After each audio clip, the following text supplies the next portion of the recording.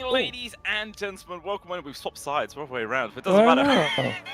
We threw us off. Welcome on in, ladies and gentlemen, to the penultimate day here for the CCT Series number 8. I am Blue Scale, joined by my good friend Otomo. And we are here to see what kind of Dota we're going to get today. Who's going to be able to push themselves to the absolute finals to play up against Navi for the big bit of money. Yeah, and there's a lot of money on the line today because the first match you go from 2,500 to 7,500 if you win, and then you are also going to go for that final spot at the very last match. And they're all elimination, which is what we love because tears make us happy.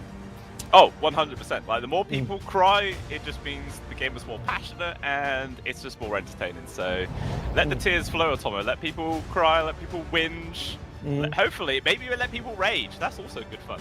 I was gonna say maybe they can throw phones at each other. Ooh. Phones. Well, there's a story going on about it. You should read up, keep up with the news. But this is how the prize pool distribution is. If you lose in the first match, you only take home 2,500. If you lose in the second match, you take home 7,500. But if you win both, you're guaranteed 10K, the chance for the 30. I just love that it triples the prize pool at the end. That's nice. Yeah, triples from fourth to third. And then only a little bit from third to second, but then again another triple from second to first. It's like big jumps, important game. We do like triples, that's pretty good. Oh, and this is going to be the schedule for the day. We're going to open up with Zero to Nasty versus Apple City Gang, and the winner goes against Rabo Tiagi. I believe that's how they're pronounced, but I'm sure someone in chat will correct us if we are wrong, which we usually are. Oh, most likely. Whenever there's names involved, we always fumble it, so I'm not too surprised here. This is obviously the lineup here for Zero Tenacity: Retsu, Stoikov, Nefrit, Pablo, LeBron, Dota. This team has felt quite solid. Again, maybe a lot of the times they either look really, really good or they just look kind of okay. So maybe just trying to look for that point where they feel really, really stable. But this team on this roster just has so much potential. There's a lot of talent here that potentially they could burst into the top tiers of Dota 2 very soon. I guess so. I mean, I agree with you that they feel very stable, but sometimes I feel like they lack that brilliant moment when they are able to take a big match and you're like, wow, these guys, they're heading towards tier 1. And this is me being a big fan of LeBron because we work together and he's a really good guy. But I do like how they're playing their support picks. They're sticking to just a couple. For LeBron, it's like Warlock and Silencer every game. And for Pablo, he's playing a lot of Mort and Tusk, which I'm like, I'm open for that. Yeah, sure. I feel like they're one of the teams as well that have been willing to play a bit of Ringmaster, like throwing that into the works every now and then as well. So maybe we'll see that again today. I don't think it's super successful though, but it's fun to see the new hero a bit. It is, right? He's some of his saves are pretty strong. Oh, but we're going to go to the Apple City Gang Yawai Dual Raise Mangekyo, who is apparently the first player to reach 17,000 MMR, by the way. QBFY as well as Flacco. I was casting these guys today, and what I was impressed by was they play really quick. Like, they might pick a carry Medusa and carry TA, but TA, they pair it up with the Visage, they go Deso Drums, and they just melt all the towers by like 15 minutes, high ground by 20. So they are a very quick team, and I worry for Zero Tenacity because of that.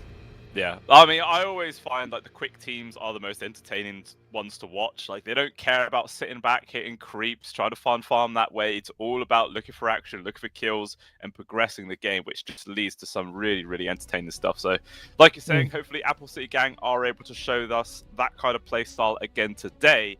And the question is whether if Zero Tenacity are going to be able to survive against it, because it's not going to be easy whatsoever. But, we'll see who pulls through. Like we were saying earlier on, guys, the winner of this series will go on to play Rabbit Yagi as well. So you'll have the back-to-back victories to be able to push yourself through. So it's going to be quite difficult indeed. Do you think it's unprofessional for me to flirt with a player in the lobby? Is that right? I mean, you flirt with who you want, mate. It's your life. You do what you want. True. Yeah, 2025. Might as well.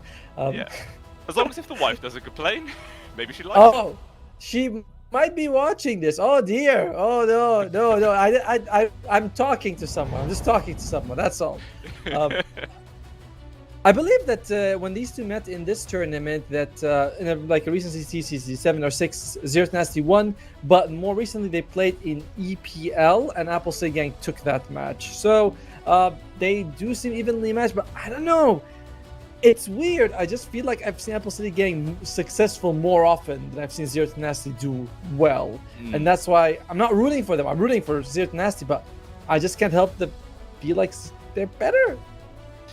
Yeah, I mean, it definitely has that sort of feel to it for sure. So we'll see if that is going to be the case. I mean, I feel like the day that I cast CCT a few days ago, every single prediction I made, I was completely wrong. I cursed people 6 games in a row because it was 2 full series. And I'm going to see if that curse persists today here at Tomo. Maybe we might actually see Zero Tenacity get the victory or not. But at the moment, I feel like I'm going to be naturally swaying a bit more towards Apple City Gang as well. But we'll see what happens. You know, then I'll be rooting in draft wise and everything for Zero Tenacity. Which, speaking of draft, I think we're going to be going into it in just a second. As we're gonna, looks like observer. No, sorry. I feel bad. They haven't even picked anything. But yeah, the bans are starting. Apple City Gang, they wanted first pick. Zero Tenacity, they picked, of course, Radiant, as you always see. Man, I don't like how dark it is. I'm setting this up. The light, I feel like it's too far. I don't know what's wrong with it. I feel bad. See, this is the problem when you're always changing studios, you're moving from room to room. You got to find a good little sized broom cupboard for you just to sit in, Atomo, and then the light can be right in front of you. It illuminates you completely. Is that what you do? You're in a broom cupboard? I mean, I could probably fit a few brooms in here, but I mean, it's slightly bigger. It's decent size. It's okay. Those are lights. Oh, well, the last few sentences I also say most of the time as well. But let's begin with Apple City Gang as they get rid of the Tinker. So that is something that they were moving from, I believe, LeBron. Has LeBron been playing a whole lot of it? I think it's more likely that Pablo picks up the Tinker than him. As Zero Nasty, they're focusing on the 17,000 MMR player, their offlaner, the Beastmaster, and the Terrorblade. 17,000. You kind of have to, don't you? Like, those numbers are extremely terrifying, so you just got to make sure you give him as rough a game as possible. And that's actually quite interesting to see. We see Apple City Gang actually dropping the ban in towards the Ringmaster of all people. Because like I was saying, like, Zero Tenacity have played Ringmaster 9 times, 7.38, but Apple City Gang have also played it 9 times in this patch. But their one is far more successful, actually, compared to Zero Tenacity's. But even still, they will take it out themselves. We're not going to see it this time. They also got rid of the TA, which Apple City Gang played in game 1 yesterday, and they just ran through in that match. First item, Deso, and I was like, oh, it's Deso? I guess he's not just fighting. He's like, no, Deso means buildings. Oh, we don't want buildings. And they just paired up with the Visage. It was crazy. Which there is a Visage in this game. Yeah, it's still in there. We could potentially see that one come out as the final ban for Apple City Gang is going to be the Bristle, and then they go in for the old Jakiro first pick. Can't really fault it. Very, very solid position for 5. I'm kind of surprised, I feel like people prioritize Warlock over Jakiro in this current state of the game, but Apple City Gang, they seem to like the Jakiro more. We'll see if Zero Nasty wants to go open up with a Warlock or a Silencer. I'm generally because that's something that, the most I'm seeing coming out of LeBron recently. Another interesting evolution is that people are starting to shift away from the Ice Path asset, I believe it's called Icebreaker, and going to the Twin Terror, which is you have less damage penalty on your auto attacks for Jakiro. Oh, Darkseer, okay, that's good. It is stronger in the laning phase because your damage penalty is less, but later on the Ice Path one is better. Up to you what you like. I guess it depends if you want to go, if you've got like a really strong lane pairing, I guess, and you want to just dominate it and give your carry a good early start, or if it looks like you're going to be on the back foot the entire time, maybe that's the cue to go for the Icebreaker. We'll see which one Apple City Gang are going to pick up this time round. Obviously, have to wait for more pairings. But the first pick, Darkseer, obviously completely ignoring the Warlock or the Silencer there at Tomo. So there's a chance Apple City Gang could just ban them both here and now if they're quite afraid, but going to get rid of the Tusk for now. Obviously a very good Iron Shell carrier. Yep. Good with Pablo, and also just a good hero in case people get Ice. Although generally you can also, like, if you haven't thrown Ice Path, you can time it. You're like, all right, they're going for this guy. We throw an Ice Path right on top of him. We'll be able to catch him. But in the lane phase, 2 melees with Ice Path on your ass, not so good. Yeah, it's annoying for sure. But we'll see what they as you would know. I know. Too damn well. Do well. All right, they also get rid of the Dragon Knight. Who plays it more? It's probably just make sure that Stukov doesn't get it. All right. What about the other side here? Jakiro, the thing about it is that he doesn't really reveal too much of your draft. It's like, okay, Jakiro, he's always good. Solid first pick, doesn't say anything. Whereas Zero Nasty Darkseer is like, all right, we're up against probably some auras. Maybe they want to pick up a couple of other melee heroes. Like, there's certain info you get from it. You don't want to pick strong illusions like Medusa, Luna, Morphling. Sure. Yeah, that does make things a lot harder for you in the long run. So, very like to see them get ditched. Now we're going to see what Zero Tenacity go with. All of those position 5s you were talking about still in there. There's also still the Ancient Apparition, which a lot of teams have been liking as well. So it feels like Zero Tenacity have quite a large variety of 5s to go for. Maybe they're just actually going to wait for a little bit. It seems how Jakira's already picked up on the Apple City Gang, so the 5s aren't going to get picked most likely. I wonder if they're going to pick a Spirit Breaker, let them pick. Okay, they go for Warlock. They're picking safe. That's what I mentioned. If it's LeBron, it's Warlock, or it's going to be Silencer almost all the time that he can get it.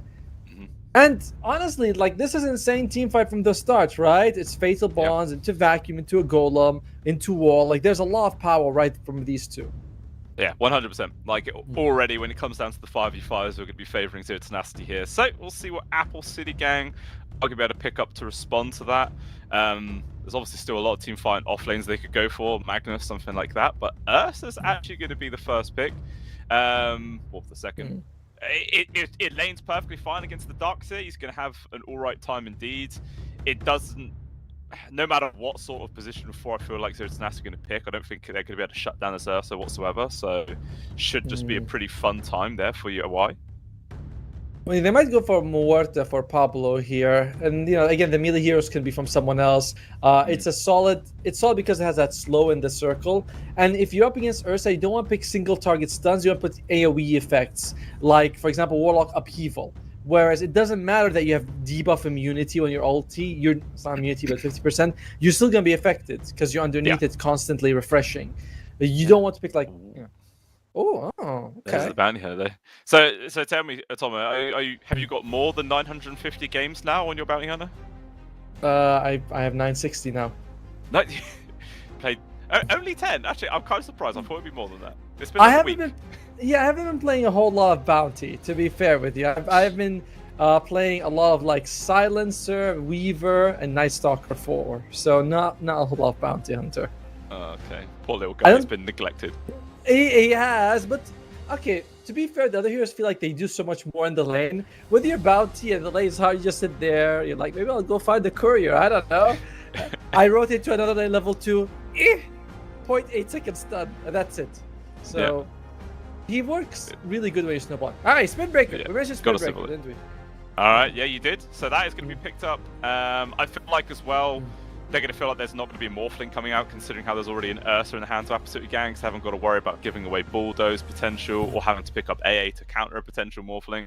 So it feels like a pretty safe breaker pickup indeed here. And then what Zero Tenacity also going to pick up now? Could just be the carry. They have the overall last pick, which I'm sure they want to save for their mid. Well, they want to take Lifestealer. He's not as good as he used to be without the disarm. You could like infest the Ursa, that was pretty nice, but you don't have that compared to before. Tearblade's been banned out. They go for the Tiny instead, which is nice because there's still some flex for you in that last pick. You're like, all right, I can put carry or mid, and they do have overall last pick on Zero Tenacity. Yeah, for sure. I mean, it's every time as well, like the Ursa's on you and you're not ready for it. Tiny can always just toss him away or something like that. Like Avalanche as well is pretty good at dealing even through the static resistance, because it's like the staggered 4-bit stun, which is still quite annoying for the Ursa. So yeah, it feels good. Apple City going looking for their off lane pick, I would assume. Or the carry. No, yeah, it could be. The carry. Sorry, no, I meant mid. Sorry, I meant to say mid. I don't know. I just woke up like half an hour ago. I wonder if they want to take something like an Ember, a Monkey King, or Invoker right now. Invoker is a lot of good control. The Tornado is great against a Bulldoze. They go for the Ember. All right, cool.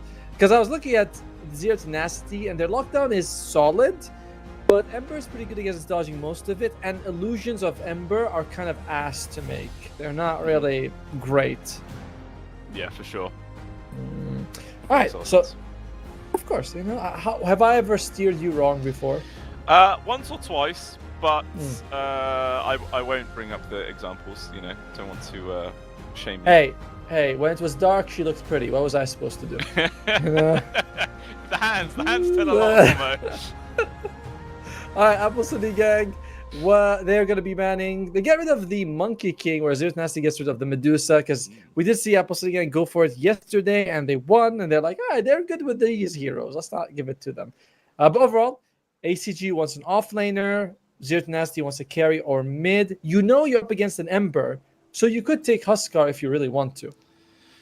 That's true. Yeah, that won't be too bad. I mean, then it's not like Apple City Gang will go for a last pick AA or something like that. Like, they have to play into a really wacky role, like probably Bounty Hunter 3 or something to make that work. But yeah, it doesn't seem very likely to happen.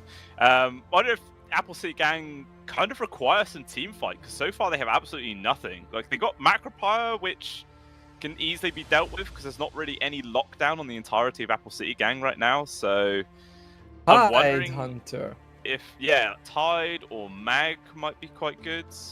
Oh yeah, Mag is pretty good. I don't want to see a Visage. I think this is not a very good Visage game, but I think Tide would be very nice. Nice durability, solid front line. He's one of Mangekyo's most played heroes as well.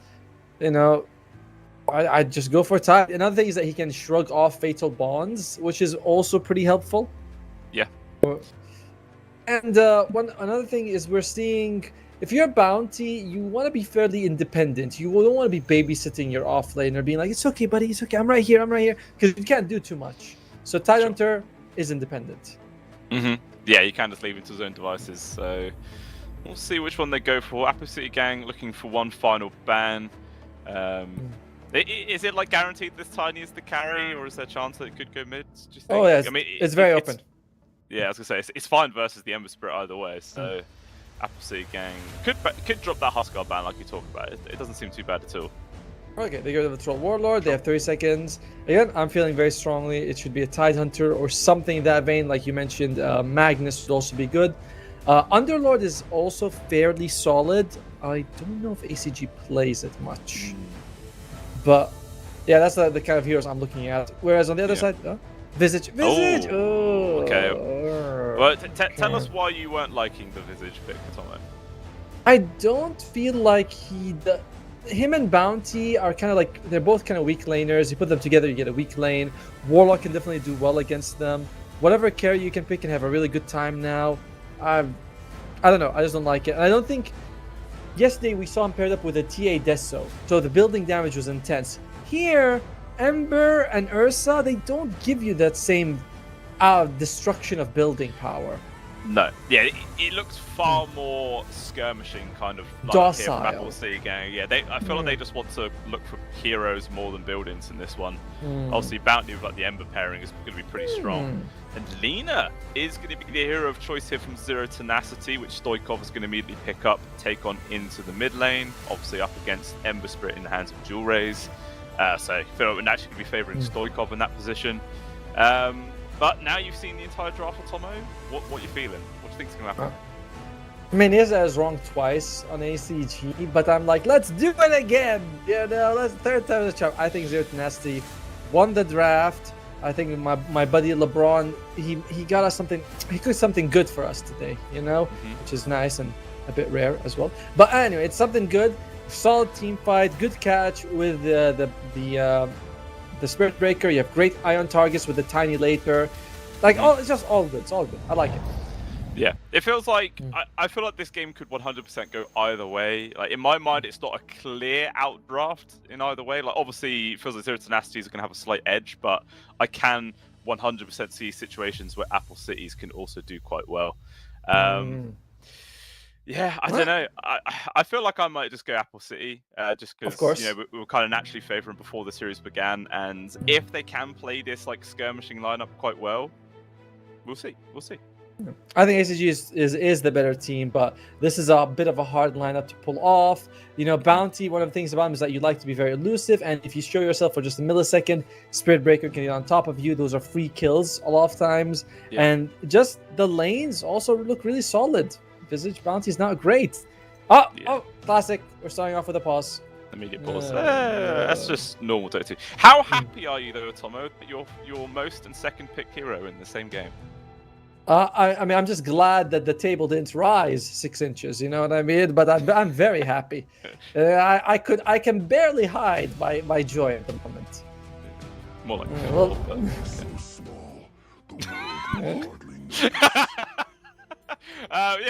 it is quite cool. 4.5. We'll see how it goes out. 4.5. Okay. Extra half. In terms of the facets, there's nothing crazy. It's going to be Icebreaker for Jakiro, so you're not going for that Twin Tear, which I have seen a few times in pro matches, but I guess he's... Again, it is the better facet, if you ask me, the Ice Path. And we are seeing Death Toll on Visage. This facet is one of the few that comes with a downside. Sure, you get more from killing heroes, but you get much less from killing creeps. Yeah. I mean, again, I guess... Maybe that's going to be a big mistake, because, you know, like you were saying, their lane pairing isn't solid, so I highly doubt that a Visage Bounty Hunter is going to be able to find lots of kills against Tiny Warlock, so that could definitely punish Amoretsu in the long run. We'll just have to wait and see. But speaking about the Icebreaker, I feel like in a lane with the Ursa, it's quite good. You know, getting that double stun early allows the Ursa to get, like, 2 more hits potentially if the Fury swipes off, which adds up to a lot of extra damage. Maybe that alone could be the reason they find a few kills onto either the Dark Sit or the Spirit Breaker, but it's going to be difficult. Obviously, you try and go on the Spirit Breaker, he can just charge away. Nefret obviously can just surge away, so it feels like it's going to be an elusive lane. I agree. I don't... Like, this is a very strong duo of Jakiro and Ursa. Like, it's not like they're weak. They're a very strong combination, but they're up against 2 heroes who arguably are very good against them as well. Like, against this specific twosome. So, I would still favor Apple City getting top, just because, you know, the Ursa's just hard. He's against 2 melee guys. It's tough to play against him. Yeah, 100%. It's a pretty good lineup for him, so we'll find out. But this mid, you got Stoikov on the Lina versus the Ember Spirit in the hands of Jewel Rays. Obviously, I feel like we're going to be favoring the Lina in this situation, but... How badly? Like, do you think Jewel Rays can still do quite a good job and actually remain a hero this game? Oh yeah, for sure.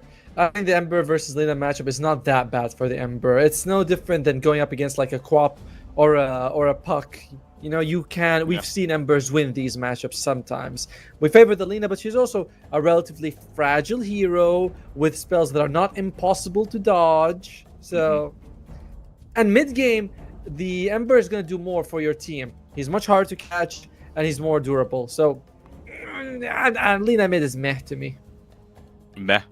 I mean, you go back a patch or two, and Lina mid was tip top. You know, that was the number 1 go-to. So, she did definitely drop off quite a lot. But it's interesting to see that Zero Tenacity are willing to give her another go. I think the Magic Lina's reign of terror wasn't as long as the physical Lina, right? Like, the physical Lina felt like it was almost 6 months. Magic Lina was like, for a couple of tournaments, she was doing really well. So, you know, when you were like, oh, I'm like, yeah, Magic Lina, I remember that. Then I'm like, well, it wasn't that bad compared to the previous one. Yeah. Well, we'll see how it performs. Well, you know what we're going to do right now is that because we might need a few minutes for Apple City Gang, so what we're going to do is we're going to take a few minutes break, and we'll be back the moment the action begins, guys. So stay tuned on CCT. Hopefully we'll be back in just 3 or 4 minutes.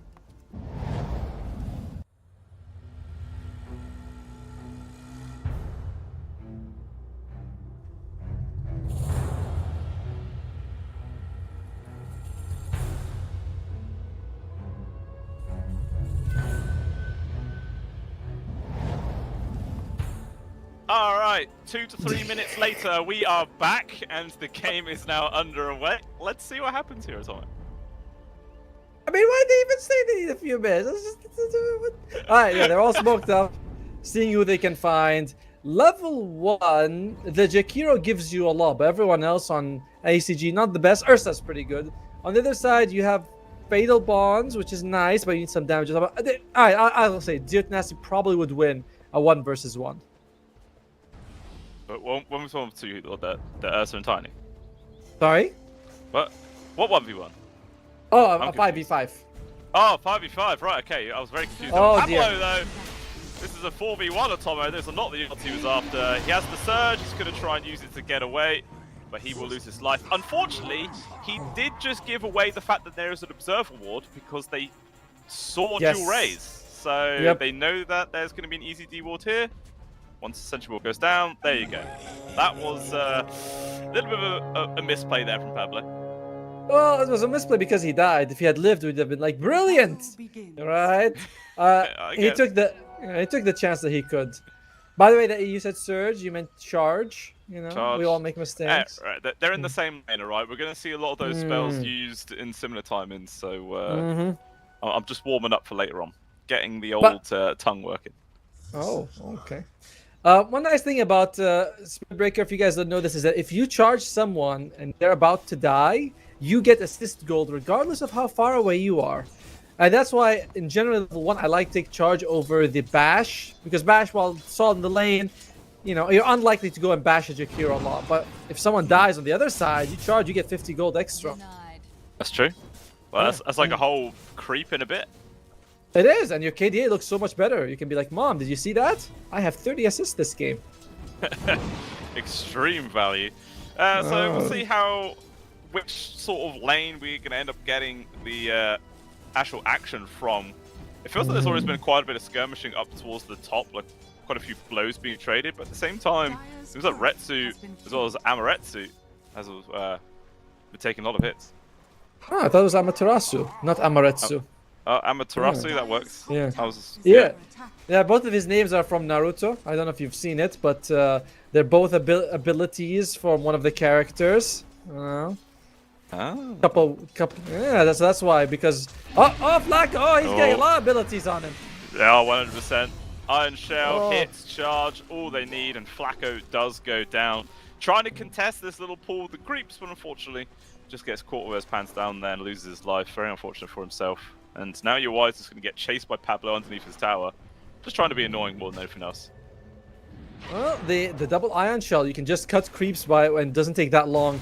So that's just what they're going to do. They feel like maybe we don't want to go 2v2 right now.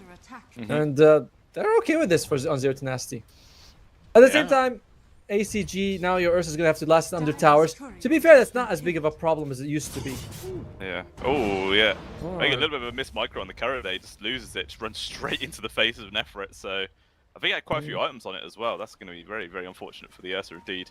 But this mid, 11 and 1 on dual race against the 10 and 5 there of Stoikov. So the Lina just leading the charge in terms of denies more than anything else. Which translates to about a 10th of a level.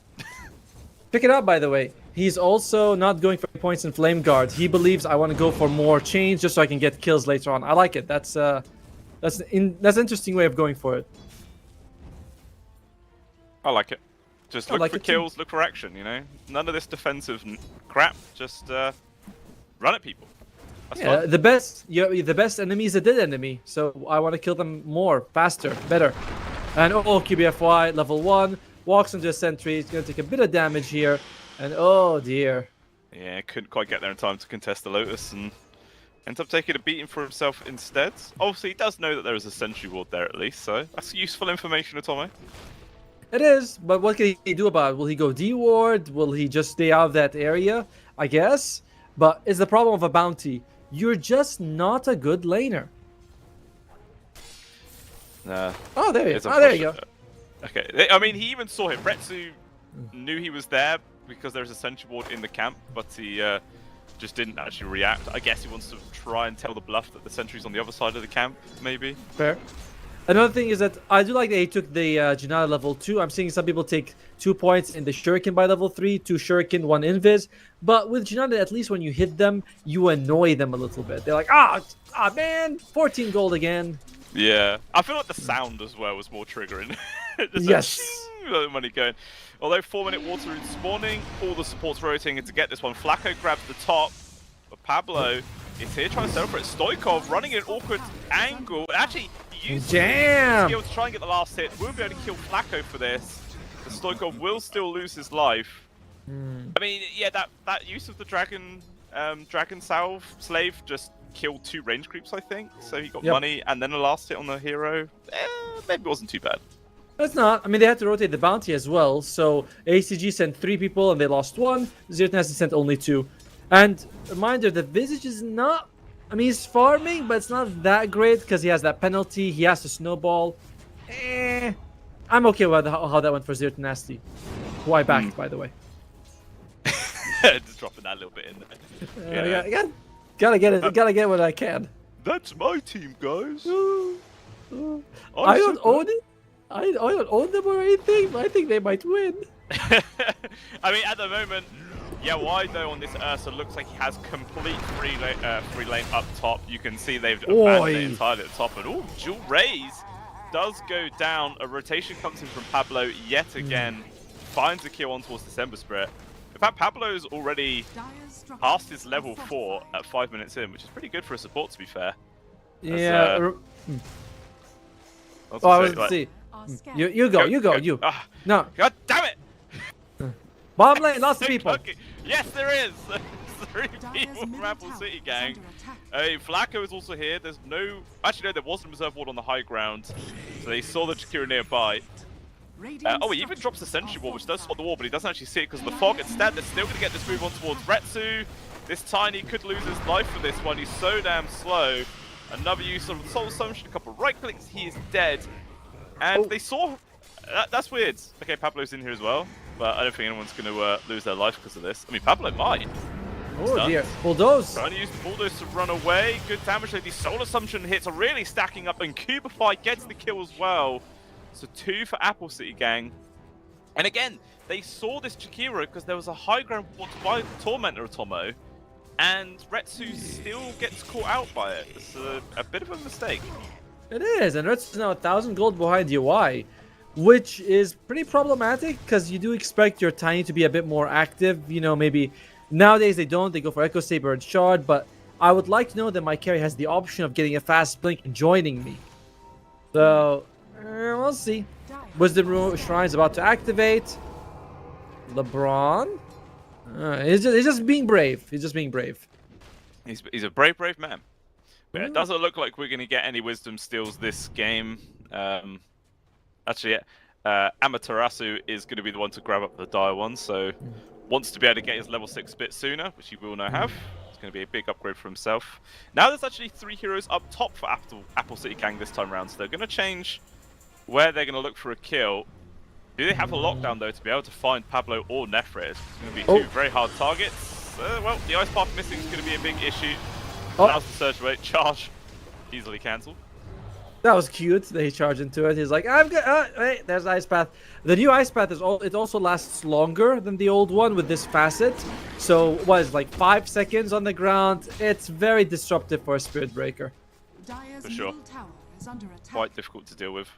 I mean, now actually we see Zero Tenacity, the ones that bring heroes down to the bot lane, is they're going to try and find a kill on towards this Visage if possible. But actually it looks like a gank is coming the way of Stoikov. Both supports Apple City gang smoked up. Q5, smoke breaks, runs into a sentry. Yeah, haste pop. He's got AOK. Oh, charge through from Pablo. They're going straight on towards Bounty. Ice Buff not in time actually. Get the save on towards his support, manages to get the bash, 1 more hits all they need with the vacuum. He dies, Flacco as well, controlled, and will be going down here. So both supports dropping, and Nefret getting the credit for both. Very nice teamwork there by Zero Tenacity. The way Stukov went a bit to the right to force them to chase him a little bit, and now they have another charge on the Black Grimoire for LeBron, all solid. As Pablo, he sees dual raise, but he has to be careful not to touch him, so the Ion Shell doesn't trigger, and he's like, oh, someone's on my ass. Yeah. I mean, if he had level 6, he probably would have just gone for a kill right there. Like the Never Strike set up into an LSA, that would have been a dead Ember Spirit for sure, so quite fortunate there that he was okay. Yeah, looks like Jakiro's here. They're going for him. Not an easy target. What's his health? He's got 1,400 health in 9 minutes. Without any items, by the way, just power treads. That's it. Power treads, 1,400 health. The thing is as well, if they try to make this play, LeBron could quite easily just eat his Grimoire, get level 6, and then just try and turn this one around with the ultimate. They're going to make the play. Although he's used his mana instead to try and go for the Shadow Words, and that's not going to be enough to save Retsu's life. He will actually still die here. Soul Assumption finish him off. Looks like a retaliation kill on towards Cubify will be found, but that's a carry for just a position 4. Yeah, but you get another charge on Warlock's Black Grimoire. I don't know, like the way that they've almost sacking Retsu is interesting, but I don't blame LeBron for not eating or reading the Black Grimoire. I mean, how long would it take to realistically read the book in the middle of a fight situation? You could probably eat a book faster than you can read it. Just saying. Probably not good for your stomach, but it's possible. I'm like, are you speaking from experience? Very small book. Generally ones that you color in. Wow. Grab that on towards Amaterasu. Multiple ults get dropped. Another bash. And pushes him back into the danger zone. As LeBron gets that credit. Ooh, the Familiar's nearly dying there. But they're just about to survive. And it looks like this tier 1 tower is going to go down. Not really any way the Apple City gang can get it to defend it. Oh, they see QB5. Will they? Yeah, they're TPing in. Ursa's also coming into the party. LeBron has to be careful. He's not much HP. Good stun there from the bounty hunter. Quick charge forwards are going to try and get a counter kill, but have to now run. They've lost the Warlock. There is going to be the change to come on. Lack on for 2 heroes. They're going to try and turn this one around there with Wool. It looks like the queue is for just to run away for Apple City gang. It's a bit too dangerous. Dual raise. Feeling confident to stick around. You know, he's hard to catch. He is very hard to catch. Overall, not so bad. You forced everyone down. You got the tower to half health. You do lose the Warlock. But QBFY is level 4 at 11 minutes. I've mentioned this yesterday a bunch of times, but Bounty is a hero that really, really needs that level 6. Because your whole reason of existence is to snowball your teammates. And you're not doing that right now. Yeah, you're really not. It's quite difficult to deal with. Well, Sentry will get propped, but not going to be able to spot out the sentry that Cubify has placed. Though he's just casually under vision right now. But everyone's just going to run away by the looks. No gank can happen here. Quick item roundup here while we're working with. It is going to be Echo Saber Tiny, so he really just wants to farm and recover. I don't blame him. He is more than 2,000 gold behind the Ursa, so fighting seems a bit not the best. Yeah, he's just in full recovery here for Retsu. Witchblade on the Lina. Interesting. Not. It's kind of that middle ground of physical and magical damage, right? It's not like the Ag Kaya, or it's not like the Maelstrom. Oh, Retsu. Oh man, you were talking about earlier how he's just been kind of sacked this entire game on the side of Zero Tenacity, and that just continues to be the case here at Tomo. He is the bottom farm core by a large margin, 500 gold behind the second lowest of Jewel Rays. He just doesn't have any space to work with this game, and before he even has any real items, the Ursa has a fully completed Battle Fury. Yeah, it's an interesting approach by Zero Tenacity. We'll see how it goes and pays off for them. The Darkseer does have Greaves, and that's a very fast, very useful Greaves, because a lot of ACG's damage is kind of spread out on multiple targets. So, I like it. I'm interested to see what Pablo builds. Ever since they changed drums to not require, to like, not have charges, I think going phase into drums is an amazing combination. Yeah, 100%. I mean, you could definitely see him go for that one. He's just waiting for his phase boost to actually come out on his courier, because it was killed by the old annoying bounty hunter earlier on, so we'll have that coming up very, very soon. I always find it funny when basically every single pro player has like a Dagon in their quick buy. It's just funny. Now, my favorite is the in pubs when someone dies 3 times and they queue up a Hand of Midas. They're like, yep, that's what I'm doing. I'm queuing up Hand of Midas. I'm not playing anymore. And you're like, all right. And a lot of times it works. So, yeah, I hate it. A lot probably isn't the word I'd use. But rarely. It's just grief. It's better than them going for the what was it called? The amulet that makes you invisible and hiding in a tree. So I consider this a step forward. That is true. That is a big upgrade. There's Zero Tenacity. 2-man smoke kit. We head down to the south side. They see Cubify. Quick charge on towards the bounty. And he does go invis, but there's going to be the smoke or dust to reveal him. They're splitting their targets. When say Cubify will still die and Flacco 2 will drop. Stoikov getting the double. It does allow their visage to escape, but it's still a nice couple of kills there for Lina. this game might be won by the supports. On Zero Nest, they're 8 and 8. On ACG, they're 5 and 5. All right, now that when one of them picks up the Wisdom Shrine, but no, Amaterasu is like, it's mine, you bastards, mine. And Jakiro still isn't level 6 because of that. Yeah, that is rough. Yeah, that's the second time that the Visage has actually claimed the Wisdom Rune for himself. So I guess it just shows that ACG are really trying to give this guy as best of a game as they possibly can. Yep. I mean, if he does have a good start, is he going to be enough to try and carry them through this? No, I think that you need a much better time for your whole squad for this to be worth it. And by the way, I believe you're British, so it's a Visage. Visage. I did always say Visage, but then people go like, Visage? What's that? So I sort of had to adapt my speech to deal with the masses, but I can go back to Visage if you like.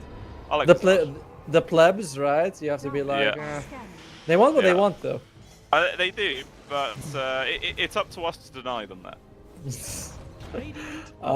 This is shaping up to be an interesting sort of mismatch in supports. One thing that I want to mention for Zero Nest is that they have two supports with EXP bonuses. One is the book. As LeBron just eats it. He's level 10, by the way. Oh, this could be big though. Gonna get fired. The tormented UI. How quickly can he kill it? He actually decides to back out before finishing it off. Smart. Chains cancels out the charge. Essentially, War gets dealt with, but it looks like the area has been claimed here for Zero Tenacity. See where they're going to try and go for the re-engagement here. Dual Rays coming in for the side. Slight Fist gets a lot of information. Shackles just locked down to one. The summons being sent in. Just trying to gain some vision. Hold people at bay. Charge forwards. Good lockdown on towards the Ember Spirit. The Macapie's in perfect space. Not a good place to fight here. But the lockdown on towards the Ember Spirit. So much damage. They bring him down. It's now a 4 versus 5. UI is just off towards the side as well. They're slowly poking on towards Q for 5 man. There's not much hope left for this bounty hunters. He will lose his life. Pablo getting low as well. He's still healing through it all, but one final soul assumption will bring him down. Now going to change his focus on towards Flacco. He will die. UI though jumping in. He wanted to finish with the 4-star down to the low ground. He's still doing a lot of DPS, but his ultimate runs out. He has to now disengage. A charge coming in from the buyback of the Spirit Breaker here. They've got tabs on the location of the Ursa, and it looks like Apple City Gang are done. They're going to back out. This will be a Tormentor going the way of Zero Tenacity.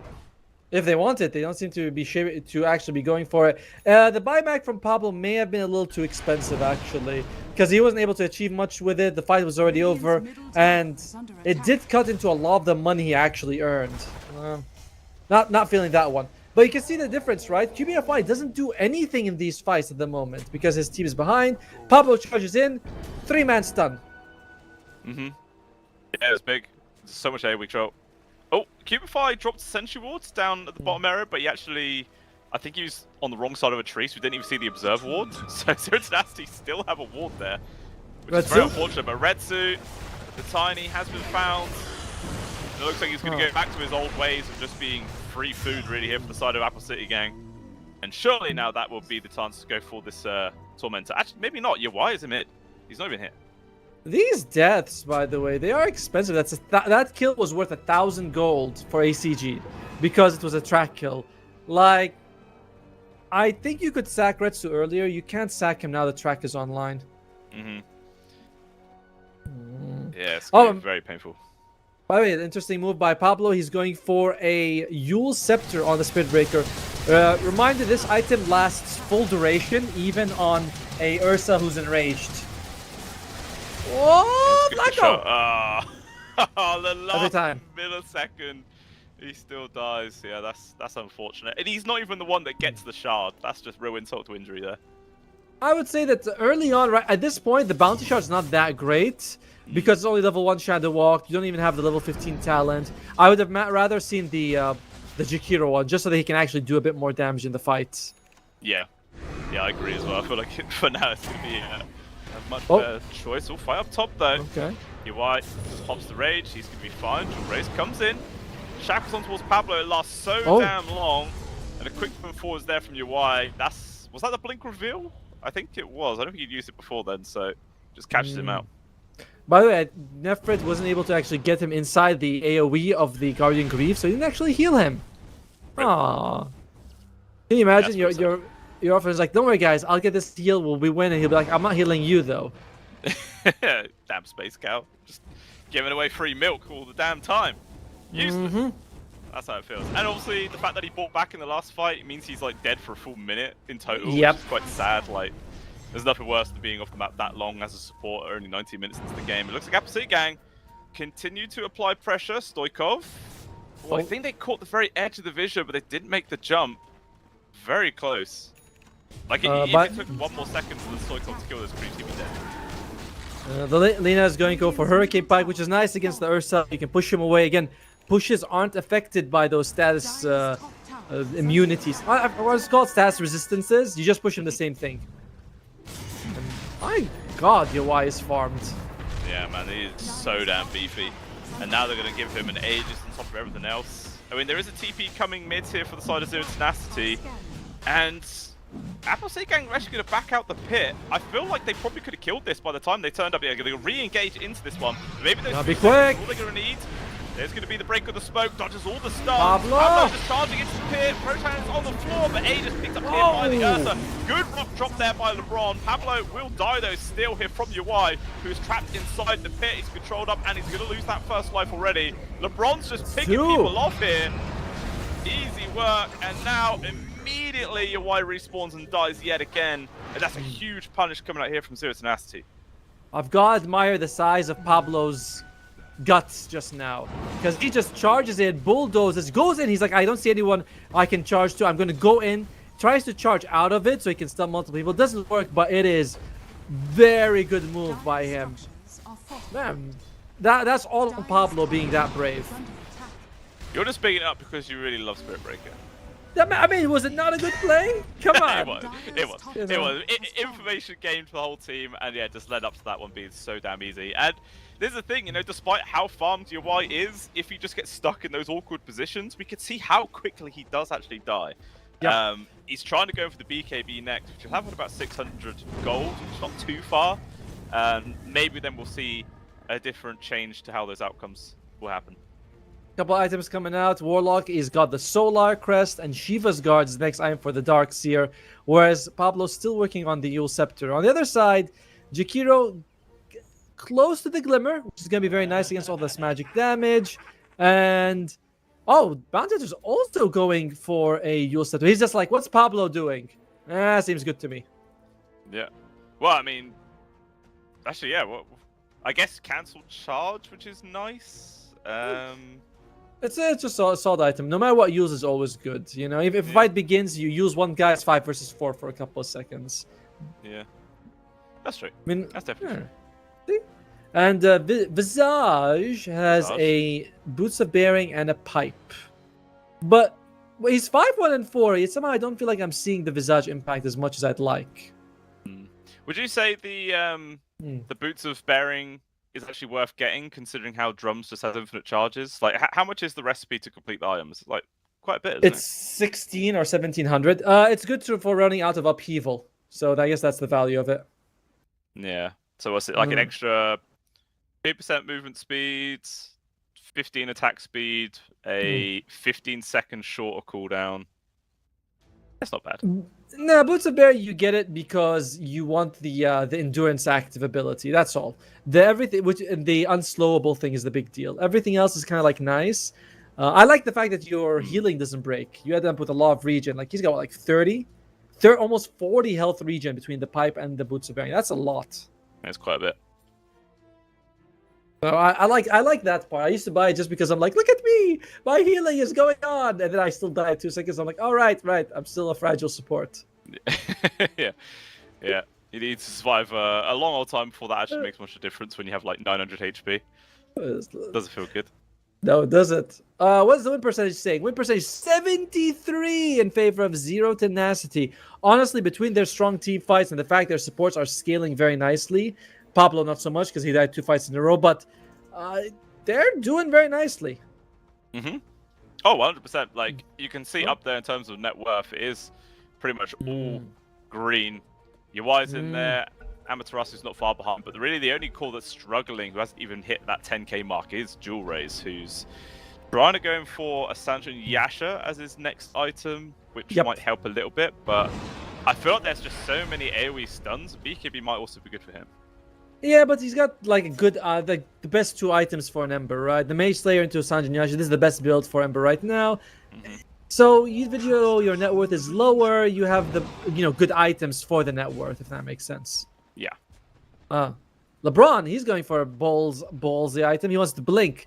Honestly, I don't mind this so much. I feel like sometimes in Warlock, you're like, I just want to get close so I can use my spells, but you don't. Okay. Stoikov. He's in danger right now. Amaterasu keep fight on him. They kind of make that play before Dual Race is there. So maybe a bit of a mistiming. And now there is a charge on Cubify. But it will get cancelled out. Not going to dive into the unknown. There's no vision on that high ground area for Zero Tenacity. Yeah, Lena is not fragile at this point. She's got 2,000 health with a Hurricane Pike. She's a strong, independent woman. Oh, I heard.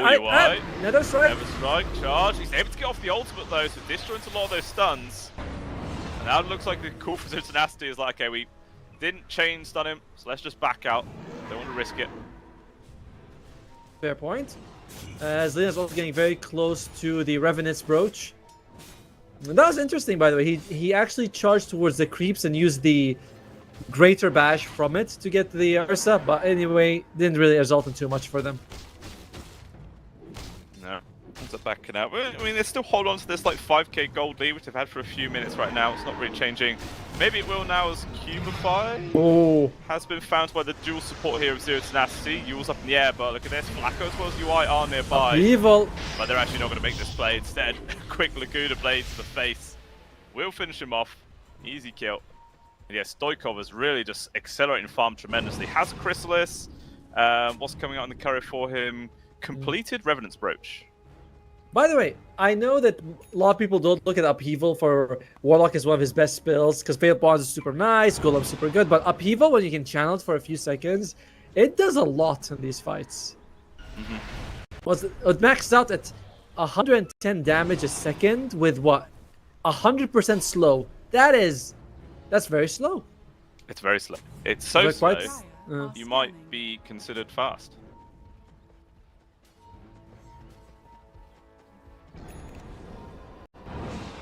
Just let that one hang. That's I thought it's just better to give it the attention it deserves. Yeah, I don't know. To be honest.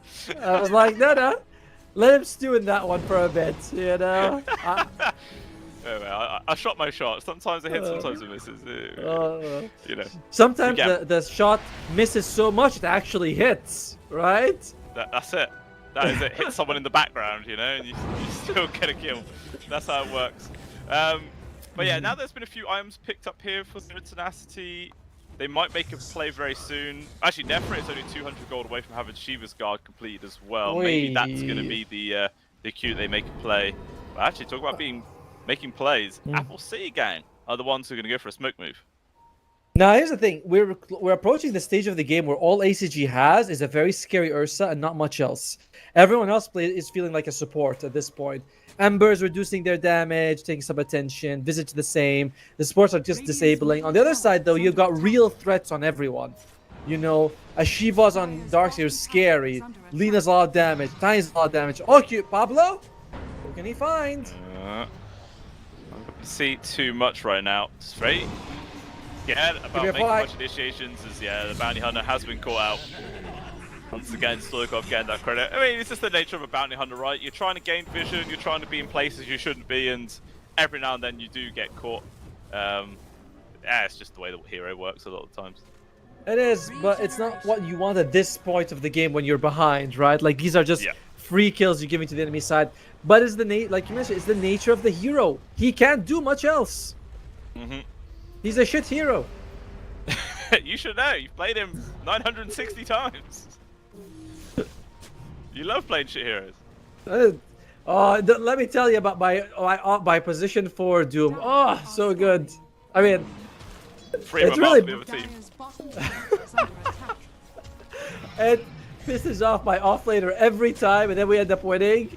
And then I'm like, see, it works. And they're like, yeah, not because of you. That's always been the argument. Even if you actually carried, it'll never be because you were there. To be fair, a lot of times the first 4 minutes I'm just hunting for a creep and my offlaners gets like 0-4. So I can see their point. Yeah. I'd rage at you too. I am a fellow support. But yeah, I mean, it just continues to go the way of Zero Tenacity this game. Maybe Apple City Gang are just waiting for the next Roche to spawn. Maybe if they can sneak that and this time actually hold on to it rather than get completely ganked out, they might be feeling a bit more confident to make plays. Charge so up top, Retsu. Looks like There's a creep few here. heroes around him. They're actually going to try and go for this kill.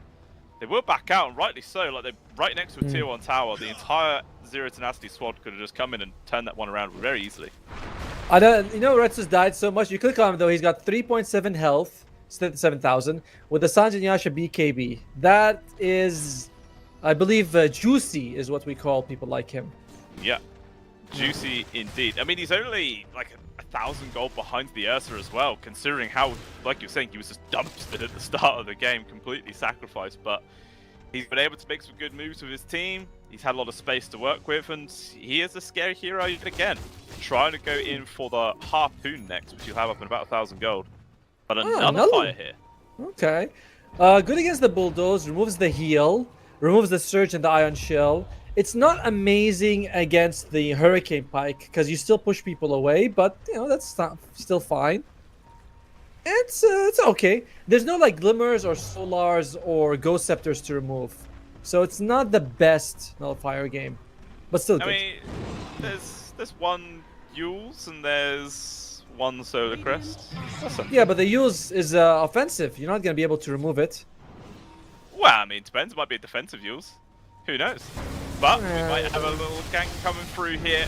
Absolute Gang trying to go full top end, but everybody's here for Zero Tenacity. Already huge vacuum connects on top of the rock drop. So many stuns land on through. Flak was already lost his life. They're trying to focus on the backlines here for Apple City, but they're dropping like flies. It's down to a 5 versus 2. Maybe they can kill Squinkov as UI is doing a lot of damage. But his armor ends. The AoE stun lands. Now Duel-Raze, can he take Pablo to the grave? Will him?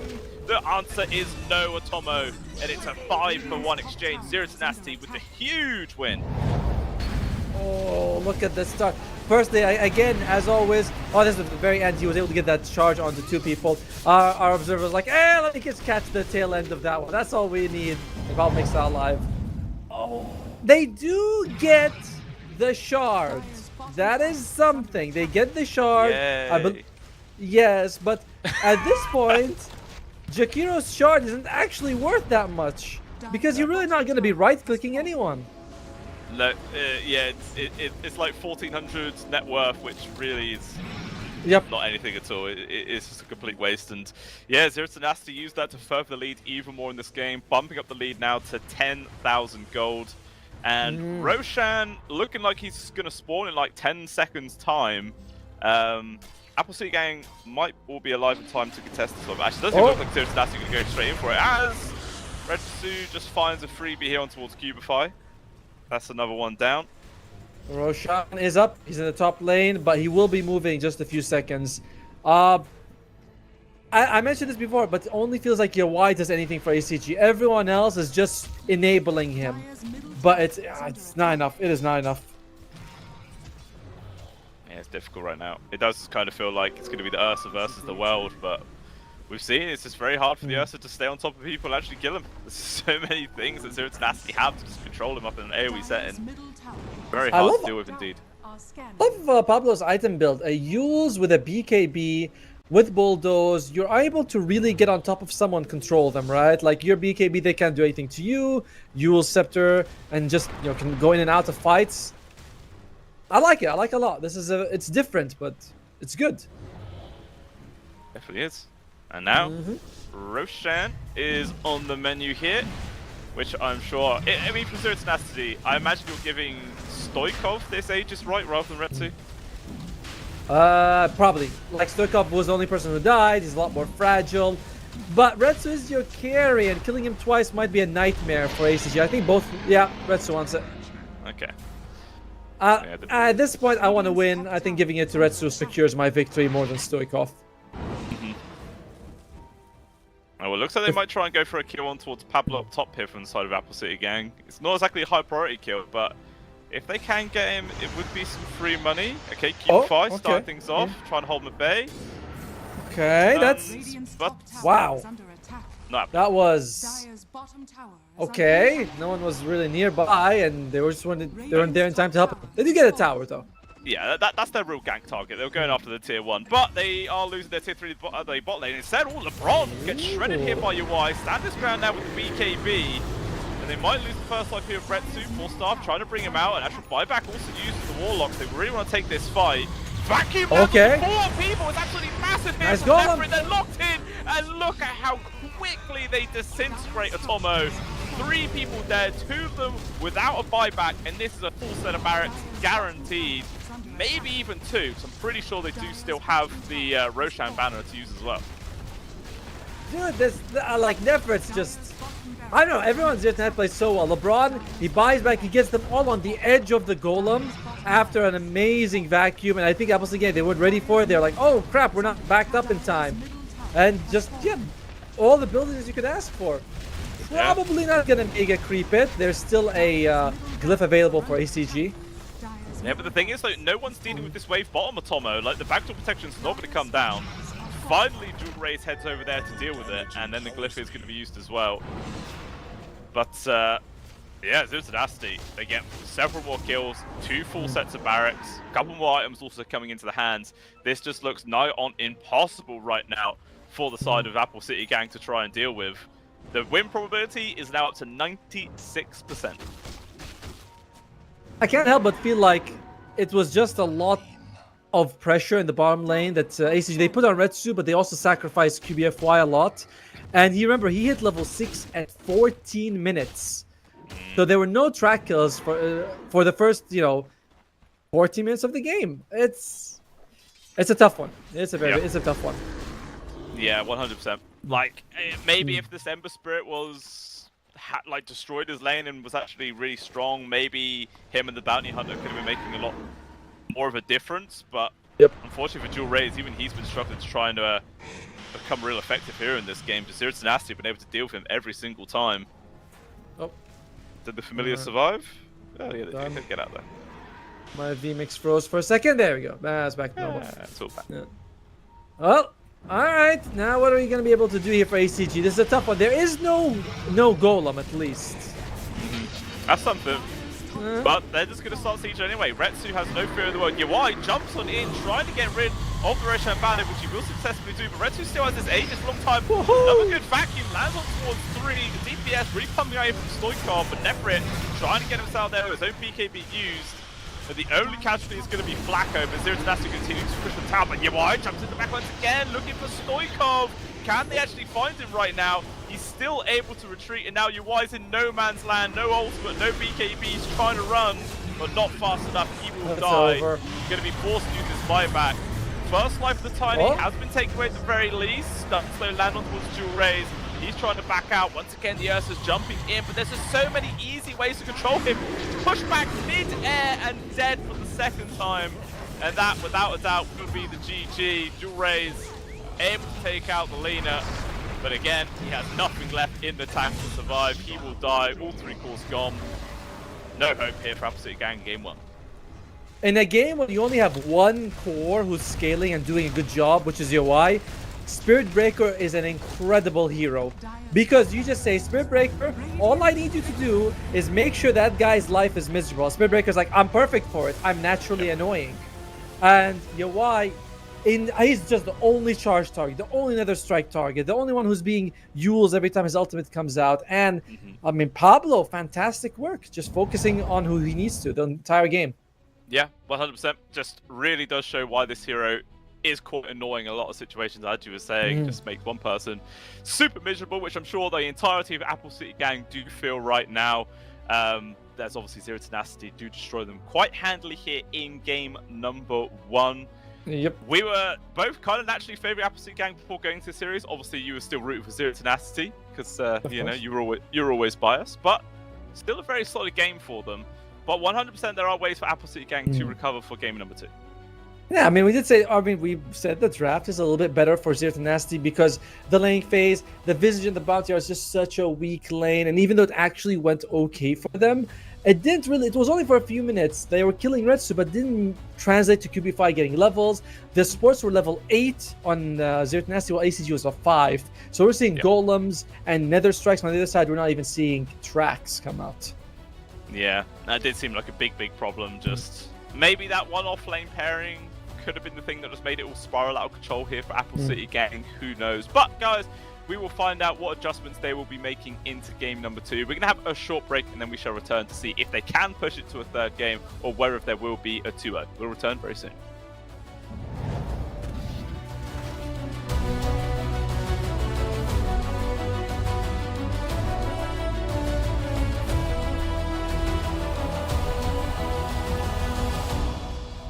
Dire's middle tower is under attack.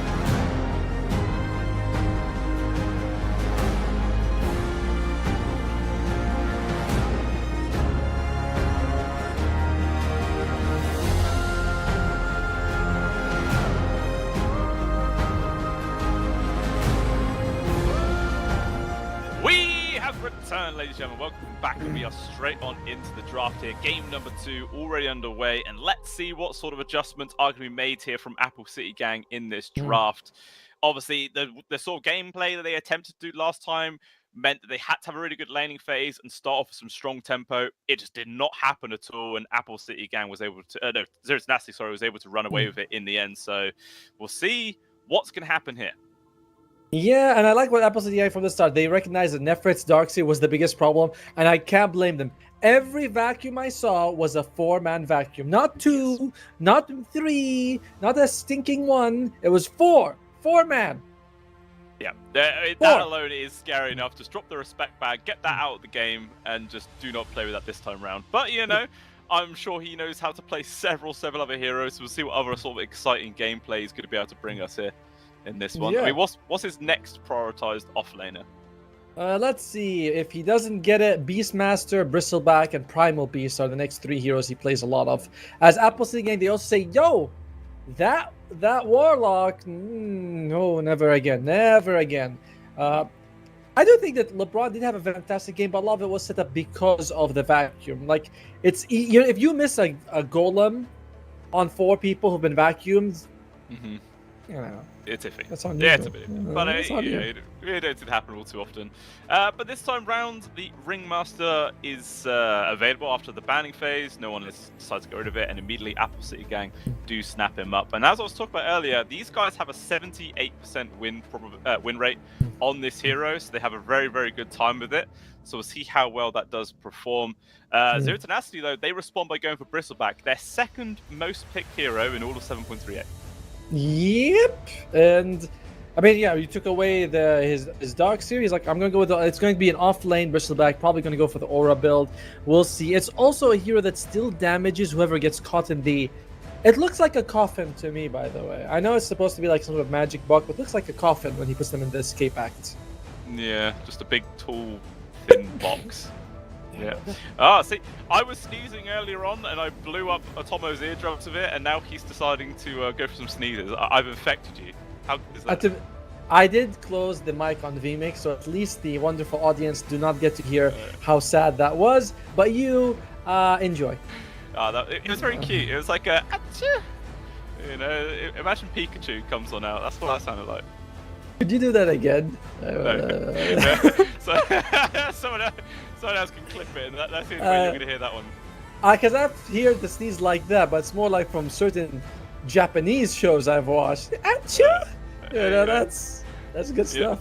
Mid-game, I might drop an uwu in there for you. It depends how lucky you are. But next band's coming out. Nature's Prophet is actually the hero of choice there from Apple City Gang. I'm kind of surprised. Like, normally in a lot of other games, he's the first phase ban. Like, he's always his takeaway. But he made it through to the second, and still no one took it. Yeah. I mean, I guess they're worried that Zertnas could be playing very active with them. That was one thing I was surprised about Apple City Gang, is that the way they drafted did not lend itself to being super in your face. A lot of it was because, of course, that Reds did not have a very good time with Denver Spirit. As Gyro comes out, this is going to be a carry Gyro for sure. And by the way, I meant Stukov. Yeah, it's one of Red's most played heroes. It's nice and durable. You already have a Bristleback who's going to be off. So, okay, I like it. Yeah, I mean, do you think we could, at some stage in Dota 2, see the return of Gyro IO? Like, that was just obviously for several years the standard combo, but it's just not really happened anymore. No one really cares about IO. He's just gone. I think everyone feels like Gyro's fairly independent, and the boost he gets from IO is not good enough if you're not. Like, IO is a big boost to a carry or offlane or whatever, but him by himself is not much, you know? So you have to, like, when you put it on Marcy, you're, like, sort of tripling the Marcy's effectiveness. You put it on Gyro, you're like,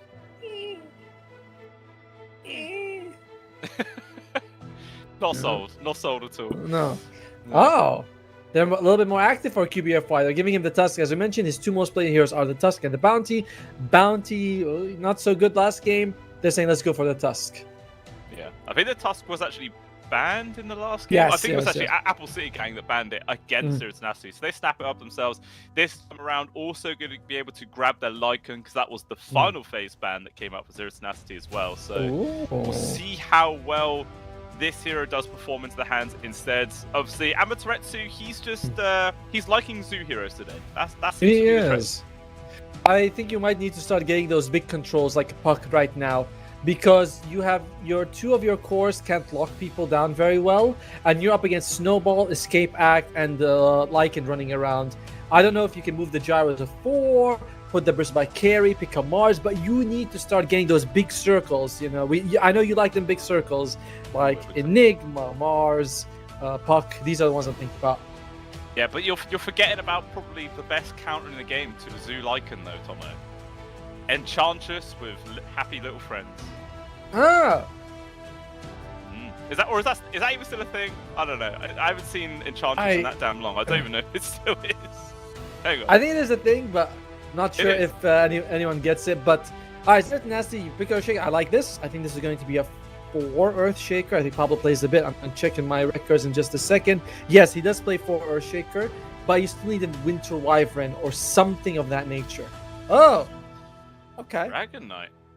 Alright, so unless they're leaving their position 5 as the final pick here from Zero Nasty or Tomo, we could be seeing, I don't know. I mean, the only position 5 that I really see here is the Bristleback, I guess. You could pair up with a hero like a Drow and it seems pretty strong. I guess, but that I wouldn't want to be a Drow up against Lycan and Tusk. You know, they're charging at you and you're like, oh, save me, Bristleback, with your insignificant slow against both of these people. Yeah. Hey, that'd be the job of the Earthshaker then, right? You know, just True. Throw his body in there. Who knows? I mean, it's very interesting. They do actually have the last pick of the whole draft here for Zero Tenacity, so maybe they're just using that as their slight advantage, and they might adjust things as and when. But Apple City Gang now looking for their own core. Most likely going to be their carry, and it is going to be the Medusa this time around. Okay, Apple City Gang's draft is so much better at this point.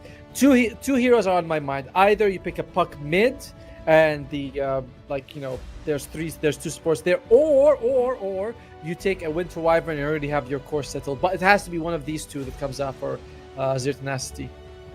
For sure. I don't know. You lack lockdown. You have slows, but you're mostly that's what you have. You have slows, but you don't have that many stuns. Like, yeah, Earthshaker's great, but he's the only one. DK is like shield on one guy. Gyrocopter's rockets easy to get away from. I'm really not liking how this is going. But I feel like all things considered, though, they actually do have more lockdown currently than what Apple City Gang has. Like, True. It's really all on the Tusk. But they don't need as much lockdown, Apple City Gang, because you're up against a Bristleback who's kind of not super fast, Gyro not super fast, DK not super fast. So you're up against a group where you don't need that much lockdown anyway. I don't know. Oh, you know what I'm feeling here for Apple City Gang? Oh, I thought who you were feeling. Okay, yeah. Oh, that could be both. How about currently a Viper? Oh yeah, I wouldn't mind that. I mean, that's fine. I think that whatever they put for ACG, I'm going to be okay with. My issues with Zero Tenacity, ACG probably going to go for a mid for a dual raise. Invoker would be fine, or something, or Leshrac, something like that. Hey, they mentioned Puck and Winter Wyvern. Come on, some guaranteed lockdown. Obviously, we'll also perform an extra wave control for the Storm later on. So let's see. They've still got 1 minute and 26 seconds of reserve time as well. So Zero Tenacity could spend a heck of a long time really thinking about this one. What's the head shake for? I just really don't like what Zero Tenacity's got going for them. Even now, if you pick a Winter Wyvern, Storm can jump on you. And I have been saying it's a good hero, but you're up against 2 saves. They might have to revert to a Silencer. And that would be an interesting way where they're like, all right, let's just jump on them, Global Science, kill 2 people before they do anything. I think that might be the play. Yeah. Oh, God. God. Maybe they've drafted themselves into a little bit of an awkward corner here. But hey, and the one good way to look at it, Tomo, it just means we're more likely to see a full 3-game series, you know? Isn't that more fun? I want Zero Tenacity to win. All right? I want my friend to win, and that's how I feel about it. I'm like No Tail when he casts an OG game. I'm biased. I'm not gonna hide it, but yeah. But you know, he obviously that's No Tail, and he's earned it. He's earned his bias. You know, I feel like we've got to be a little bit more Live more even, you know, a bit more neutral. I mean, I'm going to be neutral at the end where I say which draft I think is better, but I am hoping that Zertanasi pulls something incredible out of the box, and they'll be like, look, it all fits together right here at the end. We'll see. Mhm. They're taking It's a that. big question Are they going to take Nigma support and end this? Sandstorm don't went to know. Wyvern. Sandstorm went to Wyvern. Come on.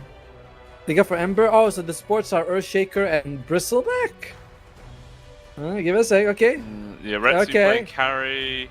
Yeah, Okay. Flame Bristleback. So it is Pos 5 Gyro and 4 Earthshaker. Now, the Ember, that's an interesting adjustment. The Ember does fix something, which you mentioned that Appleseed Gang doesn't have a whole lot of lockdown. I was like, yes, but Zertan doesn't have a lot of escape. Now they have reason for Appleseed Gang to wish they had more lockdown. So I like that. It's I don't know, something. but it is something. It's nice. It's interesting. Support Gyro, 5 Gyro. Okay, all right.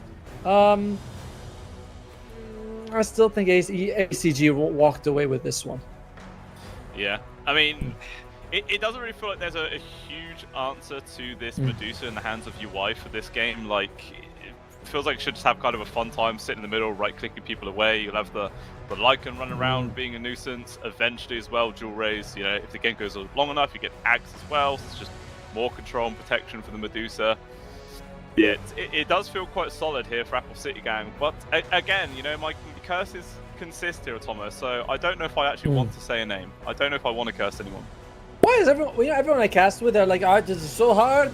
I'm not gonna pick." I'm like, "What? You look? There are people out there who are really waiting for us to see who we say who we're gonna win, so they can go the other way. You know what I mean? Exactly. You know, put someone. Put someone. I'm not helping them people, all right? They can do their own thing. All right. Well, I'll tell you. I think ACG is gonna force a game 3 with this lineup. This is a very awkward draft from Zero to Nasty. It lacks control that you need against a Lycan. It lacks mana burn against a in Medusa. It's just too much stuff missing. No, I'm all in on ACG. I'm putting your granny on it. Well, you know, I used to play a lot of Magic the Gathering back in the day, so I'm going to tap 2 mana and cast counter spell, and I'm going to go for Zero to Nasty to win. I'm going to curse him. Okay, well, all right. That's how I work. First game, I was right, and was your test. Maybe this game will even up the score. We'll see who's the better predictor. Yeah. Or, well, you're catching up, actually. But yeah, my prediction is to curse your prediction. That's all it is. You know? I mean, I just don't see how these drafts are in any way even. But I've been surprised before, and Zertanas did play game 1 much better than ACG did, for sure.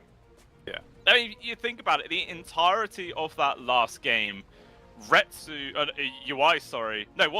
was just sacrificed by their team. He had no game whatsoever, and they were still able to turn it around and get the W in the end. So, you know, where there's a hope, there's always a chance, Tomo. We could maybe see it. By the way, interesting enough, Retsu went for the Frost Dragon in a game like this. I'm a little surprised by it. You're not up against a very massive regen hero, so I'm not sure why he would take it. But I mean, it's an extra slow, and God knows that's good. I think when I was casting a few days ago for the group stage in the CCT as well, I cast one of the Zero Tenacity games, and Retsu had Dragonite, and again, he went for the Frost Dragon against, I believe it was actually a Medusa. So clearly, this just seems to be his favored hero against the Medusa, supposedly. I mean, did they win? Yes, they did actually win that game as well. Alright, so top lane, one nice thing here, oh my god, for ACG is that you're not too worried about Gyro. Usually when you're playing against Gyro, you're like, oh no, he's gonna rocket barrage me, it's very scary. But you have Wolves that you can always put on top of the Gyro, who will always take half the damage from him anyway. Or 2/3 actually. Yeah. Do you think maybe that's like a reason that maybe we could see LeBron just like max flak and home and missile? No. You still want, like, it's still too good to miss out on Rocket Barrage. It's just your best skill is a lot less effective. Not, I shouldn't use my best skill. Sure. So, That's how we do it in the high level brackets. All right. Yeah, Mm. maybe I'll see them one day. You know, Yeah. it's been a few years since I was at the tip-top level of Dota 2. It's like I'm Pretty toppity. yeah, And now I'm gutter. I'm gutter. I can't believe that we have a player 17,000 MMR. You hit Immortal at 5.6, and then you have another 12,000 MMR to hit the peak. There's it baffles me so much that the gap between high and low Immortal is 12,000, and Immortal and Herald is 5. Yeah, That is it's mad. it is it'd be crazy, as they say. I mean, all we can hope though is that 17k is no-win trading. Let's hope, because that's a mad number. Pretty sure there's a couple of people in Southeast Asia who win traded themselves to 20,000 or something. Yeah. At that point, I'll say, is that a bannable offense in Valve's eyes? of course not. Valve bans nothing. You know, they're like, I love when someone puts a thread on Reddit of like this horrible toxicity, and then 10 days later, the person they report is still just playing just fine. You're like, yeah, thanks, Valve. Can you imagine if Valve is watching an employee and he's like, well, these guys aren't getting invites to the international? No, definitely not. No, or if we are, we're in like the opening scene or something, and then we have to read a speech about how amazing Valve is and the great changes they've been making. I'll sell my morals for money. Yeah, invite us, Valve. We'll say whatever the hell you want. We don't care. I'll grovel. Well, all right, here's what's gonna happen. One team's gonna say we need a few minutes. Oh no, okay, all right, that's not gonna happen. I was gonna say, and then production will say take a break. We take a break, then we come back in 10 seconds. I feel like we were close to that, and I would have laughed because it just makes you look silly. Yeah, like LeBron's gonna suffer this lane. I don't think that he's gonna have a very good time at all. So let's look at the bottom. I think bottom will be an interesting one as well, as it's Earth. Oh, there you go. Observer's on point, man. Earthshaker and Bristlebag versus the Veno and the Ringmaster. Veno? I mean, she's a snake, but that's a different kind of snake. She's got Venomous Volley, the facet, so, it's like... okay. Good save. Yeah. I wanted to say Venomous Volley Medusa, but then I was like, Then I actually tripped on my own words. So I only called you out a little bit on that one. Well, but I don't think... Here's the thing. I don't know how you're going to be killing Medusa for the rest of the game. It's very tough with the lineup that you have. And the saves that they have. Yeah, it's going to be very, very difficult. I feel like the best way, I guess, if Zero Tenacity somehow just dumps to this laning phase, but it might not happen. It's actually up top. It looks like LeBron is in danger. He's getting ran down. Tag team's racking up a lot of damage. He's actually going to be able to get out there with 10 HP. Whoa, that was close. You think LeBron's in danger? LeBron's the one who knocks, man. Yeah. I mean, is he bald? Does he cook? I don't know. He's not bald. You're wide, though, down bottom. It looks like now the Medusa's the one who's in danger. It looks like he's out of mana. He's trying to run. And actually, there it is. First blood picked up for Nefrit. And the one hero you were saying, how does Zero Tenacity deal with it? Well, they just kill him first. Yeah, no, I don't want to point out how wrong you are, Tomo, but there's proof.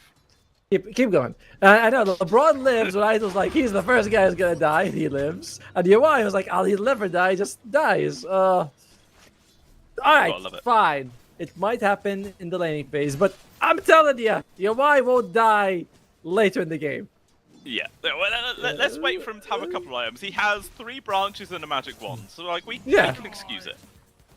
It's bad positioning. It's not my fault. Exactly. You know what's a good item this game? A Crimson Guard. Up against the Medusa, you get a Crimson. Like if you can get a pipe as well. One thing Apple City Gang doesn't have going for them is that damage-wise, it's kind of spread and it's not amazing. Like Wolves, Storm is kind of cooldown capped. Medusa's damage is usually like okay only. I think damage-wise, that's actually better. For sure. It feels like they have that going against them, or going for them, sorry, but depends if they can make much use out of that. I like how even as well this mid lane is going. 22-4 against the 21-4. Both of them are like always very equal in terms of HP and mana as well. It's just, it's such a stalemate that it's quite impressive to watch. Yeah, Storm versus Ember, two brothers. Yeah, they've been against each other a few times. Did you I actually don't know if you have a brother, but if you do, did you fight a lot with him when you were a kid? I've got two brothers, and I'm the youngest, so it was it was always 2v1. So that was always good fun. I only had a few injuries growing up. Yeah, my brother's like. I was gonna say there was once they put me in a washing basket at the top of the stairs and pushed me down the stairs. Was it fun though? It was good fun, and until I fell out and hit my head on the side, and then I was crying. But up to that point, it was very enjoyable. But I mean, that's they could have been trying to give you a fun time, you know. It's not like that's not malicious. That's just them being dumb. Yeah, I believe I was the one that actually asked them to do it, so I let them off. Oh well, can't blame them.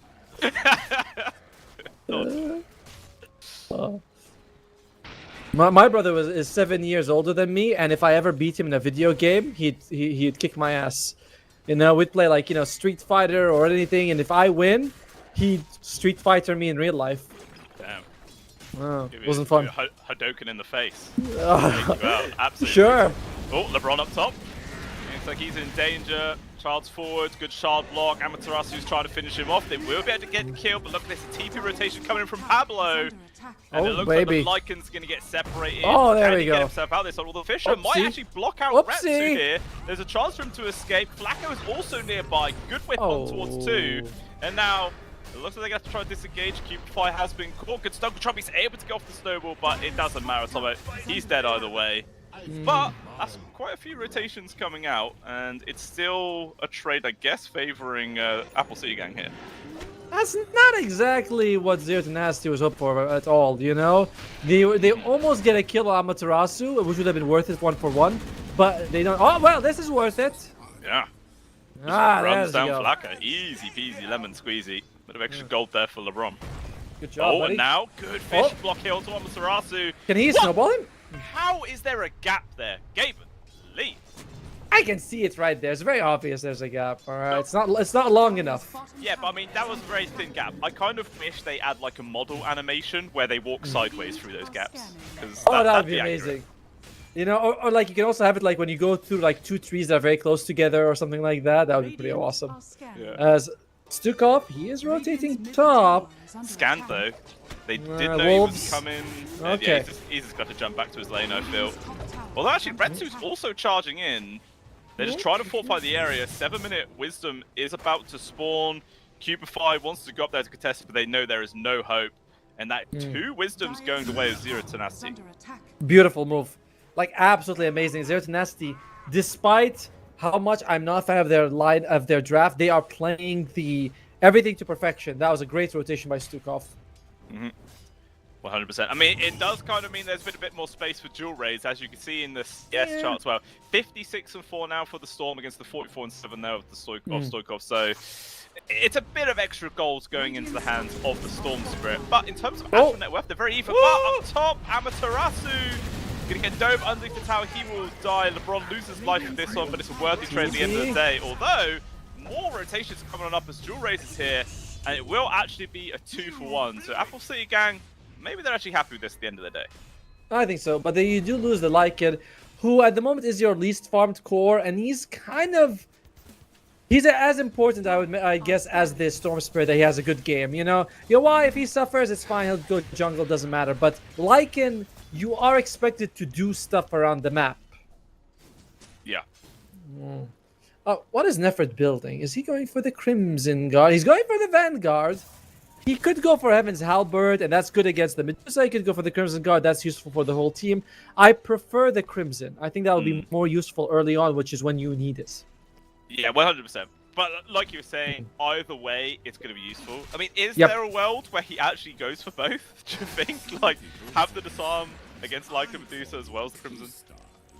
No. I think that you want one or the other. Yeah, it's a bit much, you know? Ooh. Looks like Flacco's been caught though. Stoikov's going to walk on him. Easy kill. Right, he's going to be a pick off on towards the Ringmaster. Actually charging for more. Why? Pig pole. Can he get to the tier 2 tower in time? Homing missile will connect. Doesn't matter. He gets there just in time. Oh, they might be pincered here. The Tusk is around as well, but it's not gonna matter too much. And UI, what's he gonna do? He's gonna go jungle. He's like, I don't need to do anything, boys. I'm just, I'm fine. This is my territory. Yeah, I mean, level 6, about to be level 7, so we'll have the 3 points into split shot. Actually, no, he's gone for the 2-4-1 build. Oh, no mana. Yeah, charge towards Nefrit. Actually, pops the stick charges. Immediately has a lot of resources to play with. Instead of trying to go for the kill on towards Brock, he will die. Now Nefrit in danger, but Jewel Rays, I feel like he's going to be A-okay. Still got plenty of mana with stick charges to boot. And they're actually going to try and maybe set up for a counterplay Apple City gang as Stoikov diving underneath the tower on his own. Trying to apply some pressure. There's going to be the snowball. Not going to connect whatsoever though. Stoikov continues to play quite aggressive. They turn over the punch and Stoikov gets deleted. Caught out. I don't think did he know that Cube 5 was level 6? I'm not sure. He just walked out. He had a Remnant available. He had 3 charges. That was not ideal for sure. Middle tower is under attack. By the way, Pablo without a Blink Dagger doesn't feel like he's able to do too much in these fights. So we have these long-range fissures, which are nice for sure. But I mean, if you're a Shaker, I'll be like, yo, dude, just go farm up. We can't have you the lowest farmed support in the game. Yeah, he really needs to get that Blink as soon as he can. But actually, yeah, he's going to finish the Arcanes first and then go for it. So it's still like 2,500 gold to go before that Blink's online. Yeah, it's going to be a long, long time before Zero Tenacity can really rely on him to be doing their initiating. And until then, I guess it's just all kind of on Stoikov. Maybe Nefrit if he's feeling confident just to walk into people, but it's not easy. The good thing is that it is a pretty good Bristleback game, especially if he goes for the Crimson Guard. Like, the enemy team doesn't have this massive burst magic damage. They can't force you to look at them. Like, you should be okay on the Bristleback. As LeBron spot out going bottom, UI is like, well, I don't really care. I'll just farm. Yeah. Just do what you can, This is classic Medusa gaming. You just start hitting creeps. You're not really that worried. Second in terms of net worth on the board, very close to Retsu, just behind him ever so slightly. But still, the top dog is Jewel Rays on this Storm Spirit. A full 1,200 gold ahead of his counterpart of Stoikov. So he's having a very fun time. And it looks like they might find Retsu. What they got double bounty. DK? Oh, and double bounty, yeah, more gold. And a tower. Tier 1. As Amaretsu gets it. Up top, yeah.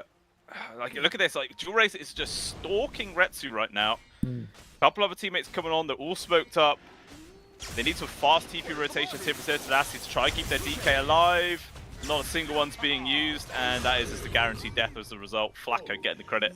That's a big kill to find, and now look at that. All 3 cores of Apple City Gang, top of the net worth. Well, of course, you thought Zero Tenacity was going to win. This is exactly how it works out. It's such a difficult draft.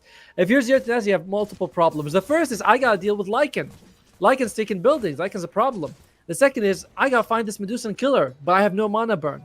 And there's just they're just 2 very big issues that you don't know how to deal with. And that's not even mentioning the fact that Jewel Rays is the most farmed core in the game. I mean, what's he actually building on this Storm? I imagine it's Kaya. Normal. Oh yeah, Kaya's first item. I like it. I like the Kaya. I would prefer that just so he stays active. LeBron is dead. He's dead, yeah. They even use the shapeshift for that one. Amaterasu just to guarantee the kill. Nettle's going to charge for this mid tier 1. Close out another tower here. There are a few members of Zero Tenacity nearby, but not really any way they could defend this one. Lycan's too strong at this point. Pablo has decided not to go for Arcane Boots, going straight for Blink. He's about 1,500 gold away from it. I like this decision. Pablo's Blink Dagger is the key to winning this game. If he gets it in a good time, gets a few big Echo Slams, Zero Tenacity can win it. Because late game, I think you're in a good spot if you can reach the late game for Zero Tenacity. It's just that getting to 40 minutes is a nightmare. That is true. I mean, even then, like 40-minute Medusa is no joke. Like, very scary hero indeed. So always going to be that to contest against.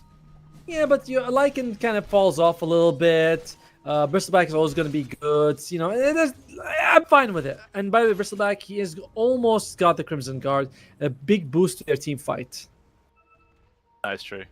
Another thing as well, like, I always feel like late game Lycan's really strong if he has another strong melee core to use Wolf Bite Yeah. on later on. But unfortunately, Wolf Biting the Medusa is probably the worst thing in the world. So it does feel kind of like a waste of potential in a way. I don't want to bite Medusa. No. No, it's a bit scaly and stuff like that. Oh, jump on Retsu. Yeah, Okay. this is probably another kill on towards this DK. There are some help coming on through. Nice cooldown actually lands on towards multiple heroes. And they will definitely lose one spawn. They even dropped the Echo, but Flacco just TP's out on the other side of the Fisher. And it's just a 1-for-1 carry for support, and Echo was used as well as cooldown. It's just another big win here for Apple City Gang. Pablo, this is the second time his fissure has blocked someone where they saved the enemy. It's fine, they got something. They're also showing Apple City Gang, hey, you can't just come here and kill our mom and get out of it. Yeah, it's just so rough. Like, Retsu is really struggling to keep his farm going here. And again, maybe this is the downside of the Frost Dragon. You just can't quite farm as fast, so it feels like you're always trying to recover. I mean, he's going for the first item of the Mjolnir, but still about 2,000 gold away from having that completed. That will definitely help, but it depends what time you can get there. Although, we might be getting a fight here for the 50-minute Tormentor here, Tomo. Definitely a big one for the Nest can get. LeBron's shard is incredibly powerful and a huge boost for them early on. You can get it all here shift used with the smoke. Nefrit's in front. Not really the best target that Apple City Gang want to jump on. Instead, LeBron getting caught. Just the damn creeps doing so much damage. Fisher trying to make some space. We're going for it. With the long zip as well. They get the stone towards Joy, but it doesn't matter. They still get the kill. Beautify there will lose his life. Whip as well as the Wheel of Wonder being chucked in, but everybody's already turned around, so they're going to dodge that one. Instead, it looks like Pablo might just die to the Zeus chasing after him. Well, the rest of the team fight forward. The Shapeshift has finished now. And there will be the Stone Gaze used. Retsu just can't be stuck on anyone. Good jump in there from Stoikov. Locking down towards the two of them. Lycan's in a very dangerous situation. He's just going to die. Nothing that the rest of Apple City Gang can actually do to help out. Somehow as well towards the north side, Pablo was just avoiding the entire zoo. He just jukes them all around. And now this looks like it's going to be a Tormentor into the hands of Zero Tenacity. Or is it? Because Apple City Gang, they're still here. Sit forward. Good catch there from the Storm. Finds that freebie. By the way, a huge part of that fight was Nefrit, unkillable. Pops the Crimson Guard and everyone's just like, well, we don't actually do much damage. And he was doing incredible. Oh, LeBron's dead again. He definitely is. Although, if they can get the counter kill towards Cubify, it might not be too bad. Sit forwards, pull back on towards Retsu. There's still another 10 seconds for the Elder Dragon form. It doesn't matter. He's going to try and turn around, do some more damage. We'll be able to take two people down with him. But now it's down to 2 versus 2 right now. Jewel Race is getting very low on HP. Might just be got a lot of mana. Oh, good stun there from the Earthshaker. Denies the retreat. UI will be able to get out. Oh, no! There you go. The use of the Echo gets in there just in time for the stun. And now UI's also going to die. It turns into a disaster of fight there for Apple City Gang. The one little bonus is the fact that they can't really kill Tormentor, but who cares? It's nasty with a big victory. That was one of the longest fights we've seen. I think that was like a minute and a half of people trading spell. Pablo comes in. I don't think his team knew that he had Echo, because they were backing out, and then he's like throws out Echo, catches the Medusa, massive kill for them. Nefrit, throughout that fight, no one was touching him. He is just the god of these fights right now. Yeah, all right. It was beautiful stuff. Oh, okay, Amaterasu. He was sort of coming forward to contest the Tormentor, but he is forced to pop the Shapeshift. And there's going to go straight back to him for Zero Tenacity. Is he going to try and... Can you snipe this to the wolves? It would be quite interesting. Oh no, it's too quickly. Yeah, there you go. And that's the best shard you can get. It is fantastic. I mean, to be honest, the Earthshaker shard is also amazing, but I think early on you want this more. Yeah, you max out Rocket Barrage, you're gonna get like a double value out of that ability now. I feel like Apple City Gang are gonna start feeling quite worried now. Like, they had a 5,000 gold lead at one point, but it's already been balanced out here from Zero Tenacity. It's just so damn close in terms of just momentum as well. I feel like the real scary thing is, as you're talking about, Nefrit on this breastback, man, he just looks so unkillable. And Solar Crest is going to be finished on... No, sorry. Pavis. on Jacob's being Pavice is being finished, and Pablo's gonna have his Blink Dagger with a big echo in the next fight. So Pavis in particular, we are seeing that you just put this on Nefret, you're gonna really struggle to kill him. On the other side, GBFY has almost got Blink Dagger. That's gonna be a nice bit of save for him, but I don't know. Radiant's middle tower is under Doesn't seem like there's as big items on the ACG. Yeah, it feels like now, maybe because they've lost the momentum, they just have to go on like the defensive to try and get as many items as they can as fast as possible, and hopefully when the fight gets taken to them, they can stand their ground. SUY is trying to go now for the butterfly, which will help in just over 1,300 gold, so not too far away really. And then they have to start getting some MKBs on the side of Zeus Nasty to try and deal with that.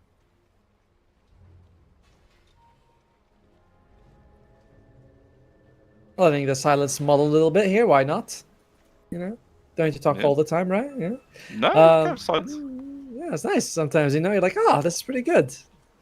Maybe people will appreciate us more, or they'll be like, oh, the headache's gone. Oh, thank God. Yeah. I feel like talking about the silence nullifies the silence. So that's fair. Yeah, basically we just wasted 20 seconds.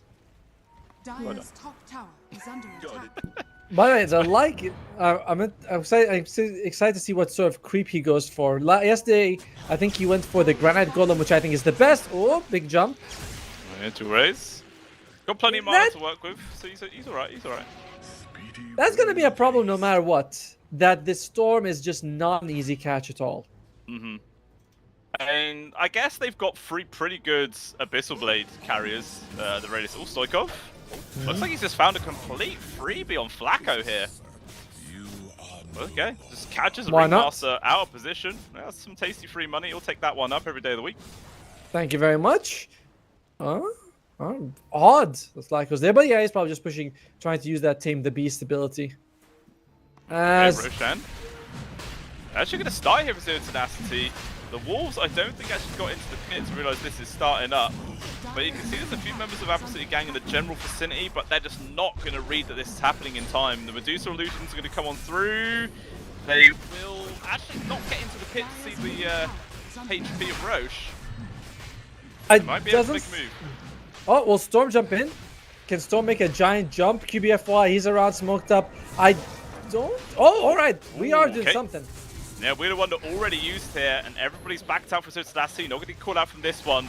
Roshan's getting extremely low, so they want to make a play. They're going to make soup. Big tip in for Jewel Ray. Not in time, though, to get the snatch. The Stoikov will just pick it up here. So Everswift with the 2 lives, jumping forwards, wants to go for the grab on towards Cubify, and he's locked down, separated from the rest of the team. So it's just a freebie. I gotta say, the Enchant Totem hit from Earthshaker feels so satisfying when it gets a kill. It's like, dog! Send them flying. Send people flying, yeah. You know, it used to be the tiny airlines, but maybe now it's the Earthshaker Airlines. That was really good. But yeah, the Apple City, Zero Tenacity continuing to be in control of the game. Win percentage is still 32 for Cincinnati, nearly 70 for Apple City Gang, which I think is fair. They are the better team lineup right now, but Zero Tenacity is just outplaying them at the moment. Yeah, for sure. It just feels like they're, for the next 10 minutes, I'd say, trying to take a fight into Zero Tenacity is going to be so difficult because of the amount of survivability they have. Like, Nefrit also has an AC completed in about 500 gold as well, so even more armor and protection for the rest of the squad on top of everything else. Yep. But it still is 2 people from Apple City Gang top of the net worth. Like, they are finding farm on both UI and Jewel Rays. And one thing in Dota is that damage tends to scale faster than durability. You know, like this Crimson Guard is an amazing pickup, and I think again Nefrit won 2 big team fights because of it. But as the game goes on, it will become less useful. It does scale, not like before, but it's still not gonna keep up with the Medusa's damage at some point. So we'll definitely get outpaced. That's Dota for you. Sometimes you think you're speed, and then someone else comes in faster than you. That is it. I mean, we always prioritize killing though. That's the nature of the game. We gotta love it. But it looks like tier 2 most likely going to be falling down at the bot lane. Oh, actually, they spot out Amaterasu. Does use the shapeshift. And actually, there's going to charge forwards, but it's all about disengaging here. Apple City Gang not really bringing in several team members to help out. Well, Pablo's Oh, he's Cliff, but it's alright. He's got Tumblr's toy. He's just And a waiting. blink. Yeah. He's right on top of a ward, by the way. Yeah. Like they know exactly. There you go. Now they know. Yeah, I mean, why did Flacco come in for this one? Like, they had the Observer Ward, so he saw that there was members of Zero Tenacity nearby. He was on his own. It was weird. That was very odd. And again, you also revealed that there's a ward there because Atos doesn't hit invisible people. It's not like Leipnir. Yeah. Big mistake. Now dead for 10 seconds and high ground siege coming. Flacco's been messing up a lot this series. Like just now when he died top as well, solo to the Ember, then he walks up to a ward where he knows people are there. Like he's lit. And he reveals the ward there. It's confusing. Yeah, big old misplay indeed. And well, Zero Tenacity visits their advantage. This is a full set of barracks going, no protection in sight. At the very least, they do still have towers top and mid, so it's not like Z10 can just go for two sets of barracks here. But it's just another advantage going their way. Lots of TPs back as well. Maybe they want to try and make a play on towards the Medusa. Oh, Stoikov. Oh, he's finally dodged it. Although, big zip forwards. They found Pablo. Free pick off on towards the Shaker. It's a very nice bit of gold.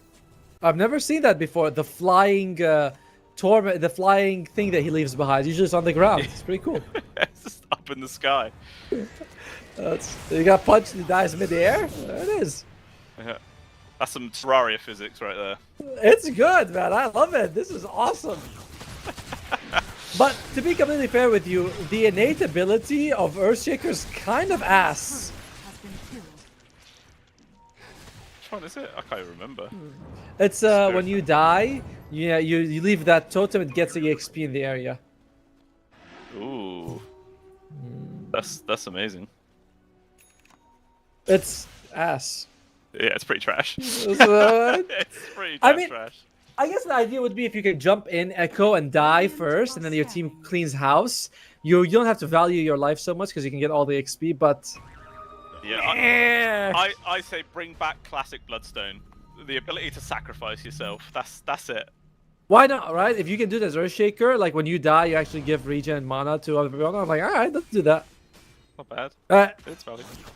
Despite the pace of the game, it's still 60% of ACG. They lose a Rax, and it doesn't seem to bother them. Your Y is very farmed with a Butterfly, Manta Style, and getting close to the Silver Edge as well. And he's got Nemesis Curse, which adds quite a lot of damage. Yeah, he does pump out quite a lot of hurt, which is very terrifying. But it does just seem to be like Zero Tenacity, the ones who have the general control of the map. The Aegis is timed out, but they see your Y mid here, Atomo. They got 3 heroes on top, and they might just try and make a play. Maybe they show themselves a little bit too soon. Dust doesn't actually connect just outside the radius, so UI just walks himself away, no problem. By the way, ACG has been dodging fights for a while. Like that bottom racks, they didn't defend it. They were like, yeah, it's fine, whatever. They are banking it all on this Medusa being unkillable. I think that is the correct bet to go for. Yeah, it's just the nature of Medusa. It's always one of those heroes that you pick just to eventually be nigh on unkillable.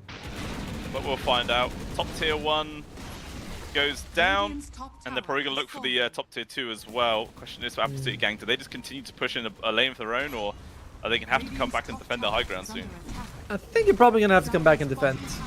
Zero Tenacity, they're feeling confident. They might go for high ground with this. There's at least 2 minutes till Roche comes back, so you can afford to take a fight, get team wiped, and still be up for the Roche. So it's a good time to fight for them. Plus, you're fighting on the enemy side, so you don't lose too much. Yeah, let's just go. Yeah, may as well. Still got Dragon Form for about 5 more seconds. They're going to use that as best they can to hit these buildings, but you can see both your Y and Jewel Rays out of the map, still trying to find some farm.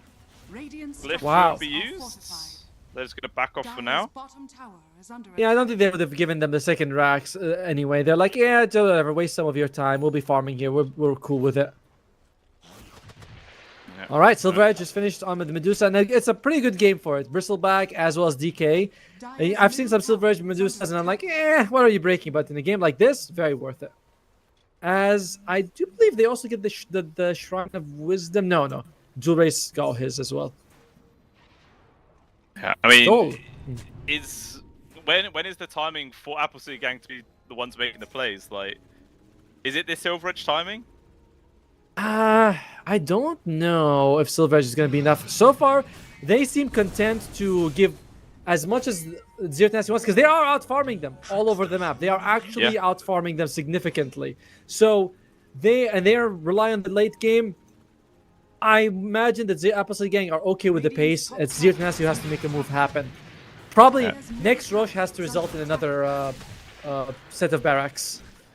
It is quite funny though, looking at the chart, you can see the gold is always going up into the favor of Apple City Gang, but the win probability is actually going down into the favor of Zero Tenacity whilst this is all being dragged out, which is very interesting. We did say that late game Zero Tenacity has a better draft. Like, remember we said that as we approach 40 minutes, Zero Tenacity is going to get better, and you were like, 40 minutes until that'll never happen. And then you laughed at me. I always like laughing at you. Meanwhile, down bottom, Stoikov, he's laughing. Every single person jumps on his face. 5-kill streak as well going into the hands of Cupid. Twice a big extra chunk of gold. That's a very good pick-off. Unfortunately for them, Roshan is a long old spawn. I think that's actually close to the maximum time, so not going to be seeing many anytime soon. Yep, it's definitely a long one. Oh. Man, that Thunder Hide just got yeeted. Get out of here. And Zero Tenacity, no Ember for 40 seconds, and you can see UI is like, yeah, I want to go, boys. Feels good for me. As Yule Scepters finished up for the Tusk. I like this. You can jump in, try and save someone. If things go bad, you can just Yule Scepter yourself. I like that. The saves are becoming more and more problematic, as Ghost Scepter is going to be the next item as well. Let's see how quickly you can get that. As let's try to get as much as they can on the map. Any new items, neutral items that you like a lot? I don't know. I just kind of like the return of the old ones. In all honesty, I've always been a Tumblr's toy whore. You know, it's just my item. It's my jam. It is really fun. But I like Searing Signet. Oh wait, smoke up. We want to talk about Pablo. Nice dual raise. Gets a lot of information for his team there. Breaks most of the smokes. There's a ward there. Lose the ancient creep, but it looks like there's Sassy gets to go forwards. Good chains on towards 2. Chuck out. The root's not going to land there for the Medusas. Amaterasu is charging forwards with the shapeshift and BKBUs. Focus on towards LeBron. Into the backlines. Gyrocopter not long for this well. He would die at Nefrit. There's so much physical damage on towards the Lycan. He might just die as a result. He's going to survive just barely, but Blacko's going to get traded away. Amaterasu's too damn speedy. Nefrit can't catch him. Instead, Pablo on death's door, but he's going to make it out. Instead, Cupify as well as Amaterasu. Okay, he does eventually die as Nefrit's is too speedy apparently. And it ends up being a 3-for-1 trade. Does cost a buyback on towards LeBron, but Zero Tenacity happy. I'm not sure that LeBron did too much when he bought back anyway. LeBron is still in the Roche pit, and it is actually going to show up in just a few seconds here. If we look at the timer, yeah, it's going to go when that glowing one comes out. Wait. Well, look at it. They really need to just change the interface. Like, in the bottom left, we should just see the exact time. I don't know why it's giving us the maybe time. It's just... I don't know, there's a lot of things that they need to change. It's like how we still can't see wards in the Fog of War. Which, come on, it's such an easy fix. Please, Gaben, please, fix. Maybe we'll mention it to them when we go to TI. You know, when we're groveling. Alright. Halfway through, it's like, we love you, you're the best. Could you fix Vision? But you're also amazing and perfect. We do what we gotta do. But Aegis for the second time this game into the hands of Stoikov right now. And we'll see if they're going to be able to use that to push some more buildings. But obviously everyone is alive here from Apple City Gang. All the ultimates are off cooldown. All BKBs are back up. So it feels like they'll be ready for a fight if it doesn't come their way. Question is, does Zero Tenacity just force that or not? I still wouldn't feel too comfortable if I was Zero Tenacity. I think that this has to result in another, set of barracks. Maybe they can go for a pick-off. They don't have to rush right now, but within the next few minutes, before it just expires, we need to secure a lane. QBFI would be a nice, juicy kill as well. Yeah, looks like they're trying to set for this mids. They do kind of fake back here with the smoke. The only person outside of their base, is Cubify, really, which they could bump into, but he does run away in time. So good dodge. UI. He's all the way on the other side of the map, though. He's sleeping back. Dual raise as well, pushing out the bot lane. Like, they're really just trying to split this map as much as possible, but... Dumps in the mid, Ringmaster caught, Flacco! He's dead, does have a buyback. and he's going to be forced to use it here to try and defend. Drop By down the way- the Roshan's banner, doesn't last long. By the way, Yawai just finished a Diffusal and a Revenant's Brooch together. He just equipped them at the same time. So that's a huge, like, his damage is going to be massive. Yeah, it's pretty big. A Pokemon towards Stoikov. Constant stuns from really far away. Retsu just still not really that worried, just beating into these buildings as much as he possibly can. Has the BKB available, jump him, Cubify, they can do a lot of damage on towards the DK. He's forced to get out of there as fast Big as he jump, can. Pablo. Though in the back line, he's trying to get rid of this Shaker as best he can. Amaterasu as well is getting involved. Pablo will die. Big kill to find now. Retsu's the one in danger. They continue to chase forwards. The Snowgate actually locks on towards Nefrit. The damage on towards this Bristle's insane. And Zero Tenacity are crumbling here at Tomo. The second life of Stoikov. Can he get himself out of this one? He's going to do his best. Juking left, right, lots of damage on towards one. But the box saves Amaterasu in the last second. And instead, Stoikov is the one who might die. Although Cubefly drops you right on Nestor as well. But he will actually live. How damn close was that? I think if LeBron stayed and fought with his core, could have been a team wipe potentially. That is mad. Yeah, LeBron might be kicking himself, but he will get Flacco at least, so it's something for his team. But this was a costly defeat for Zivnas. That was an Aegis being used. But yeah, a shout out to Dual Rays. He says, Pablo's a problem. I'm jumping on him. I'm using all my BKB just to bring him down. It does work out. Yeah, just so mad. Like, just a couple of health left for both the Lycan and Yawai dying. Like, if they both went, I feel like Zerasnasty probably would have felt quite okay about that one. But man, that was just nail-bitingly close coming out there from Apple City Gang. And now after that win, they're able to bump up their net lead worth a bit more. Unfortunately, they can't actually get any objectives with this one. Like, all the lanes were too pushed out. There's no Roche, so they'll just take it as a victory anyway. Yeah, but I don't know. I thought that at this point in the game, Zero Tenacity would start taking control of it in terms of like the hero scaling, but the net worth is not there, and you're starting to see the problems of how mobile they are on ACG. The Lycan and the Storm jump on someone. Zero Tenacity, they got no saves. They're like, yeah, that guy's probably dead. Yeah, 100%. I feel like as well they were expecting Retsu to be a bit more tanky than he actually was. Like, he did die so quick. He has now completed the MKB at the very least, so it's a good source of damage, but he's got the Satanic queued up, and it's an essential item for this game. Like, as soon as he gets this, it feels like then he can be that scary frontliner. Agreed. He's got the only defensive item he has is a BKB, and I guess a Hurricane Pike, but it's not a whole lot. And now, if you're Zero Tenacity, this is a scary moment. You're thinking, yo, guys, we got Aegis, but we lost the fight. The next Aegis is in 4 minutes, or potentially 7. This Medusa's out of control. It's hard to decide what's the right option at this point. I mean, I know, obviously, but, you know. Difficult. Of course. You know everything. Are scanning. Well, I don't want to go that far, but, you know. Okay. Alright. The man who plays Doom, possible. No. Hey, if you can win with Doom +4, you can win with any hero. Okay. So you're admitting it's not good? It's very situational, alright? Radiant are scanning. It can work. Sure. Whatever helps you sleep at night. But we do see a 5-man smoke here from Zero Tenacity. Looks like they just want to try and gain control of their own triangle area. And yeah, Retsu's not interested. This goes back to farming. I think that was a Nullify picked up for Amaterasu as well. By the way, the Nefrit, he is got a heart and a Sanjanyasha and a Gale Guard. This is one very tanky person. So I was asking how many kills does Amaterasu or Mengekyo has. He's got 3. Don't worry about it. We got you, buddy. I don't know why people need to know that. That's like such a big deal. I mean, I know why, but we know why. We know why. We know why. Because they care about KDA. LeBron! Like, jump forwards. Gyro in danger. 4-star trying to get him out, but unfortunately will still lose his life. It does look like Zero Tenacity are going to try and look for any kind of revenge. They're all about backing away from this one. As Shapeshift already used here for Amaterasu. Just chucking a few things onto Stoikov, scaring him, but this is 80 seconds with no gyro, because obviously bought back in the last engagement.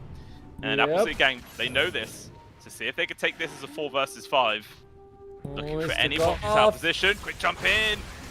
Initial start. What a hex as well. Eversprite in danger. There's the jump with Pablo. Big echo. Use the echo. Cubefly does die. The need the cause there. Managed to pick off on towards the Ringmaster as well. Pablo's going to drop some buyback here for Stoikov. They really want to take this victory as best as they can. Yawai is just all about running. Amaterasu with the BKB TP out.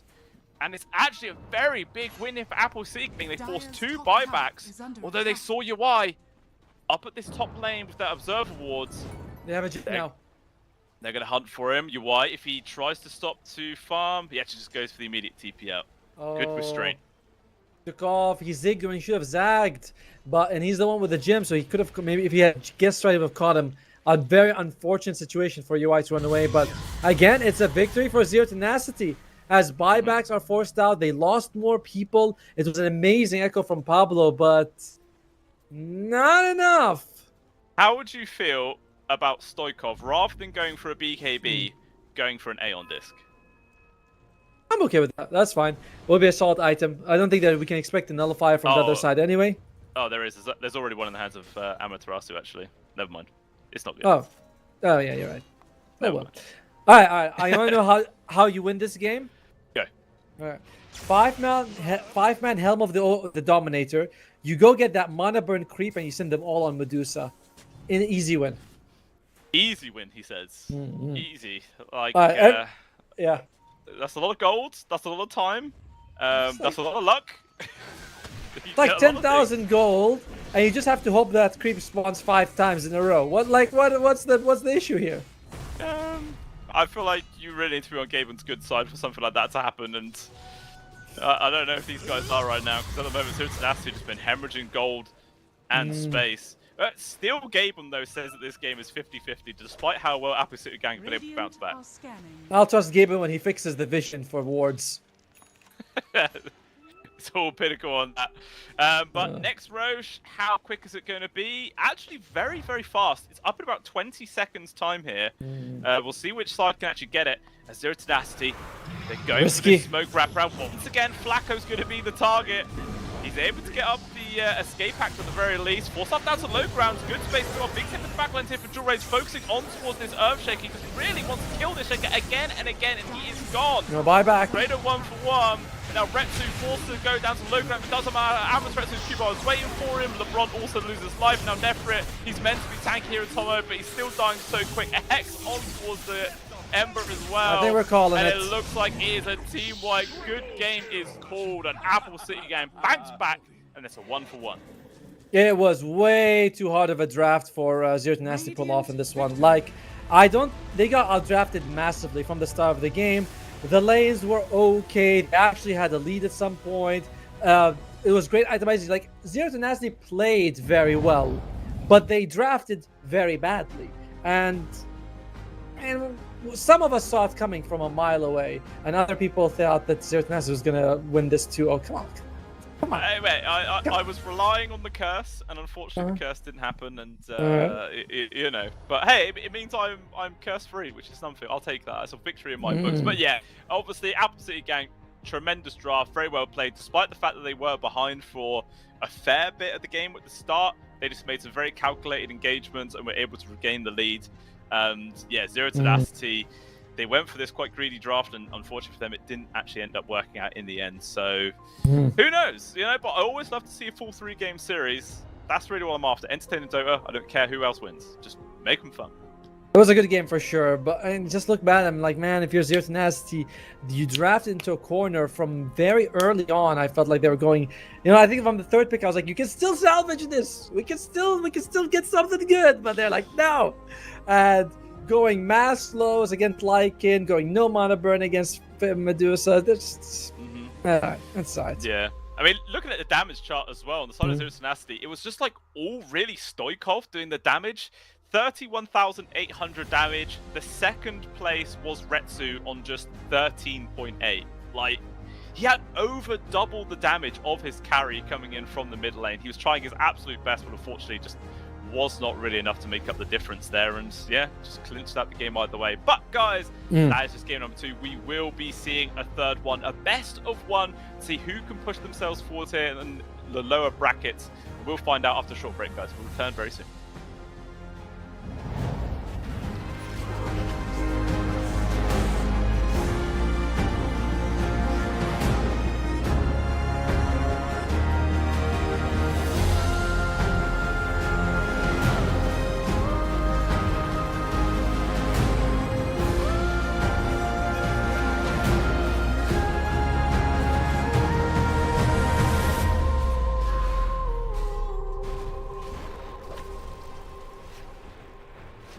Dire's top tower is under attack.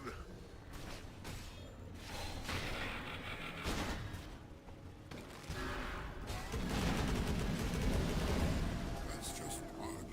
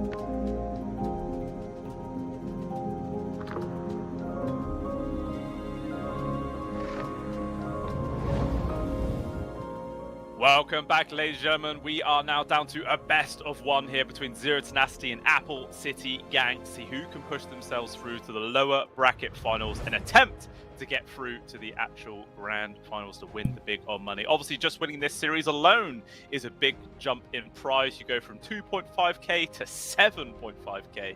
It's a large chunk of money, so there's a lot on the line for just this single game here at Tomo. Oh yeah, huge amounts of money. As Apple City Gang, they get rid of the Tinker, the Doctor, and the Warlock. Zero Tenacity, the exact same bans as before, but I'm thinking, yo guys, that Medusa, she was problematic. Medusa presented a very unique problem because you can't just kill her with damage. You gotta kill her with mana burn too, and they didn't have any of that. Zero Tenacity, and something you have to think about throughout your time playing the hero, picking your heroes. 100%. I mean, they're gonna go back in for the Ringmaster though, as that obviously slipped through in game number 2. They managed to use quite well, and they're going to see if it was going to work here in this one as well. It's fine. I don't imagine that you won because of Ringmaster. Ringmaster was around, you won. You know, you think, okay, that's fine. Like, again, Flacco's, what did he do on Ringmaster? There's a couple of decent saves, but I don't know. I just don't see him as being a big reason for their success. Yeah.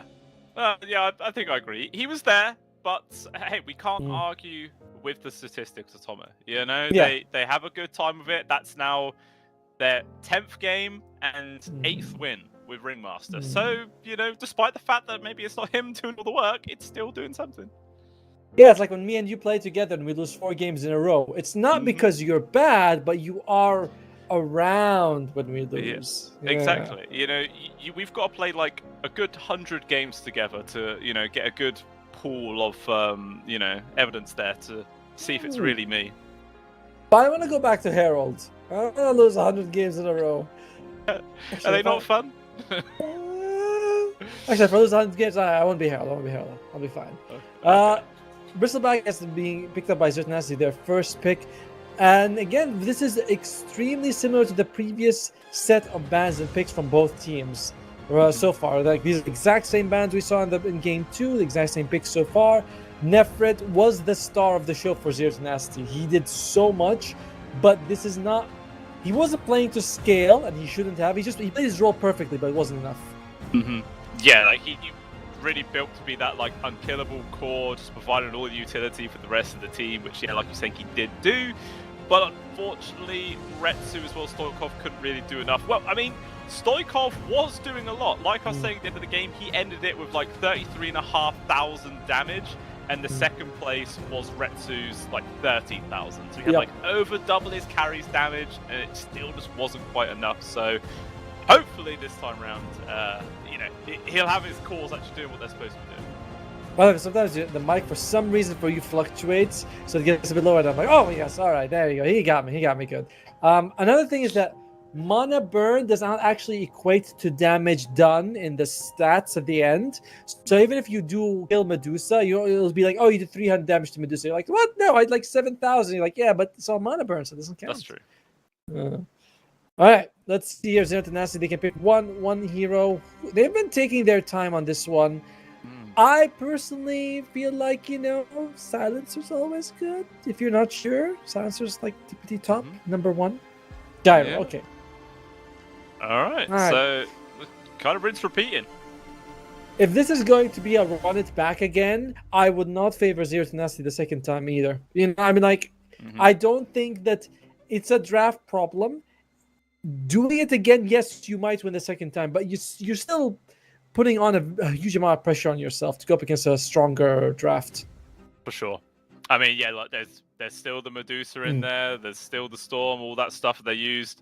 Again, the Tusk. It is literally a repeat of game number 2 here, guys. Pick for pick. It's the exact same order. How long until everything's changed? Like, none of the heroes from game 2 were even banned. So literally everything's available. They could take a Lycan now if they want. I imagine...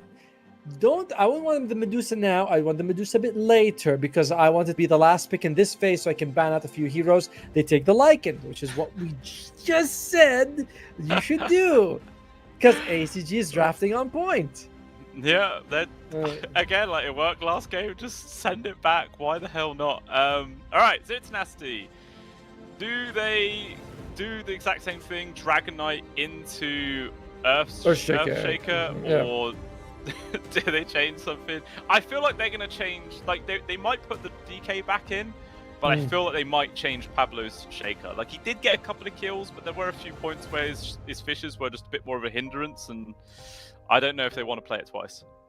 If I was on Zero Tenacity and I was the drafter and I was like very adamant that Game 2 draft was good, this is the time to like put up and be like, let's do it again and show you guys it can work. So if I was Zero Tenacity, the pressure's on them if they want to stick. And I imagine now would be the time to divert, because if you don't, you go the same, they go Medusa, there will be same problems as last time. Mm-hmm. So what you're saying, it's all down to how stubborn Stoikov is on the side of Zero Tenacity in his drafting. Is he the drafter? Aha! That's what the game says. He's the one doing the drafting. All right. We're already switching it around. That's going to be LeBron's Crystal Main, which, by the way, he has a very, very positive win rate on in this patch. Something like 5 out of 7 or 6 out of 9, something like that. Like, it's very good. It's very good. Yeah.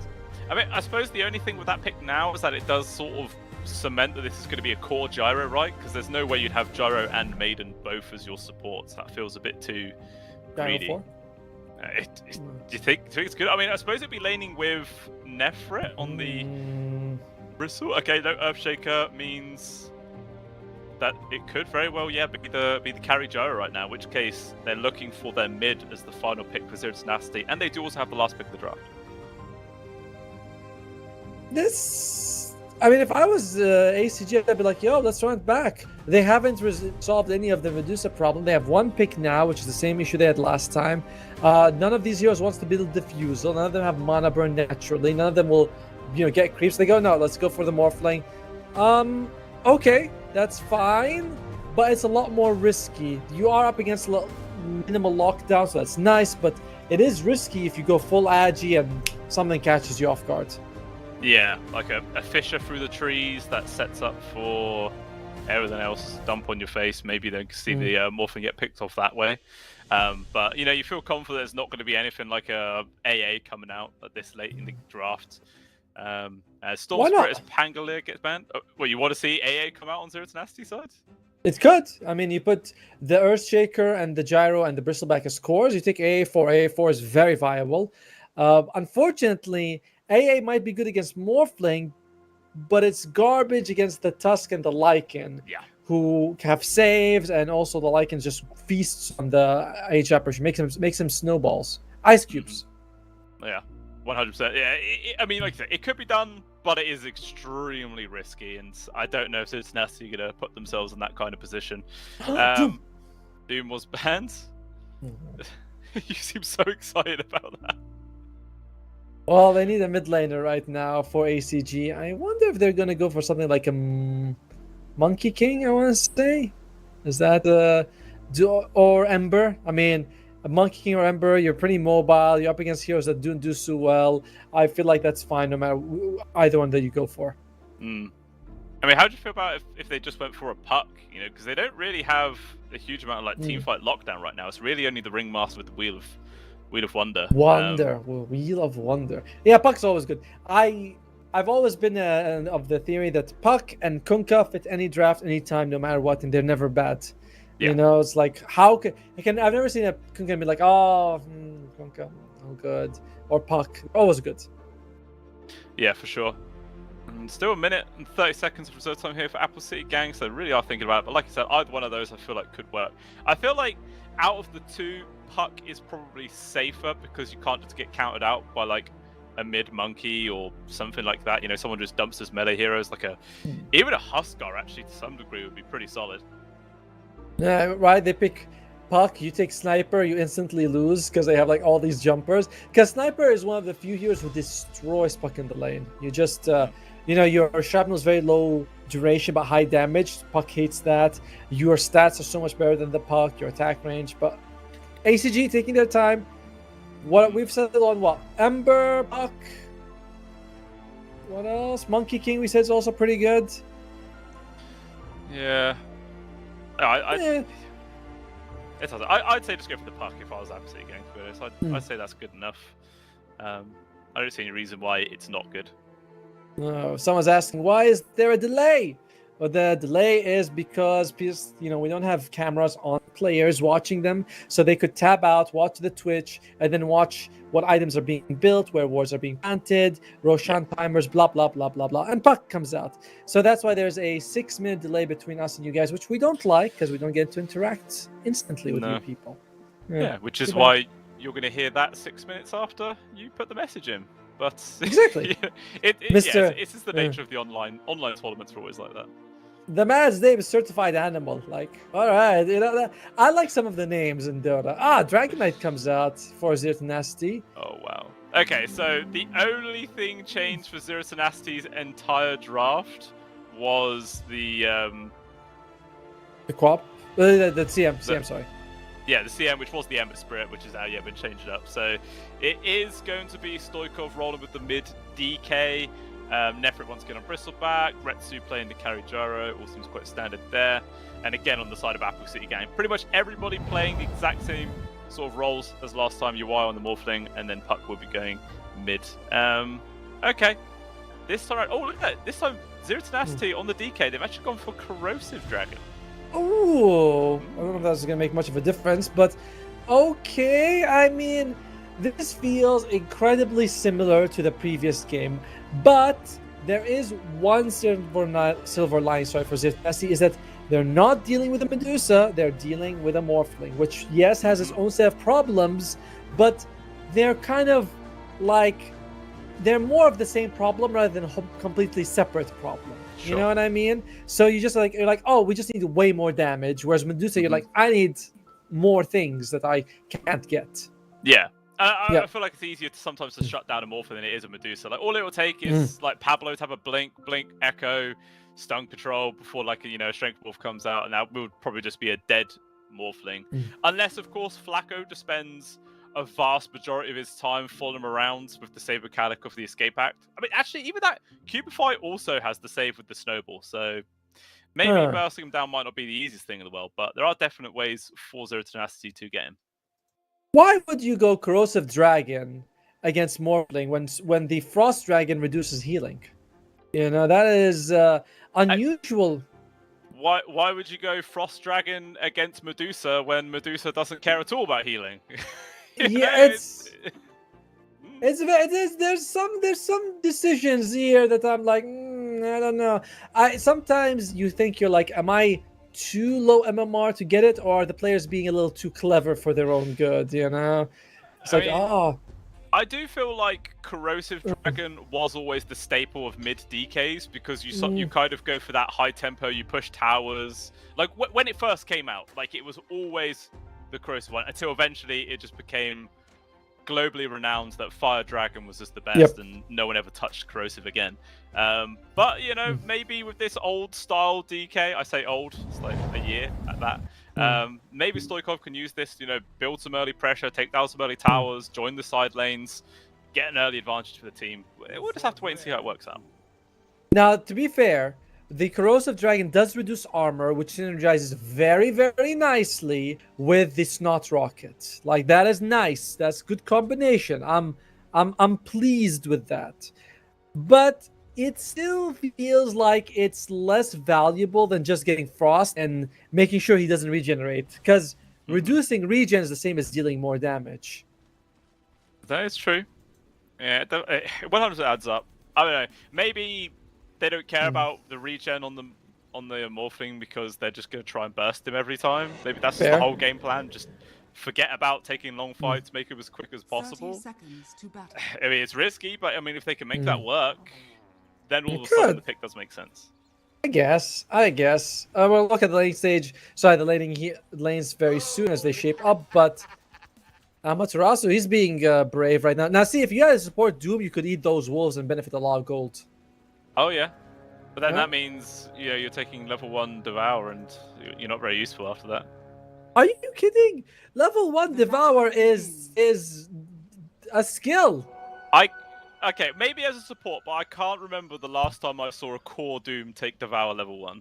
Oh, yeah, no, definitely. You can't get away with that. But support Doom, you can be as greedy as you like. Yeah. I just love it when Nature's Prophet comes up with his tree, and I'm like, thank you for the massive tango I'm about to eat. You know. Wow. Are you also that greedy that you get the Hand of Midas as well? No. There's a certain limits, you know. Oh, Maxing out Devour by level 7 is bad enough as a support. You want to add the Hand of Midas? God, I'm glad we're in 2 different regions. By the way, so if we haven't yet mentioned it, but I believe very strongly that ACG has the better draft in this game as well. Now, bottom lane is going to be the Crystal Maiden and Gyro versus Lycan and Tusk, 100% for ACG. It's 2 range versus 2 melee, but Tusk doesn't go by standard melee rules because of Snowball, although he is getting his ass handed to him. He is. He's got shards available, but these I think he's blocks dead. for LeBron. I mean, he has Dead, 3 man. stick charges plus Verify. I think he's okay. I mean, if he gets some good shard blocks off, I mean, Radiant's if he bottom goes to the tower shard is block, it under means this attack. pool is kind of wasted. Never Wow. mind, we'll drag him deep. The Wolves That- are going to try and pull it back in front of the tower. Keep by all means, Oh. survives with like 30 HP. Well, he's probably going to have to... No, he just solves up and eats a tango. That's most of his region being used up before 2 minutes, but it's fine. I again, still favoring ACG in the bottom lane by a lot. Yeah. Well, we'll see if that ends up happening or not. Obviously, I feel like LeBron is going to be the one to die a few times down here. I mean, we saw this Yep. lane in the previous game actually get quite aggressive and get up a few kills against the support Gyrocopter at the time, but maybe now's the call, it might be slightly different. Well, so far it seems to be going very nicely for Zero Nest. Let's look at the mid lane. How's the mid lane going? All right. Okay, I'm done looking at the mid lane. Let's go top lane. Basically, both of them like full HP, full Yeah. mana, equal CS. Yeah, there's nothing going on there. And hey, I'll heal like a massive amount, and he'll be capped by his cooldown, and I can't damage him. And you're like, yep, that's it. That's the lane. So top lane, it is a Earthshaker Bristleback versus a Ringmaster and a Morphling. Again, 2 range versus 2 melee, but just on the opposite side. Yeah, I think I favor the melees a little bit because this Bristleback should have a good time, but this doesn't look like there's going to be a lot of kills here. Yeah, I guess so. But that, you can't favor the double melee lane twice in one game, Atomo. Like, one of Yes, I the can. dual range have to win. I mean, Flacco is Oh getting man, ran down Pablo! right now. A lot of damage again. These Fisher blocks are really unfortunate. Yeah, why does have the surgery? Not going to go for actually. they might got Flacco, him. he's going to get turned on there by There you go. Nefrit. Yeah, that's why you've always got to pay attention to those quill stacks, ladies and gentlemen. They do a heck of a lot of damage. And looks like I was right to favor the melee stack twice. To be honest, I feel like that was just a little bit of a misplay for Flacco. Like, more than anything. But again, the Fisher also missed. I don't know. By the way, you haven't told us who you think is going to win Blue Scale. The betters, I mean the watchers, want to know what not to predict on. I'm abstaining from my opinion. No, I am. you must. Why? Says who? Mom said you had to. Well, unfortunately, she's not here. She's at work. She's right outside for me. You What? know? Yeah. Why'd you I'm have working from my mom's number? house. That's sketchy. Very sketchy. But I don't know. I'm gonna wait. You're I don't gonna know. wait until what? I'm The gonna throne wait. explodes? Yeah, I'm gonna wait until I see some towers fall. Maybe a dominant lead. Fine, then there are no points for you Okay. regardless. Oh, down bottom. Oh. Amaterasu. Takes a lot of damage, forced back underneath his tower.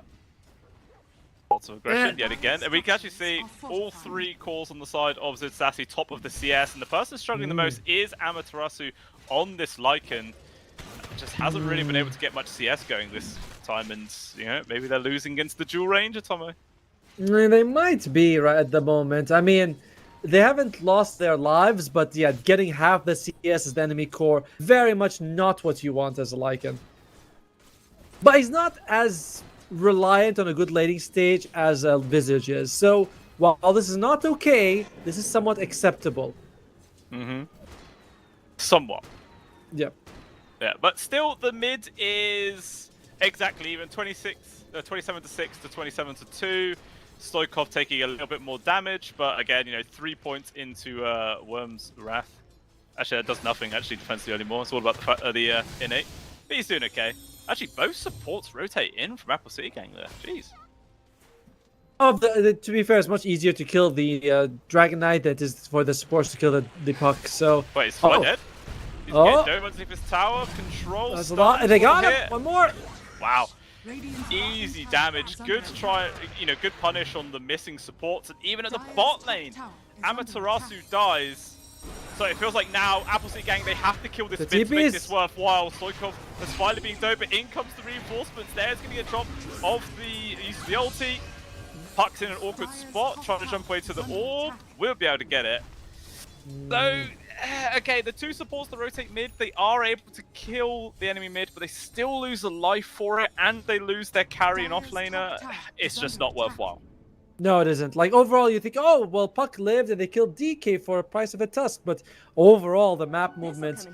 I've said before, I think Zero Tenacity has played better in the first two games. Even when they lost in game 2, they played so well to keep it that close. Like, they were... When you're at the massive draft in a disadvantage and you have an even game, that's a huge kudos to you. It's definitely big. But still... Amaterasu is just seriously struggling. Actually, down bottom. Red 2 thinking about going for a dive. He's doing the rotation in from Flacco. Good sharp block. It's just a free kill. What can you do in that situation? Absolutely nothing. Ratsu has been the sacrificial lamb this entire series.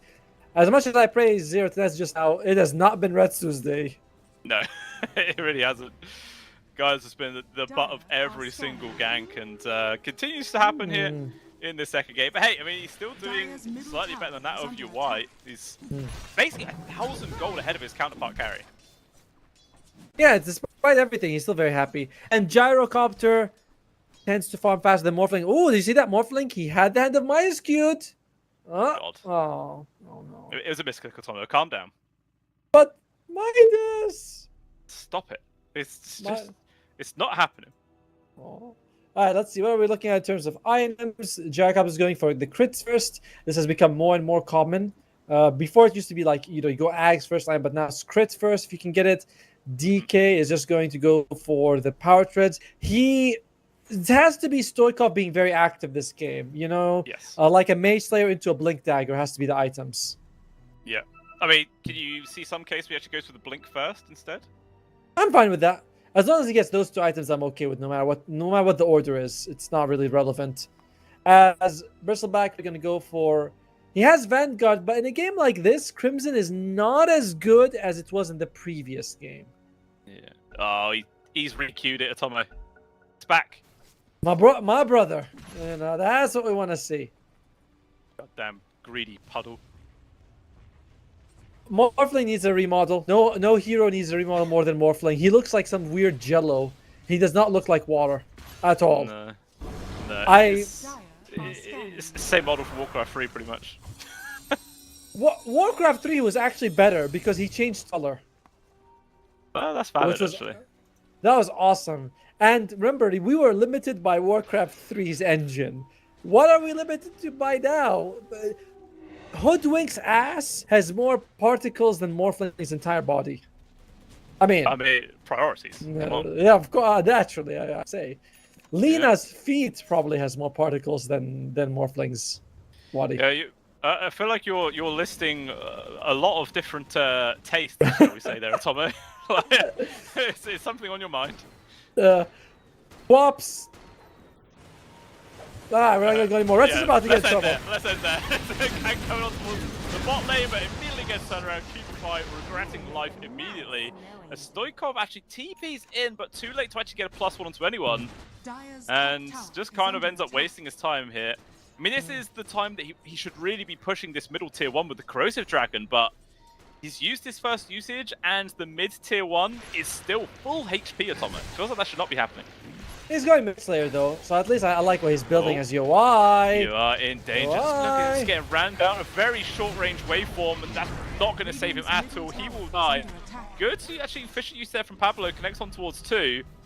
GBFY might be He's fine. going to try and run. Yeah, Nefrit is actually coming on through. Flacco You're on your own now, buddy. You got to be careful. The whip does connect, but he's still to the side. Oh, Nice dodge. that was a nice dodge, but unfortunately, it just doesn't end up making a difference. Yeah, very unfortunate that he ends up. That's man, Nefrit has been god tier this whole series. Game 1 Darkseer, Game 2 Bristleback, easily the best player on Zero Tenacity today. And like shutting down you want. How often do you see Bristlebacks kill Morphling? It shouldn't happen, but he's just doing it. Yeah. He just literally runs him down. And now, if you are UI, do you just go jungle now? Do you even bother coming back to this lane? Where are we on the Hand of Midas? Still 900 gold. I like that he went for it. You know, if you queue up Hand of Midas, be a man and go for it. So I'm you know, kudos to UI. Yeah. Well, he's stubborn, but he's sticking to it. You know. Well, we'll see if that stubbornness costs them in the end. Because I mean, it's a 4,000 gold lead, 10 minutes in here for Zero Tenacity, and it actually looks like they stole some stacks in the Dire triangle area as well. Like Retsu and LeBron just come and snatch them away. And gathering mid, maybe they want to try and force down this mid tier 1. No dragon form, but when you have 4 people showing up, that's more than enough. Yeah. As ACG, this is becoming quite scary. Yeah. It's just, they're all getting outpaced, really. The only one who's up there is Jewel Rays on this puck. And he's still trying to go in for that Maid Slayer.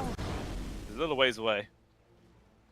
How many infused raindrops do we have? We have one on the Earthshaker, one on the Dragon Knight. Puck is the only thing you have to worry about at this point in the game. So a couple Mage Slayers, Blood Grenades, and you're actually sitting real pretty. Yeah, it's very, very difficult to try and play around with this one. I mean, what is it that Apple City Gang have to wait for before they're aggressive? Is it like Amaterasu with the Helm of the Overlords? Is that what they have to wait for? I'm not sure. By the way, please excuse me. I just sneezed. I need to get a tissue. Sorry. Oh, that's okay. I'll let you off. Thank you. Little trip to get tissue. Man, those tissues are far away. But yeah, I mean, I feel like that might be the only case. Have to get the item upgrades, because at the moment everyone's just falling behind. One glimmer of hope is UI is about to complete Midas. Yeah, he has the money. It's going to put on the turret. That's good. That's all right, bud. Nefrit now has a Crimson complete on top of L, so I feel like he's back to that unkillable state he was in last game. Yep, I don't mind the Crimson Guard. Again, I don't think it's as good as the previous game, but it's still a very good item. All the summons from the Lycan, some of Marvin names. Yeah, again, it's not that great, but it's still good. Like, I mean, look at LeBron. He almost melts just from these wolf summons on top of him. Yeah, very frustrating. I mean, if Nefrit wasn't there, he would probably just be dead. Like, he would have committed for that kill for sure. The one nice thing about the Crimson Guards is you can just send him forward, have him take towers easily, because you have the damage for it. I call you co-stars. This is the thing, like, LeBron is just, like, continuously really killing these Dominator creeps because of the old Frostbite. Oh, actually, speaking of, there's the Will of Wonder. Oh, the whip actually forces LeBron to turn around, but it doesn't matter. They still actually have the ability to get the kill. That was very close, though. I think should be able to get out as well alive. A nice bit of pick off here by Flacco. Along with, well, Amaterasu actually is the one who gets the kill at the end. As, oh yeah, had the bias finished. Greedy. Woohoo! Hey, if you, I'm all for it. If the game is like this, you think, listen, I need to exploit my farm as much as possible. We're only gonna win this if we go late. Hand of Mice is the play to make. You just, why do you dislike Hand of Mice so much? It just feels dead. Yeah, the time I absolutely love Hand of Midas though is on Ogre. Every time. Give me Midas on Ogre. I love that. I think so too. I know some people are like, well, no. If you get like Force Staff and Aether Lens and you can do this, I'm like, shut up. Get me Hand of Midas.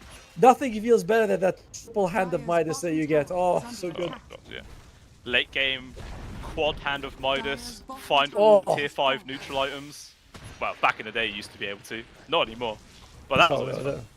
That was the best. Well, looks like they might be also be able to take the Wisdom Shrine here as Zero Tenacity continues their Reign of Terror, which is the name of Warcraft 3, by the way. As wait, QBFY, he's trying to invade, but he backs off. Yeah, not going to happen. As a result, 2 wisdoms going into Zero Tenacity's hands. They're on top of levels, they're on top of farm, Radiant's top tower is and it's under pretty attack. scary now. Still not really been able to gain much more of a lead than this 4K for the last like 5 minutes or so, 4-5 minutes. So at the very least, for Apple City Gang, they're not hemorrhaging even harder, but they definitely need something to start changing the pace of this game. I guess I'm just wondering if if the pace continues at this at like continues going on at this speed, it's not so bad. Ah, well, to be fine. So. Yeah. First to go for a punch, standing his ground, but he knows he's gone. Maybe he can kill a courier? Money? Oh, No. Zap him. no joke. If he killed the courier, it would have been an even trade. Yeah, probably would have been, to be fair. Radiant's middle But tower as a is under result, attack. Tormentor's about to spawn. We see a few members of Zero Tenacity nearby. No DK or Gyro, though. Can these 3 kill it without them? Looks like Nefrit's is going to start getting the stacks going. I think you might need some help, but I'll be honest, I'm not very familiar with the Tormentor taking ability of a Bristleback. I I mean, might seems to be pretty good. Pretty good, yeah. Yeah, because the old Crimson Guard as well, they basically take no damage. Easy. And Pablo gets the shard. Yeah, I think that's fine. I like it more than Crystal Main. The Crystal Main shard is kind of awkward to use sometimes, where it's like you leave it where you are, not where you go to. It can be a bit hit or miss sometimes.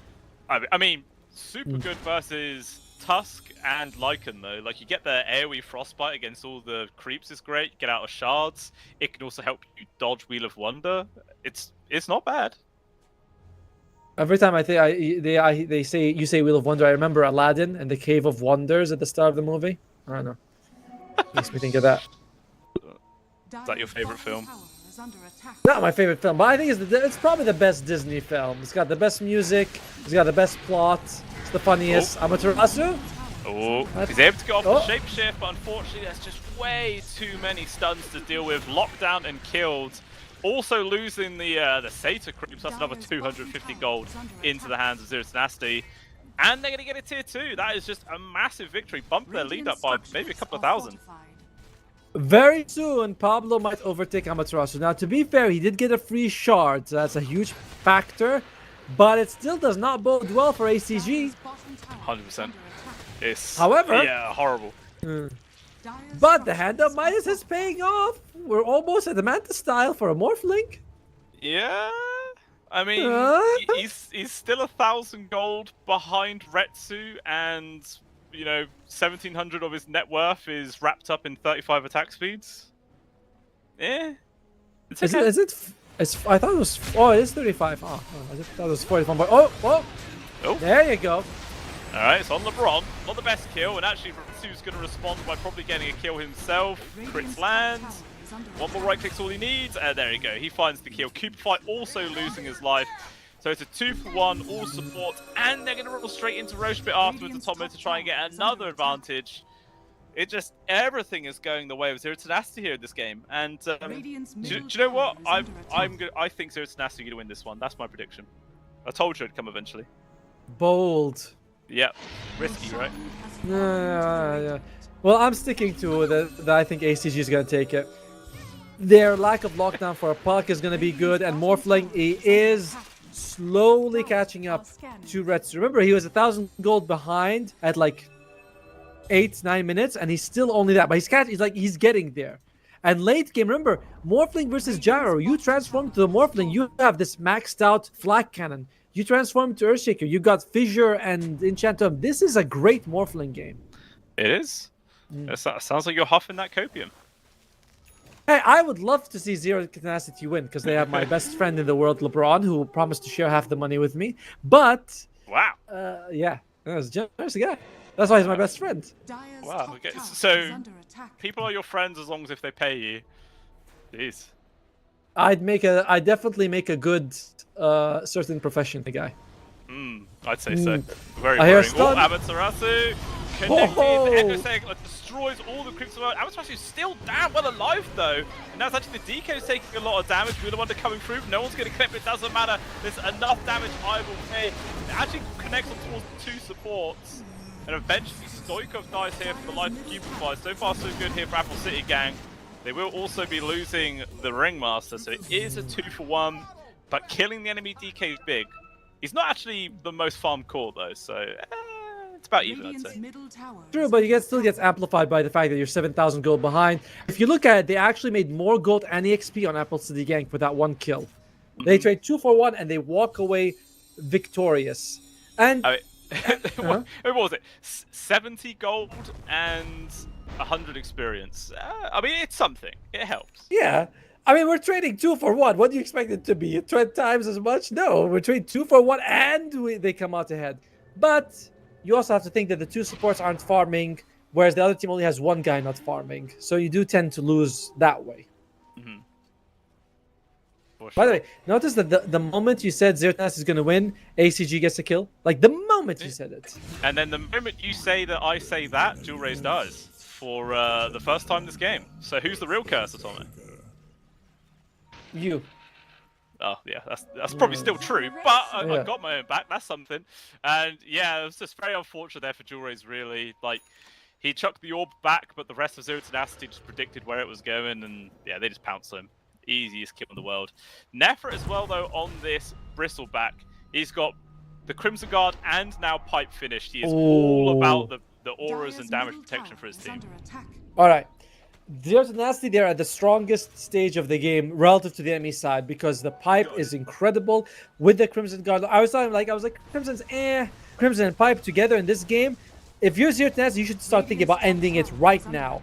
Yeah. But if ACG can make it through this incredibly difficult time, then they're going to be in a very good spot to win it. Well, that's the question. As the high ground siege is coming, they have Glyph, but there's another creep wave coming soon. I wouldn't be surprised if Pap actually fishes to keep their creeps back here. Not going to do it. There's the Glyph used. They're actually going to use an aggressive one to keep this going for as long as possible. And the catapult, oh, it has actually died. The whole creep wave is gone here. Backdoor protection could be coming up soon. Yeah, but it doesn't matter. I mean, the creeps are gonna... They still get the tier 3. Looks like it takes forever for backdoor to kick in, by the way. Have you noticed? Yeah, backdoor protection is trash. Finally, it's there, but it's just to save the range barracks. And Retsu's going to hang about because the creeps come. Like, the creeps were like a kilometer away there, Tomo, and it still brings down backdoor protection. It's terrible nowadays.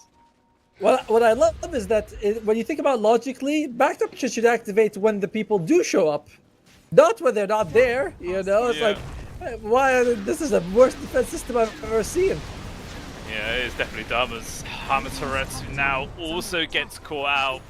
Another death hit for the Lycan, and creeps are coming in soon towards this bottom lane as well. I'm sure they're going to rinse repeat, do the exact same move here for Zutadastic. Take down the tier 2, push high ground, take down another set of barracks. Just how can Apple City Gang respond to this? It's going to come down to how much they're willing to sacrifice for UI to be ready to fight. Because UI is getting there. He is very close in farm to Nefrit. A little bit behind of Retsu. Well, now he's overtaken Nefrit. He's getting close to that Revenant's Brooch. Like, he is scary. But how much can he take? I mean, that's the thing. He's 600 gold away from having Revenant's Brooch. He is desperate to complete that. And he's like, guys, just hold on as long as you can. Just let me get this item and then I'll be willing to join in. It looks like the item's finished, and he is now going to start TPing back. They've lost their tier 3 already. There's also actually a blink in the hands of the Tusk. This could catch Zero Tenacity by surprise, but Flacco, he's the one That's caught. buyback. He will die. The SW's the Dream Core collects on towards 2, but Retsu, he's so damn tanky with all those damage barriers to Tomo. He's not taking any damage whatsoever. They use the Wheel of Wonder. Does get the taunt on towards Retsu. Heals come through, though. He's still standing his ground, and Nefrit's the one who's in deep, making all the space with help of Stoikov. And it's the Lycan who dives with Flacco. They take down the full set of barracks, and I feel like that was probably their one good best hope to try and take a victory there for Apple City Gang, and they still lose. It looks like it. With 15,000 gold behind, ACG, at least the Morphling makes it out alive in that situation, but that is not much. I don't know. With two Raxas down, ACG in a very desperate spot. I gotta say, you first. No, you first. Okay, well, I was going to say, like what you were saying earlier, like, as soon as Nefrit had the Crimson and Pipe completed, you're like, they just need to go end the game now, and that's exactly what they're doing. Where in the past, I feel like we've seen so many teams hit this critical mass and they don't use it, and then that's generally how they lose. Like, there's all their momentum vanishes, they lose their power spike, but Zero Tenacity not falling for that classic trap.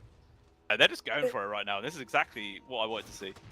Yeah, Pipe is good throughout the game, but here's what you have to remember, is that magic damage also scales, and if I'm blocking 400 damage, the enemy's doing 600 damage, that's great. If I'm blocking 400 damage, they're doing, 2,000 damage, that's there. So they get this perfect timing with the Crimson and the Pipe, and they're like, it's maximum value when you get it. They only go downhill, these items. So really well done by Zero Tenacity. Yeah. Final tier 2 gone, and another high ground push coming the way. This time around, Apple City Gang do not even have the protection of the glyph, and they're going to be forced to try and do as best they can to defend. Yawai just getting absolute chain stun. There will be the escape act at the very least, but the missiles actually follow after him. Do so much damage. He's going to be forced to go back to the fountain. Okay, dual raise. Low. It's all about making space here and trying to hold on as best they can, but I mean, Zero Tenacity aren't really having to use much for this. Nope, they just poke out, and that's, I mean, the Dragon Form's used, but that's about it. Yeah, it's got half its duration left. Still a lot. ACG, it's such a critical moment. If you can just hold through this defense, things will look up slightly. Oh, jump up. Get the grab on towards the Morphling before the strength. Very good. There is going to be the save at the very least. Maybe they can try and turn this one around. So the rest of the team engages in, but all those downrange barriers get popped and nobody's taking damage. Nefrit is just in, making space. Cubify still dies. Meanwhile, the barracks are just melting at the exact same time. And this will be Mega Creeps here at Tomo. Apple City Gang up against an absolute Goliath of a situation. How can they hold here? Look like they can't. I mean, the Morphling pick was the one where we were like, it's not as good as a Medusa. It does give you problems, but not the same amount of problems. And Zero Tenacity. Oh, they're done. Oh, that's it? Yeah, they're not even willing to play on. They tap out, and that is all it wrote there for the side of Apple City Gang. Zero Tenacity take down this series 2-1. What a convincing game 3. And again, Zero Tenacity, they played better in all 3 games. That game 2, we mentioned it was like a very tough draft. They still played fantastic. And in game 3, the Morphling when it came out, we're like, I still feel like ACG gave away too much in the laning phase, but you can't take it away from Zero Tenacity. The Nefrit is on fire good today. It's crazy how insane that guy is playing. Yeah, I mean, he's always been a very stable force for this whole entire squad, and he just shows it to perfection in that game. Just being a mad frontliner, great optimization, great timings, and yeah, they just rolled that into victory. Pablo actually had a good performance in that game. He ended it 0-0-14, not something you see too often there. I like how you're like, Pablo actually had a good performance. Like, hey, he's not, he usually does. He usually does. But he did his job. Unfortunately for ACG, they do, they are eliminated from the tournament, but they get 4th place. They get some money in the bag. It's nice for them. Zero Tenacity, kudos. But it's not over for Zero Tenacity. They got another match coming up in just a few minutes, Blue Scale. Yeah, I mean, it was meant to start about 5 minutes time, but I'm sure we'll give them an extended break considering how, they've just played a series. You don't want to have to roll straight into another one like 5 minutes later. So I imagine they'll have like a 10-15 minute break before this second series begins, guys. But we will find out, obviously, as we're going to jump over to that break. We'll find out how long they're going to get. But do make sure you guys return to see who's going to be able to get that final spot in the grand finals. Is it going to be Apple City Gang, or Zero Tenacity, winning 2 series in a row? Or will it actually be Rabbit Yagi looking for a rematch in the grand finals? We'll wait and see, guys, but we'll see you very soon. Bye-bye.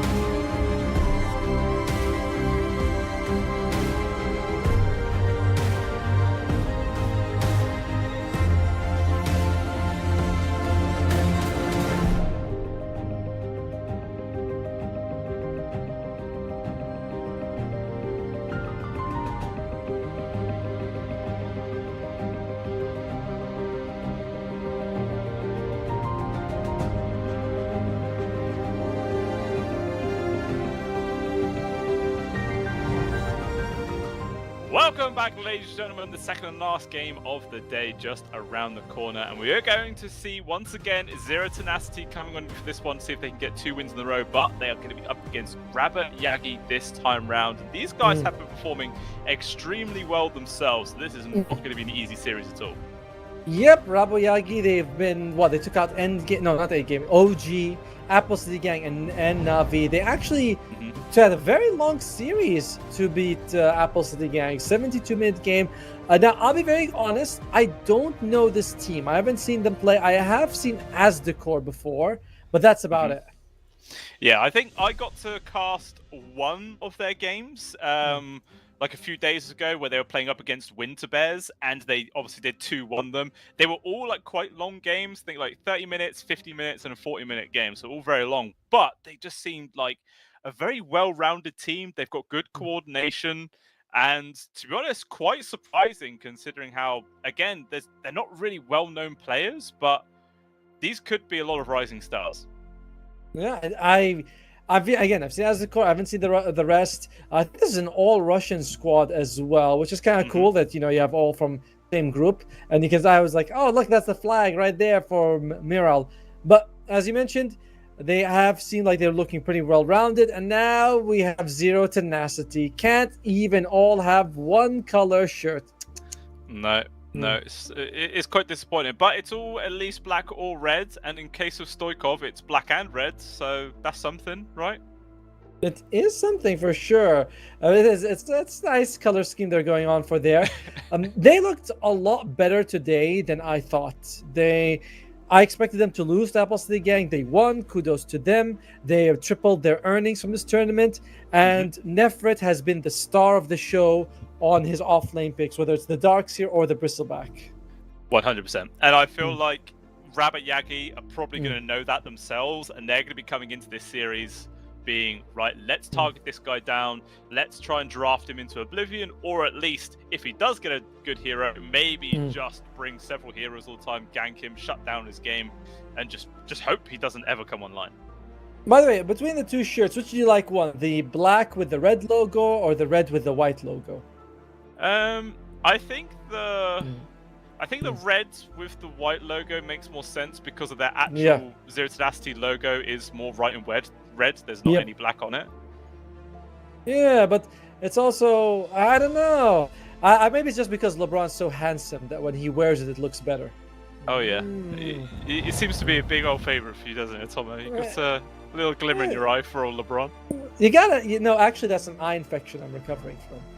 Oh, that's true. Yeah, I miss the days where you just had glasses on the entire time. I didn't have to see your face.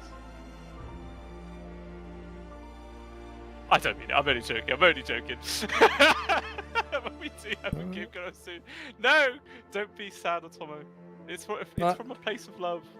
Let's go to the draft. It's okay. That's right. I mean, you're not the first person to call me ugly today. Whoa, wow. What's your wife been saying this time? Oh no, this was the producer. When I came in, he's like, "Where are your glasses?" I'm like, "I'm sorry. I didn't bring them." Oh. All right. It's always great fun, isn't it? Tomo casting with me. Well, they start off with a bet on the Darkseer. They were watching Nefret and the Bristleback. Rabo, they have immediately identified him as a problematic. So, and to be honest, sometimes a person does come in and they're just playing god amazing. The rest of the team, they're all doing their job well. But one guy is like, I'm having a really good day. Fantastic breakfast. I don't know what it is. And they're like, this is the guy we need to focus on because if we shut him down, the rest are going to crumble. So I like what they're doing there. Yeah, 100%. It does feel like you just got to take this guy out of the equation entirely and see if they can carry on banning more of his heroes. I feel like the next most picked hero for him is the Beastmaster, which Rabbit Yagi could very well ban out right now, but they actually do have the first pick of this draft, so maybe if they're feeling like they want to play it themselves, they could take it. But I'm not actually sure how many times they've played the Beastmaster. They played more Slardar and Tidehunter for Spirit for sure. So it's like, do I really? I mean, it feels like it's easier just to ban and pick something that you like. Mutt is up with this. The wire. Damn it! Sorry about that. Yeah, I feel like it'd be easier to just ban the beast and pick what you want. Yeah. There you go. And yeah, it's gone. And what we're gonna see, the TA. They've done this a few times, first picking the TA, and well, they're gonna send it in again. We'll see how it does. The Mistress of the Hidden Ones, or something like that. She's got some sort of title that's pretty cool. So the thing is with TA is she is not a fan of a lot of these big instances of damage with the Dark Seer and later the Beastmaster have, but with only 2 bans, you can still pick a Jakiro or a Warlock or multiple heroes that can give you great refraction shredding abilities. Mm-hmm. Well, By the way, which one are they going for? Oh. I have moved my notes to cover your face because I also don't want to see the ugly. Wow. There you go. Wow. Yeah. Fire. I've got to respect it. So, you know, you got to do what you got to do. You got to clap back every now and then. Just don't take the abuse. Yeah, but actually, maybe I'll extend it so we're both covered. We just don't see our face. Oh, there you go. Okay. Jakiro comes out. We did say that this is a hero that's really good against moving refraction charges. It's something LeBron's been playing a lot of. I think it's his most played hero this patch. So, yeah get it. I mean, 16 games they've played it in 7.3 out, but they only actually have a 37% win rate on it, which isn't the best statistics in the world. So, what's that? That's like 6 wins out of 16 games. It's pretty rough. It is rough, but you have to remember that Jakiro is often first picked. They might not always get a matchup that you like. You might just be like, hey, I don't know what to pick. Let's pick it. Whereas other heroes seem a little bit more... What's the word I'm looking for? But a little bit more like, oh, this is good against this specific thing. As, man, it's all in on Nefrit. As they get rid of his Enigma. The Dragon Knight is more of a Stukov hero, but it's all on Nefrit otherwise. 100%. It's like, what is really left in this pool for him anymore? Like, it's just so damn slim. I guess the Primal Beast is his next most picked hero, Tidehunter is still in the pool. I mean, is Tidehunter one of his? Yes, I don't think he's been playing a lot in 7.38, is he? Based on what I've found, I think he has been playing a decent amount of Tidehunter, but Enigma was the one they were more afraid of. So there's Tidehunter, there's Night Stalker. Night Stalker did take a big nerf with his healing. You used to get twice as much bonus during the day. You get half of that now.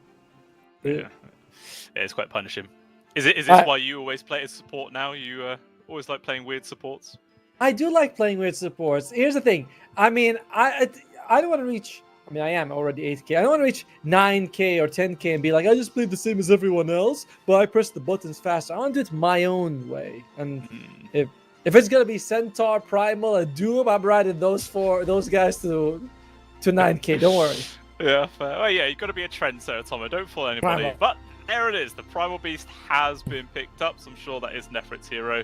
Yep. And yeah, Zero Sanasti are just like, guys, we've got to pick him as hero now. We can't let the ball shrink anymore. Because they even actually banned the Tidehunter themselves at the very end there.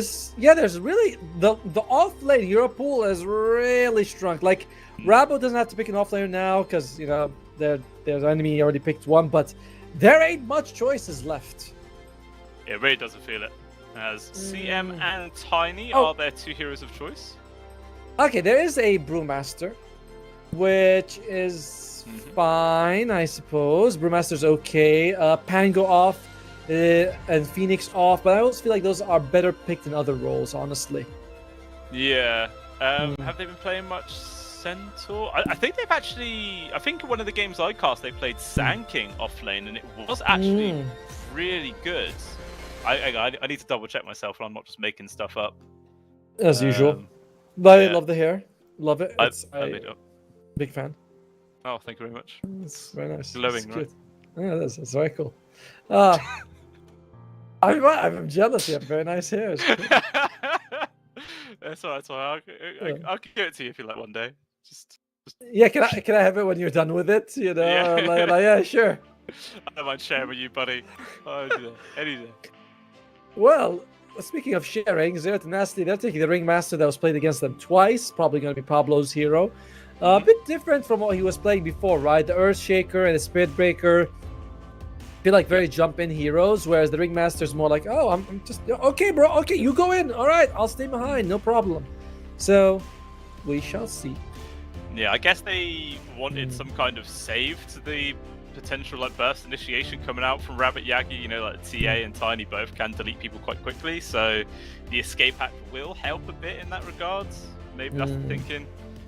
Again, lots of AoE control coming out from this side, especially with the leader on top. Like you got Ice Path, Macro, Pulverize, you got the Whip, you got the Wheel of Wonder, now you also have LSA, like lots of circles. Again, big AoEs, big AoEs. Well, they're not that big, to be fair with you. Light Strike Array is like this big. Tame the Beast is this big. It's not big circles. I mean, you say it's this big, but is it not this big? You know? Perspective. It's all about perspective, Atomo. Well, for now, Rabo will probably be picking. I want to say they're position 4, but this could be a 4 tiny. I feel like it's less. That's not super likely though. I think Somnia is going to be picking something else. However, you are flexing between the tiny and the TA, where you're like, which one's mid, which one's carry? Will one of them be a support? We don't know. Yeah, that is a nice about Tiny. You can flex it to the very end of the draft. Like even as a position 4, it's great. And I feel like, to be honest, putting it as a pos 4 and just using him entirely to just potentially one-shot the supports is good enough. Like Shakira and Ringmaster are not tanky heroes. They could just die to an Avalanche toss in its own right, or at least hold them at bay. So I like it for that regard. It's good control for the Primal Beast as well. I'd say leave Tiny as the 4. I don't know if Tiny 4 will be able to burst these people down. As they go for the Centaur, you called it a while ago. It's also very good because the Aghanim Scepter has taken off as a real thing for Centaurs. Like, oh, yeah, come in my cart, girl. And TA will just be like, pum, pum, pum, pum, pum. Yeah, he's got the suspension going. It's like the carts are bouncing. It's a smooth ride, right? Is that what you're on about? I don't know why you laughed. I didn't say anything I thought could be misconstrued. I misconstrue everything. Don't you worry. But do you misconstrue or do you screw miss? Could be both. Could be both. Yeah. I like it. I like what you did there. But thank regardless of that, for the draft wise, it is pretty clear Zero Tenacity after their carry. Rabbit Yagi again, like you were saying, they do still have that flex, so maybe they're going to be questioning it. But obviously, Zero Tenacity do have the benefit of the overall last pick of the entire draft, so they can make sure they get themselves into a decent position. They so far though are banning mid laners, so they think this is like TA carry with support Tiny, I guess. An off-lane Centaur. That's the idea that they're going with right now. And to be fair though, while we do have good control from Zero Tenacity, it is good control. It's not great against an Ember or a Puck or something like that. A Quap is fine because you only have that one jump, but that's it. By the way, someone in chat was mean and he said, I must comb my hair often, which... Why? You know, like what did we do to you, bro? You have the power, Tomo. Ban him from the chat. Do it. No, we lose one of our 3 chatters. What are we gonna do then? That's true. It'd be too quiet. All right, you get away with it for now, Molla. But we've got your eye on you. We've got our eye. Both the healthy and the infected. Yeah. Both eyes. I'll leave that for you then. All right, Zero Tenacity. They do definitely need a carry here. Retsu. Throughout the day, I feel like he's been really sacked. You know, they're just like, yeah, Retsu, whatever. In a game like this, I would like to see him on a Lifestealer. Lifestealer is great against Centaur. You usually go for a Radiance, which is pretty good against the TA. Although at the same time, TA can build MKB and, like her burst damage is more. I don't know. Well, I feel like this time round it could be a difference because, like we were saying, just how strong Nefrit was in that previous series, Rabbit Yagi have just targeted him entirely in this banning phase, and when the game starts, they might even try and focus on him. So that in itself will actually give Retsu some space to farm and become a real hero at the end of the day. So this could be his series to really start shining. Well, before that, though, we are going to have to see what Rabbit Yagi is going to be picking for potentially mid or support. We are not sure what the Tiny's gonna go for, which, and it's just like I hate being the analyst because I'm like, I'm not sure what they're doing with the Tiny, so I don't know what they're gonna be thinking about. I 100% believe this is position 4 Tiny because the combo is great, right? You avalanche onto the Ringmaster in lane, you toss him on top of the Centaur, you get stomped, you get double-edged, you are just gone. So, and that does seem to be the case as PA picked up. That will be their carry. TA mid, Centaur off. Pretty good here. Crazy because PA has been first ban phase for a long time. That I just did not even assume she was in the pool at this point. When she came out, I was like, oh, she's not banned. But you are right. It is the Tiny 4. You know, and even broken clocks can get it right twice a day.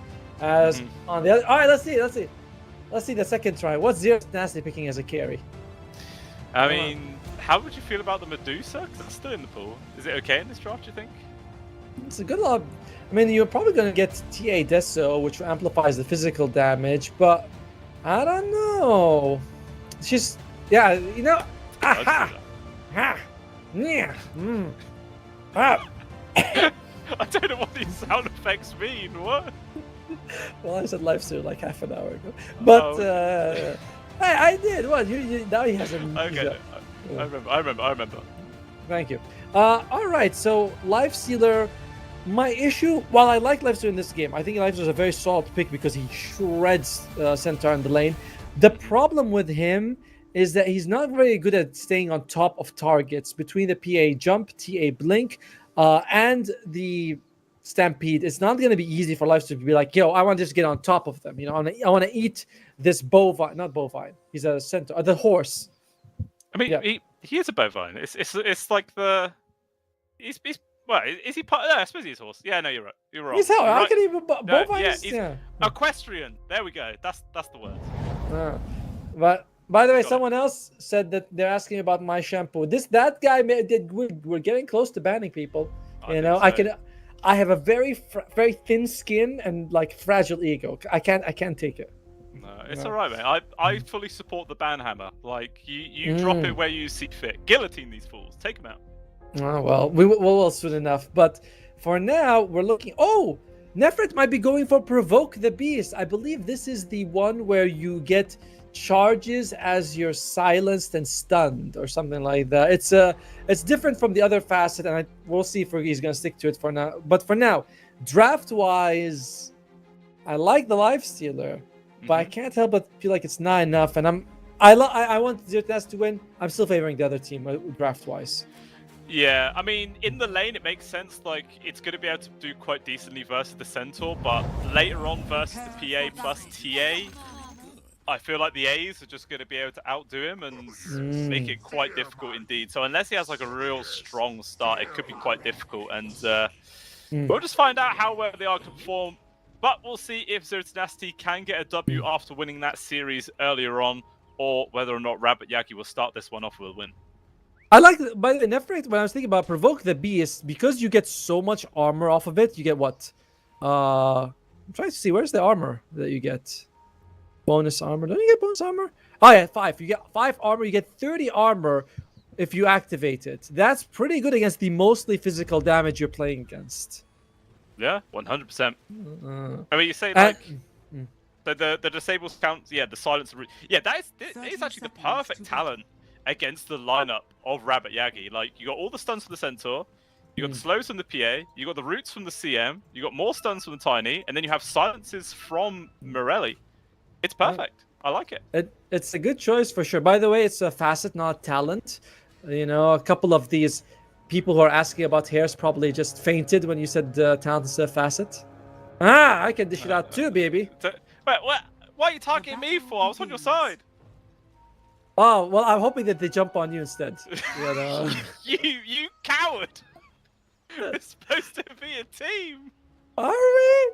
As speaking of teams, they start off with 3 bounty ruins here for Ribotagi. I'm sorry, I feel like Rabbit Yagi. Okay, thank you. There you go. See, I helped you. Now help me. Yes. We'll see. We'll see. We'll see. Okay, that's fine. But I do like. I was going to say, this mid-lane matchup, Stoikov on the Lina versus Morelli's TA. Who are you going to be favoring in this one? I mean, so far it looks like Stoikov's able to pump out the hurt, but do you think this is going to change as levels start being applied? Yeah, it becomes harder and harder to remove refraction charges. TA, not only did she get an extra refraction charge every level, she also has a 2-second cooldown reduction. So, I would still favor Lina, but certainly not by that much. Mm-hmm. And the TA's damage is actually a big deal, right? You right click so much harder, you are able to deny a lot easier. It might be that Morales wins this one. Yeah. I have to say, you know, obviously got to factor the fact that Stoikov's probably quite warmed up after his series earlier on. You know, he's ready for some more Dota after that short 20-minute break. Hopefully he's not exhausted. Is he warmed up because he picked Lina? See what you did there? Yeah, that was terrible. Yeah, I give that one like a 4 out of 10. Oh, that's generous. I would have given it a 3. But Okay. all right. So top lane is going to be Jakiro as well as Lifestealer versus the Tiny and the Centaur. I think this lane can go either way, but it might slightly be easier for Rabo Tiagi to play it. I don't know. Yeah, I mean, you say that, oh. they're sort of turned around right now. Good two-man stomp comes in for Spirit. Does make some space for Denten, but lots of trades coming their way so far. I feel like once Denten, you know, he's got his Avalanche Toss combo online, we could start seeing LeBron be put in very awkward situations. Like, his positioning is going to be crucial to not just die every time in this lane. At the same time, though, Denten, you know, just taking those Ice Blasts or whatever they're called, along with the Dual Breath, it adds to a lot. Liquid Frost, sorry. Oh! Liquid Frost. Oh, speaking of, here we go, the combo. Toss back into the Stomp, Blood Grenade on top, double edge, first blood found. The curse is real, Tom. It exists. Yeah. That is, I mean, we were saying, right? It feels like the double melee might be a little easier to play. Liz, I think we said that. Pretty sure we said that. All right, bottom lane, now we're looking at it's going to be CM as well as PA, which is with a good amount of slow and control versus the Primal Beast as well as the Ringmaster. Generally, I would say that favors Zero Tenacity slightly, just because CM is so much easier to kill than the Ringmaster. Yeah, she is just squishy 101, you know. If you ever think of a POS 5 that dies the most, CM is probably going to be the first person on everybody's mind. So we'll see if Fast Echo does get caught out a few times, or maybe he can always keep the distance. But again, it's very hard against two heroes that have mobility, slows, control. It's not going to be easy whatsoever. But glancing back at this mid lane, it does look like Stoikov's winning so far. 16-9 against the 12-4. Pretty even in terms of harassment as well. Both of them looking pretty low. Yeah. By the way, we also can see that CM is not opting to go for early kills because level 2 he takes the Arcane Aura. Usually, gank mid. Okay, there you go. Awkward here for Morelli. He's just gone. Big rotation comes in there from Pablo. Secures a kill for his mid. Huge. Massive. That's a huge deal for them. By the way, the odds are favoring Rabo Yagi. I think the T is silent, so I'm just gonna go with that. But not by much. This is looking very nice for Zero Tenacity at the moment. Oh, Spirit. Yeah. In danger, getting pressured. Like, they see the fact that the Tiny goes mid to secure the Water Rune, and they do use that little advantage. At the very least, Spirit is close to his tower, so he's not going to get pressured too badly. But, he's also, as I said, Stoikov will be getting double Water Rune. Sorry. He's also got 2 bracers, which is very nice for his durability, but on the other side, he's gone for Orb of Corrosion, a bit of an expensive item to secure the laning phase, but it's a good bit of slow, good bit of heal regeneration as well. And honestly, you can keep it for most of the game, and you'll still be very happy with it. Oh, for sure. And I feel like with a hero like Jakiro, who brings even more slows to the table, I feel like it pays off even more. You just get so much extra value out of it. Yeah, I feel like it's a solid pickup, indeed. I just wish it was, I don't know, maybe a bit weaker, but a bit cheaper, because sometimes I want to buy it against like a Morphling when you're position 4, but it feels very much like it's a core item. It's too expensive for a support to buy. 6 agility or 7 agility is just not good for most supports as well. Retsu, okay. Just applying pressure, forcing him out of his lane. And he's doing a good job so far, nearly doubling the CS of Spirit. Yeah, it just seems really difficult. And this is why Zero Tenacity did go for the last pick of the lifesteal. I feel like they knew the lane would turn out this way. They knew it was going to be a good time for Retsu this time round. And yeah, Spirit is just getting constantly pressured. As soon as he steps anywhere near the creeps, he just gets ran at. Denton's having to even do some old creep skipping here to try and make it a bit nicer for the Cent. And he's completely given up on also getting kills. He's going for 2 points in return. Took me a second to get that one, which means that he's thinking, well, if I have to jungle, this is the best ability. If they harass me, this will hopefully deter them a little bit. Return is very good against Jakiro because you proc it twice per 1 hit. Yeah, that's true. Rotate mid here from LeBron. All the refraction charge is gone, but Azteca comes in with a freeze of his own. Dead as well with a good 2-man use of the avalanche. There's going to be the escape hack there from Pablo. Toss actually lands on towards LeBron. It looks like he will die for this one. Stoikov trying to get the kill towards Dead-10, but not enough. And now, Pablo overstays his welcome, and he is going to get ran down as Decorable people is the one to get the double kill. But at the very least, Stoikov gets a nice rune denied there. Yeah, but it's not really what you wanted. You lost both of your supports, and in a lane that you were kind of winning before that. Was that? Well, at least Azukor got the kills, but it was still decent assist gold going towards the TA. Man, poor Spirit. Just zoned out. He's getting creeps. He's happy, Dire's okay. top tower I mean, he's is having under to do, attack. creep skipping himself to be able to have any Dire sort of are chance of a scanning. time here in this lane. Unfortunately, the timing's not right, so he misses a wave, so he's going to have to just slowly fire up this wave here. Just want to point out, you pointed out a few times against me, but the skill's not called return anymore. It's called retaliate. Oh. There you go, got thank my you. own back. Uh, Revenge. wow, I feel bad. Good one, Blue Scale. Yeah, I hope that burns your soul. Ass. Radiant's middle tower is under attack. Well, Nefrit isn't having. I mean, he's getting the same amount of CS as Spirit, and we've been saying Spirit's actually suffering. So Nefrit, he's not having a good time either. And Stukov is actually the lowest core farm at this point of the game. Spirit, level 5, stun. Oh, misses. Can they get him? Dire's middle tower So Go for a durable. TP. Not going to happen though. Ice Buff is there. And the actual second blast secures the kill for Retsu. Mate, if that was a pub game, I'd be getting pinged and shouted at for that. And I was like, dude, it wasn't my fault, it's the skill. But Yeah. they'd be raging. A nice job by LeBron holding it on that long. And overall, they've done really well top lane. However, they haven't done as good in mid for sure. Radiant's middle tower is under And attack. what's Nefrit gonna build in this game? Aghanim's feels like a critical game. Radiant's top tower is under attack. It does. Oh, top tier 1 though. I think this is going to go down already here, Tomo. It's very rare that you see a team lose their Dire's offlane bottom tower tower is under at attack. 8 minutes into the game. It just really shows Radiant's how top dominant tower has Zero fallen. Tenacity's safe lane has been. Just He's Retsu, go- we were saying maybe he'll finally get a good game, and this is it. It's his best game by far so far, at least in start-wise. What is he? 0-0 and 1? Okay, usually he's 0-4 by this point of the game. Ow!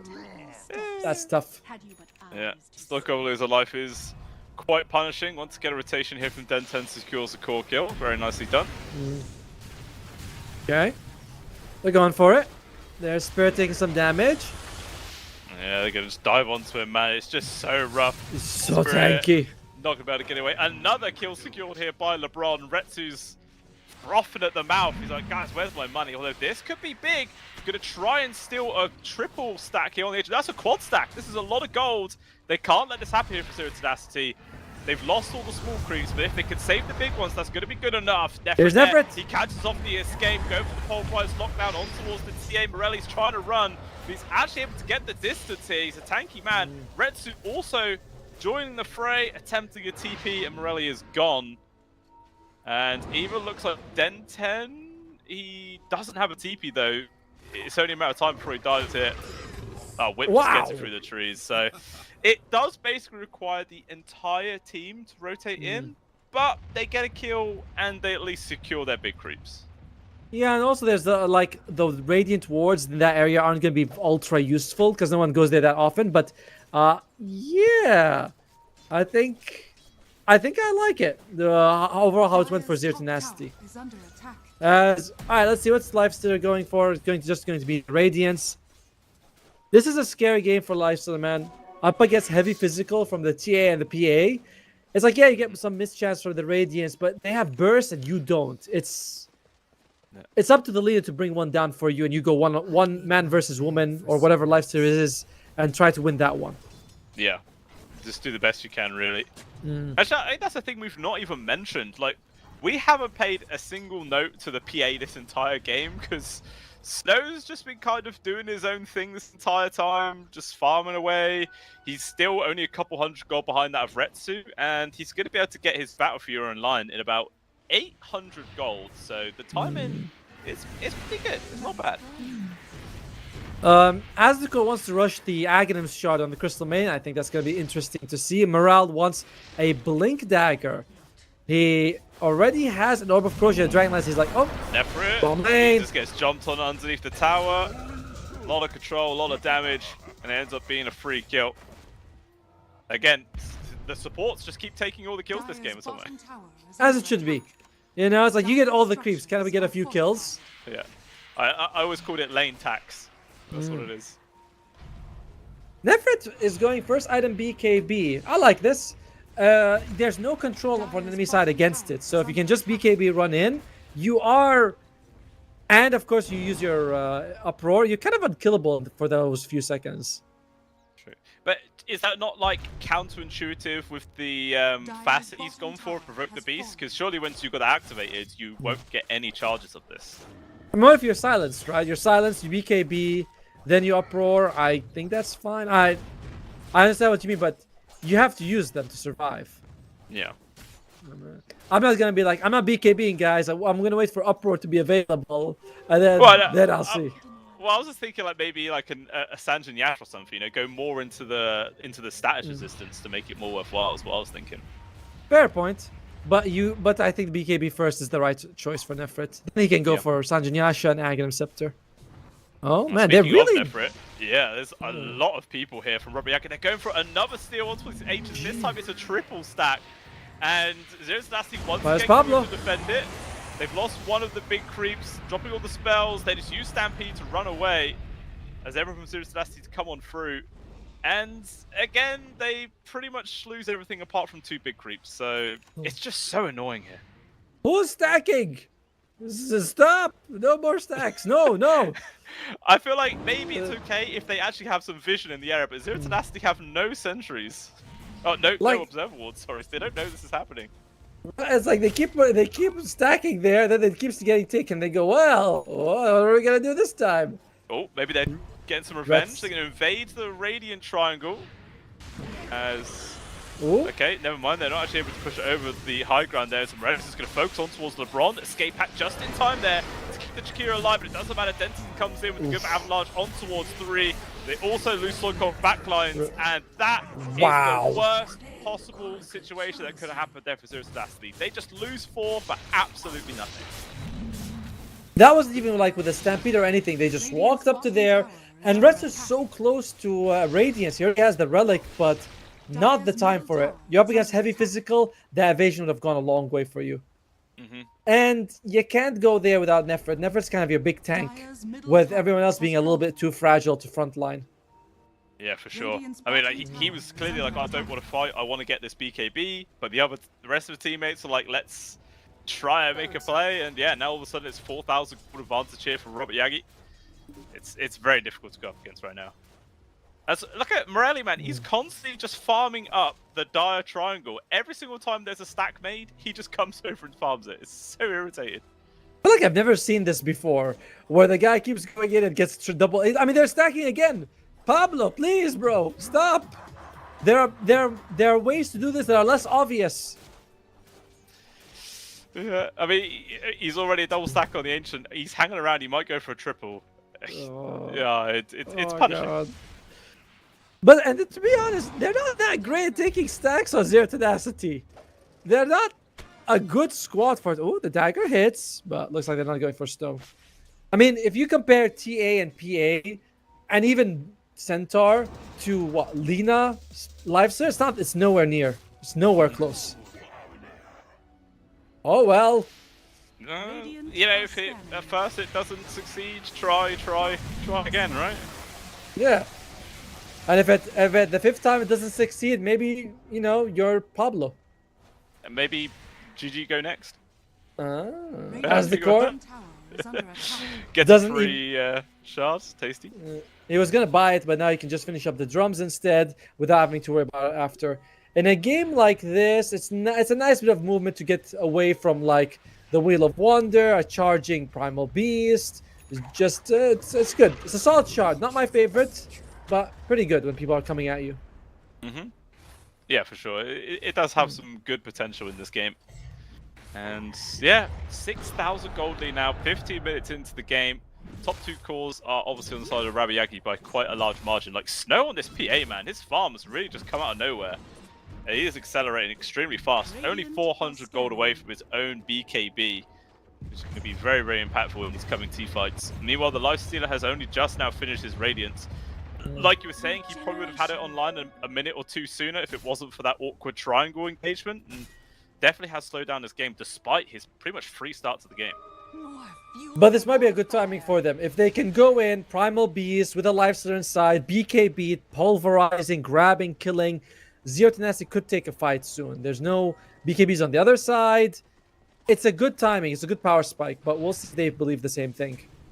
Wow, 3% Ghoul Frenzy movement speed. Is that the shittiest talent in the game? Who's that for? Is that for A Red? Lifestealer.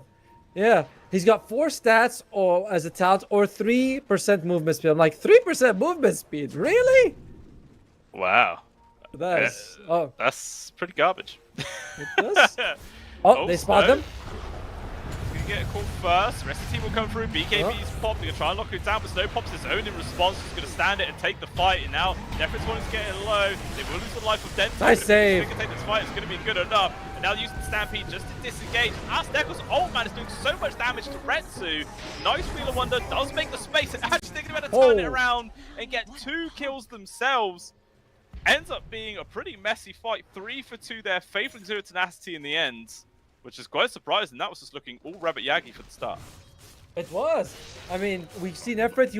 He took way too much damage. Pops the BKB, but he's like, I can't actually stand up to them. And Retsu was, you know, the Crystal Main was on top of him. But amazing Wheel of Wonder by Pablo. He's been clutching it with a lot of big ultimates. Echo slams before, and now with this Wheel of Wonder was insane. Do we have a replay of that?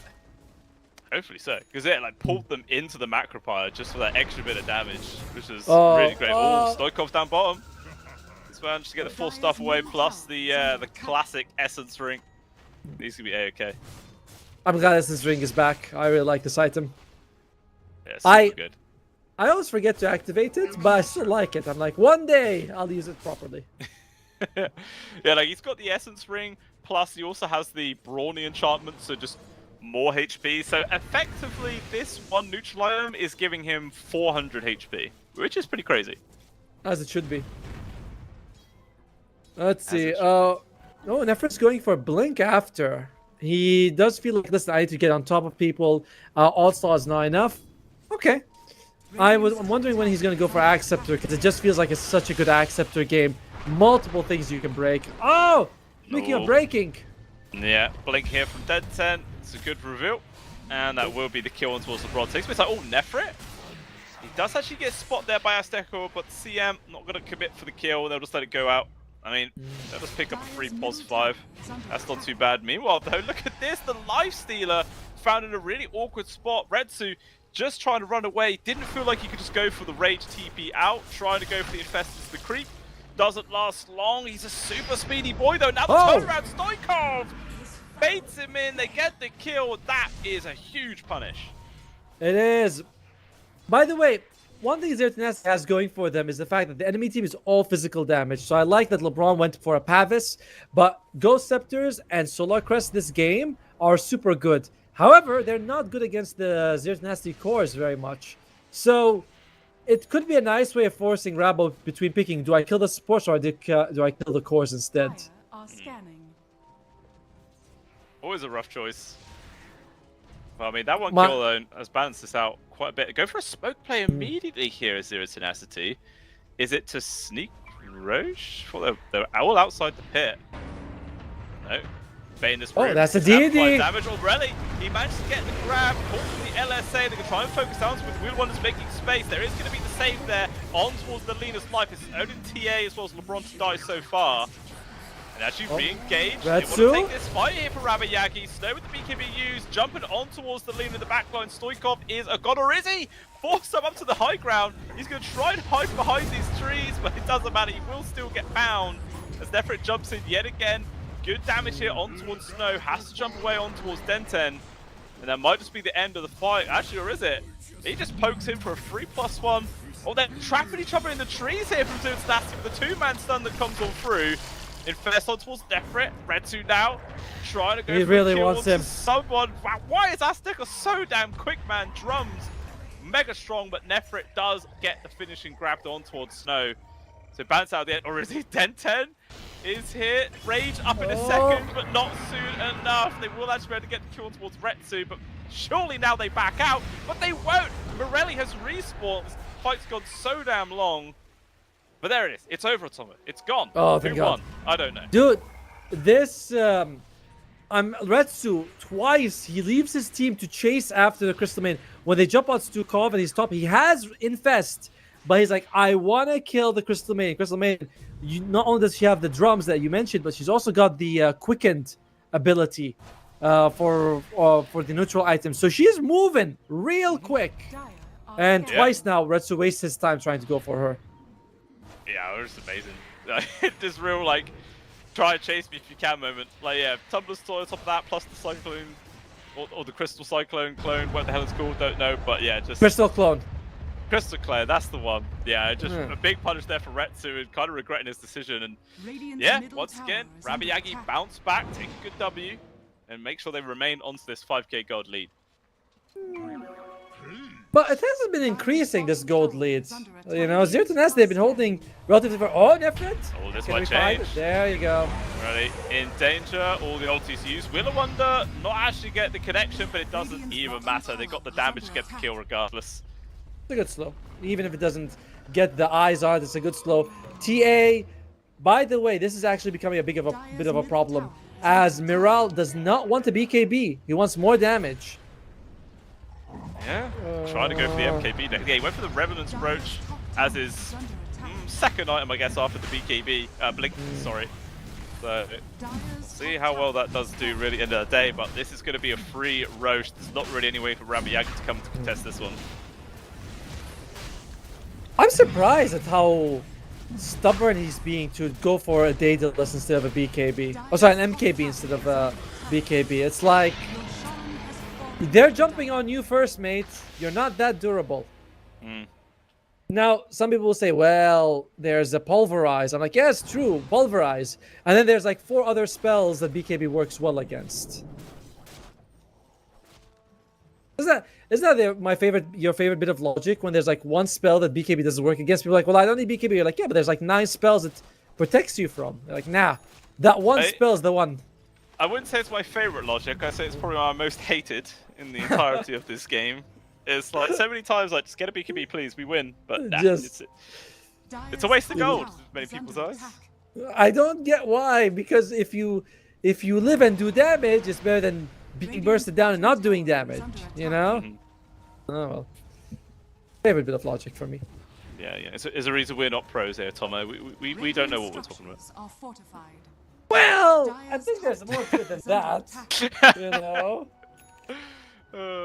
Maybe for you, you're much higher in Mar than I am. No, please. We're not even the same planet. Oh my god, Nefred, he's in trouble. He's gonna get controlled. So tanky. Manages to just, pop the BKB, and obviously with all those uproar stacks, he just gets bajillion armor. And nothing that Rabi Yagi do to burst him down. And everyone from Zero Tenacity is here, ready for a fight. I mean, looks like it's going to sell for that tier 2 bomb. But they do the smart thing. They're saying, let's just smoke. We know that they don't have BKB on Primal Beast, which means that, you know, he's not going to be able to jump on someone, just control them. Or at least not as easily as he did before. Oh, Stukov. Stukov! He has the Aegis at least. With 3, it's actually so damn tanky because the Essence Freak's taking a long time to die. That will give plenty of opportunity here for Zero Tenacity to come in for reinforcements. Morelli has to actually just blink away as it looks like the Centaur's been abandoned. He wants to get crushed. And now Azteco overstaying his welcome. He too will fall. Like elsewhere, Denton was actually able to solo kill Pablo at the very least. So it's a core of support for a support and an Aegis. Not the worst trade for Rabi Yagi. True, but you're also quite happy if you're Zero Tenacity. You want to use the Aegis to get stuff done, and winning a small skirmish it's something. Centaur's going for a pipe, which is pretty good against all the magic damage from Zero Tenacity. It's mixed from the Lina, because we're seeing Witchblade, Hurricane Pipe into BKB, so it's a nice bit of this and that.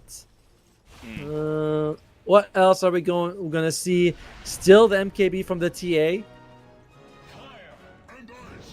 Yes, the item of choice. I mean, how much further away is she? 1900.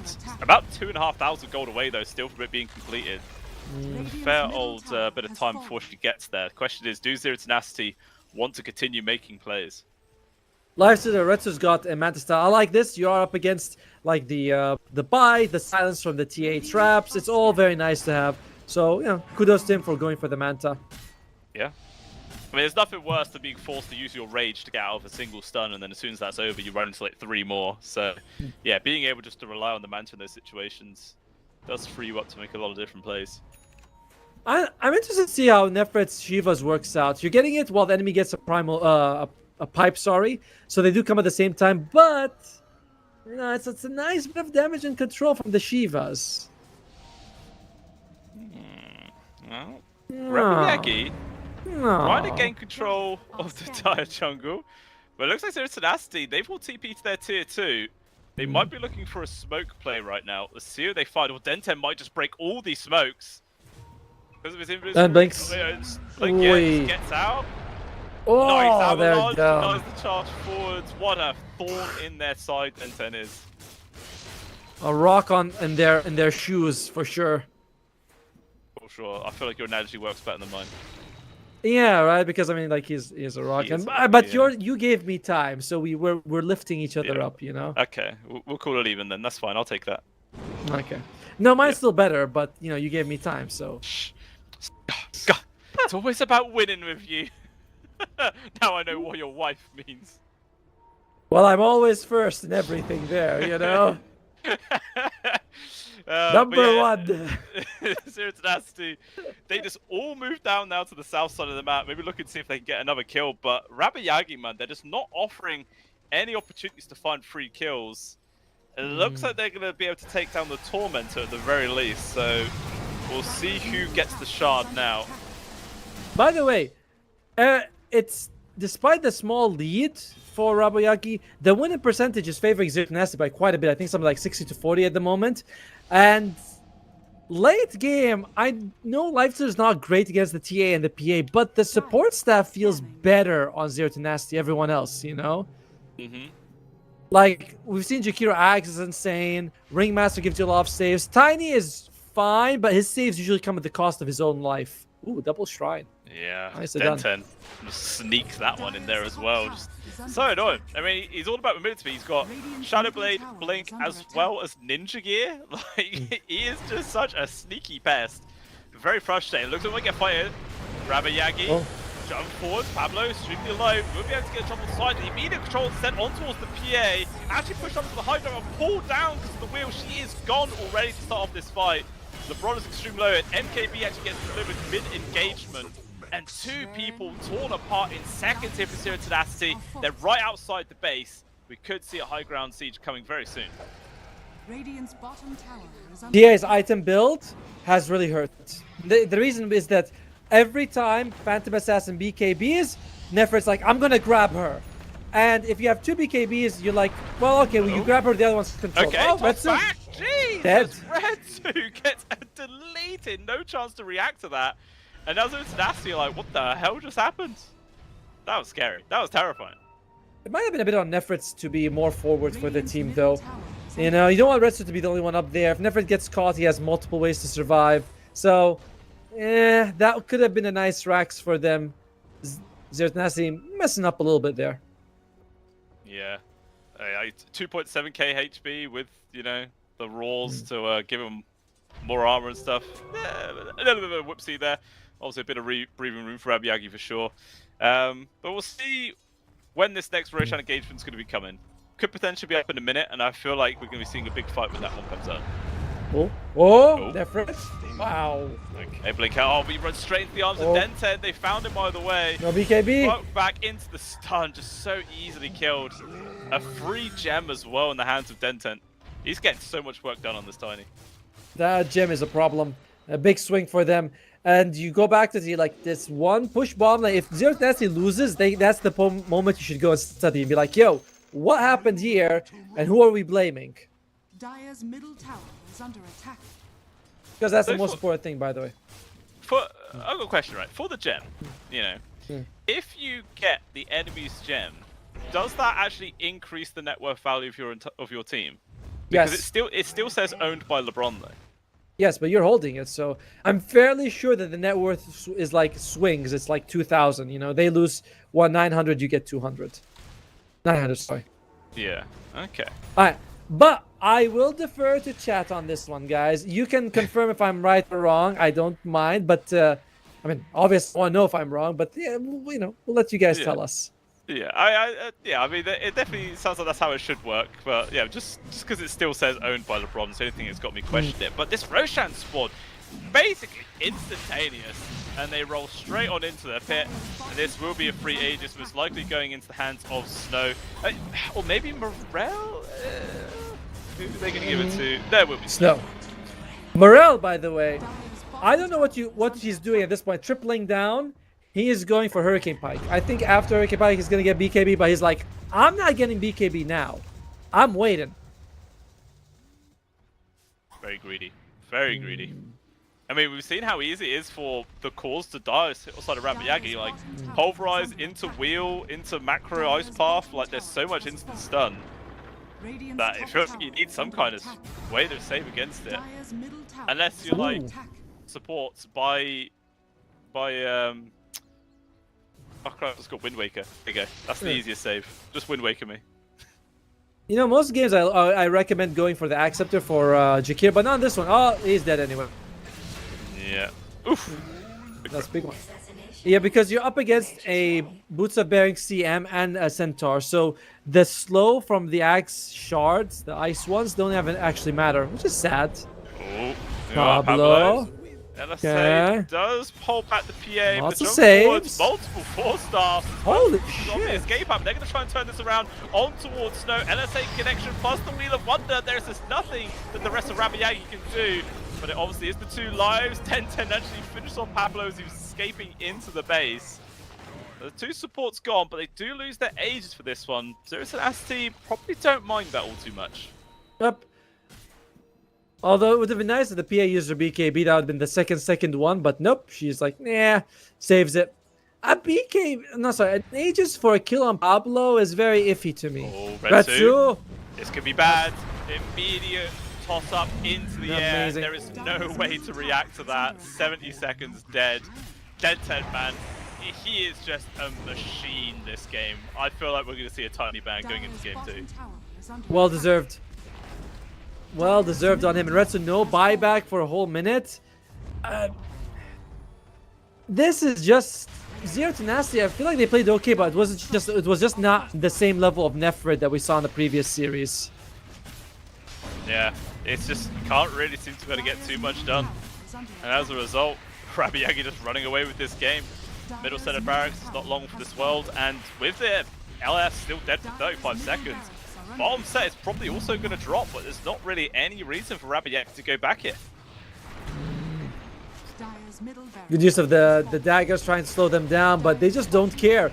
And here's the thing, if you don't have BKB and you go all damage, you can do a lot to the buildings. Yeah.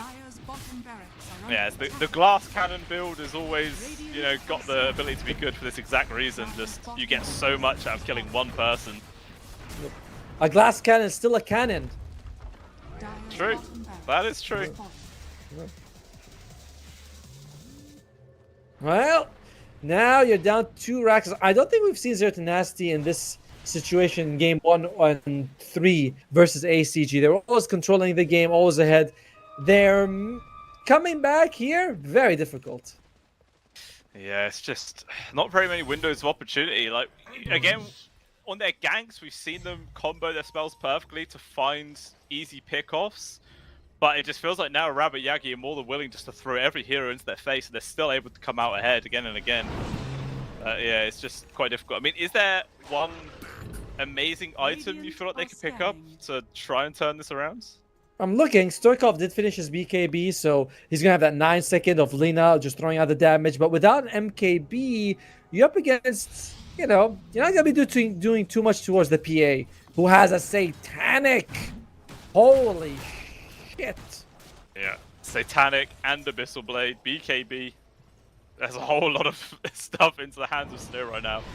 Full 5,000 gold ahead of Retsu, so that's like an entire item extra. Who, speaking of Retsu, is also going for an Abyssal Blade of his own, so see if you can get that in a reasonable time, or if a fight comes before then.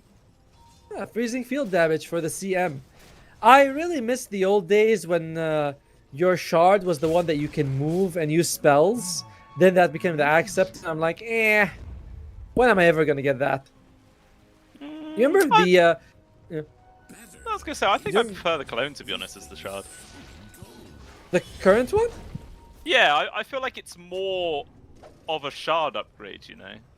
fair, but the other one was so much fun. You walk and you use spells and you do 20% more freezing field explosions. I don't know, that was awesome. And Switch wow, play for Rabiagi. Making play, jumping forwards. They got the grab on towards the ring must, try to burst him down. They jump into the back lines. The good multi-hero is stunned, but the air's getting the pulverize, attempting to lock down Snow, but the PA is not taking any damage, and he just blasts down two. No buybacks to be seen there, Atomo. Escape Pack will be able to keep Nefrit alive for a bit longer, but Den10 re-engages, trying to finish on Pablo, but actually the right click to Stoikov will take him out, but it just makes very little difference. They hemorrhage kills like mad. There are a couple of buybacks available here for Zero Tenacity, and if we want to have any hopes, they're going to have to use them, but they're holding on to him for game 2. Nope. Stoikov takes his out. It's still a 5 versus 2, 5 versus 3. If Nefrit, there you go, Nefrit buys back. It's going to take a miracle right now for this to result in anything. I mean, they don't even have a glyph available, and instead of trying to go for objectives, Rabayaki want kills, but the GG is called before the throne actually explodes. What a victory coming out here for Rabayaki, just absolute beatdown onto the Zero Tenacity. It was, wasn't it? It's just the focus on Nefrit, ensuring he doesn't get any hero. Remember, they spent something like 6 bans just on Nefrit, like ban, Darkseer, Bristleback, Tidehunter, Nightstalk, a bunch of his heroes, and he takes the Primal Beast, which is what's left. But in the next game, if you're Zero Tenacity, you're like, let me take first pick, let me pick a hero from him from the start, because that's not good. Yeah. I mean, we saw them pull that combo off a few times, you know, but like, yeah, he just wasn't really able to get much of a game at all here on this Primal Beast. Like, it was great for the initiation value. It allowed them to get a few good kills early on, but it just wasn't really enough to bring the W in the end. And yeah, Rabayaki just ran away with this game. And to be honest, 100% MVP for me is on Den10. What an absolute menace on this Tiny. Right, it goes with Blink and Shadowblade and what you call the ninja gear, and it's very annoying for them. He also had a gem, so he's removing vision. I don't know, just played really well. He did have to sacrifice the centaur early, but you're like, it's okay. We have a TA and a PA to win us late. Yeah, 100%. I mean, it's funny as well. Damage-wise, he did the exact same as all the other cores. Like pretty much everyone did 90,000 damage on Rabayagi. He was up there with them. Just, yeah, a top-level performance, and it does definitely showcase why POS 4 Tiny is still viable in a lot of teams. And Zero Tenacity, they've got a lot of things to address, and I feel like that Tiny's got to be one of them. I know you're a hater, I know you love to see the Tiny as the core, but there it is. POS 4 Tiny, it exists. It is. It worked out very well for them. We'll see, though, what they can do for Zero Tenacity. They're going to be entering their 5th game soon, so fatigue probably setting in. But we're going to give them a little bit of break. We're going to take 10 minutes here. When we come back, it's going to be Zero Tenacity versus Rabayagi game 2, possibly the last game of the day. We'll see you in a bit.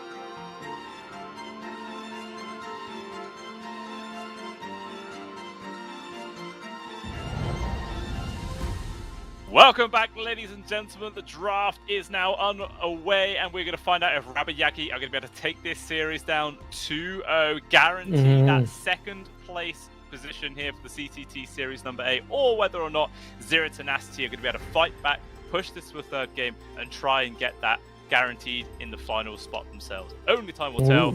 What do you think we're going to see here, Tomo? Probably Rabayagi not going to be changing too much. They're going to stick to the schedule, to what the game plan was. Shut down Nefret, try to bring down Stukov, Retsu will shut himself down. You know, something like that. That's the theme that we've been going on today. It has not been Retsu's day. I like not saying he's a bad player, but he's not having a good day. No. I mean, his lane, at least, in that last game was amazing. He had a free time. They crushed the Centaur. They even killed him once or twice. They had the tower down by 8 minutes. Unfortunately, it didn't really translate into much, and yeah, they just got pressured. But as you can see, once again, they are purely focusing on towards Nefret and the position 3, taking away all of his heroes, and they're actually going to snap up the tiny first pick. Don't blame them at all. Give this once again to Den 10. It's a flexible hero. They can put it where they want. And it's a flexible hero. They can give it to who they want. Okay, good. All right. So then they start off with the DK for Zero Tenacity. This is usually played on Stukov, not Nefret. So they might be willing to wait a bit more. Again, you're going to suffer through 2 more bans at least to your hero pool. I don't know. I feel like you might want to give him a 0 as fast as we can. Yeah, unless they're trying to like fake this as the offlaner, perhaps, to hopefully make sure Rabayagi stops banning offlaners, but that doesn't seem to be the case as now the Enigma has been removed. What was the other offlaner they banned in the last game? Tidehunter was banned at some point. I remember that one. But I think they banned a support here or something else. It wasn't like 4 offlaners and then that was it. Let me see. The Primal Tide, Night Stalker. I think I got most of it by now. He's Googling. He's checking. Okay, alright. Huh? What? Yes, I check everything. Definitely not chatting in chat. So you don't just believe me based on feelings? I mean, I try to back it up with some statistics and stuff, but more often than not, I do take what comes out of your mouth to be gospel, Tomo. You know, I feel like you preach some accurate stuff. Thank you. Most of the time, you know. Okay, cool. So you're a feelings over facts kind of guy. A man after my own heart. Yeah, you always trust your feelings, my friend. Always trust the feelings. Rabayagi, though, this time round, actually going to take out the Ringmaster. We did see that into the hands of Zero Tenacity in the last game. The combos were used quite well with the Wheel of Wonder. They gained a couple of kills for it. And apparently that's enough for Rabayagi to take out the pool. But AA will make an appearance for the first time today. Why is the light better now? It used to be much darker than before. Now looking much brighter. Remember, I was dark earlier today. I don't get it. I'm a big fan of the AA. AA, good. This is pretty awesome. And firstly, you might want to pair it up with something like a Slark or a CK, but overall, just the hero by itself, late game, massive damage. Great way to boost up magic damage for your team, so you can pick something like a Leshrac, and you're gonna be happy. And you know what's weird? LeBron just sent me a message just now when I told him good luck half an hour ago, and he said thank you. I'm like, aren't you drafting? What is up with you? Stoikov's drafting, man. He's the one doing all of it. LeBron's just chilling. Okay, bro, focus draft. That's why I wrote for him. Okay, man. I told him off. Don't worry, guys. Good. Well done. Slap him on the wrist. Tell him to focus on his game. You know, they're 1 loss away from elimination. Can't be. Risky not focusing right now. Yeah. Why is he talking to me for? Talk to your team. What the hell? Talk to Retsu. All right. Yeah. Rabayagi. The Jakiro always a very solid pick here, and like we did see in the previous game. Yes, Jakiro lost, but that's because when you first pick the hero, it's always good to pick. It's never bad, and sometimes you just pick it and you just outmatch no matter what you do. Yeah, it was difficult. I mean, the laning phase was decent for the Jakiro, but yeah, just eventually, just the PA, a TA, everything else was just so difficult to survive. Even the +4 Tiny was just basically killing him again and again. There was just no space for the poor old squishy supports to actually survive through. And to be honest, the H Apparition is probably even squishier than a Jakiro. So, you know, if a similar strategy comes out here from Rabbi Yagi, then it's just going to be 2 rough games in a row for LeBron.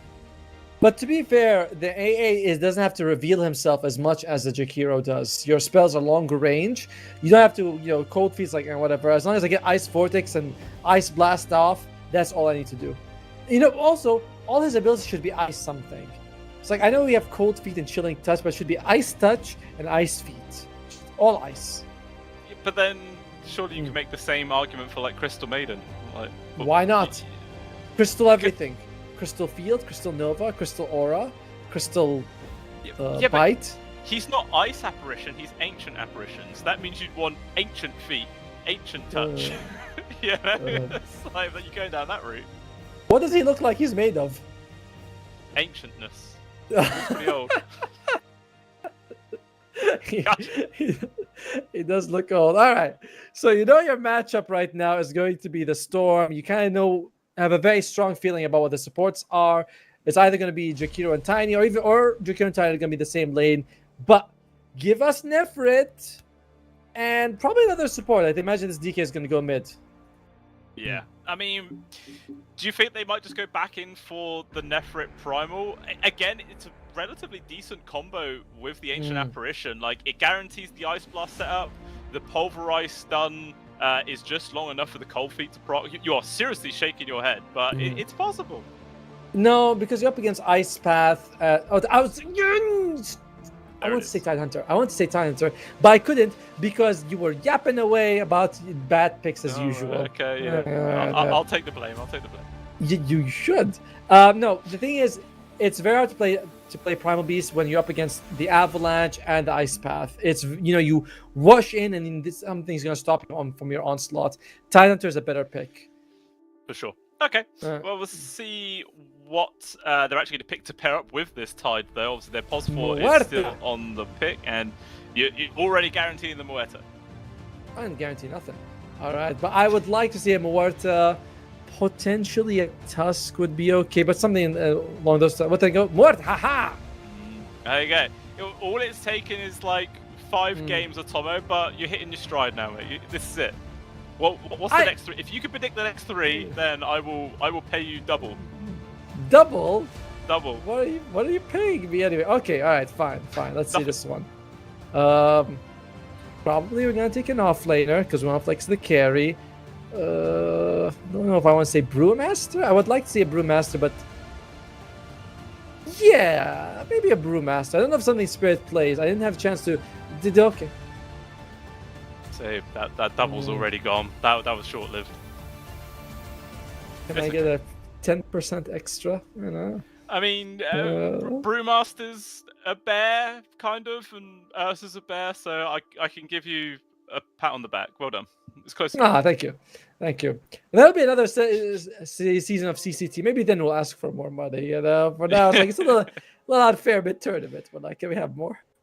All right, so they definitely need an offlaner for Brago for the Dire. And Radiant, they would like a carry here. They get rid of the Puck, though. I'm pretty sure Stukov plays the DK way more than Retsu. Although we did see Retsu play DK earlier on, to be fair. We did, with the Frost Dragon up against the Medusa. Didn't really make sense, and it did flop in the end. We'll see which one they're going to go for, if it is going to be the carry DK or not. Obviously, they do also have the last pick, so they will have that slight advantage. Oh, Molar is leaving us. He was with us in chat the whole time. Bye, Molar. You were our favorite orange-colored chatter. Yeah, I mean, he's been chatting, but he's also been insulting at the same time. He was the one making the shampoo jokes. Yeah, I mean, you get the good with the bad. The love with the not love. Zdair Tenesti. Yeah, what would you like? You mentioned the DK. The corrosive does work a little bit with a Tidehunter because you have that bit of minus armor from the gush and the corrosive, but it's not quite as stacking as it is with a bristleback. So that's true. Feels more 50-50 here for me. Yeah, for sure. So the last bans are going to be take away the Sand King. So a lot of offlaners have already been stripped away. What is left? There's the Mars still in the pool. Fair. Underlords isn't too Okay. bad. I still think when you're looking at this, you want a Brewmaster over the ones you mentioned. Sorry about that. It's 9. We've been at this for 5 hours. You know, a little bit. You know, I apologize. Just cutting my head off there. Just like, Right. you know, remain your role, play by play. You don't know shit. Oh, okay. Yeah, I. What else would you want as an offlaner? Technically, I've seen some Phoenix offlane. It's not the worst in this game, apart from the fact that Mort is pretty good against the egg. But other than that, Phoenix could work. Although something with control like a Mars might be better. AM ban? Are they going for Medusa? Yep, What? good one. Okay. Good one. interesting. Good spot. It is some control. It's a nice front line. You put her in the front of the line, and she does well. That Let's have works. some All fun. right, so this is a very interesting sort of lineup coming in from Rabbit Yagi. It's 3 very powerful cores they get the ball rolling, which might be very hard to try and stand up against here for Side of Zero Tenacity. So, I don't know. Already, I feel like if this game goes really late, it's going to be quite in the favoured here of Rabbit Yagi. Yes. So, What if we take a mid invoker? well, just go for the Ravage Cataclysm play, just the big wombo combo. Why I mean, not? Yeah, it's pretty good. You have some decent setups for the Sunstrike in the laning phase as well, of Dragon Tail as well as Cold Feet, so you could try and find more kills like that. Yep. Slark.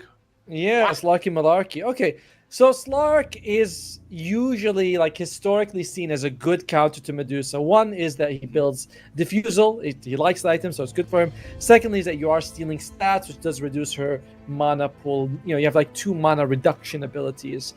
But that's kind of an iffy one, because Slark himself has durability issues, and Yep. standing up to the Medusa's like, yes, you do hurt her, but she hurts you too.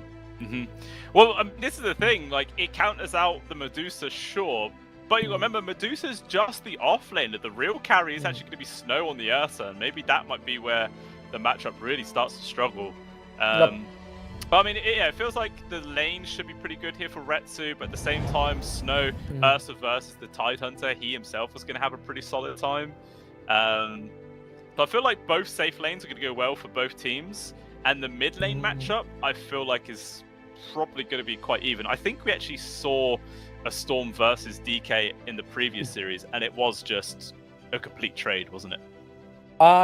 I'm looking at the facets, by the way. We might have some interesting facets. But yes, what you said, all good. 10 out of 10.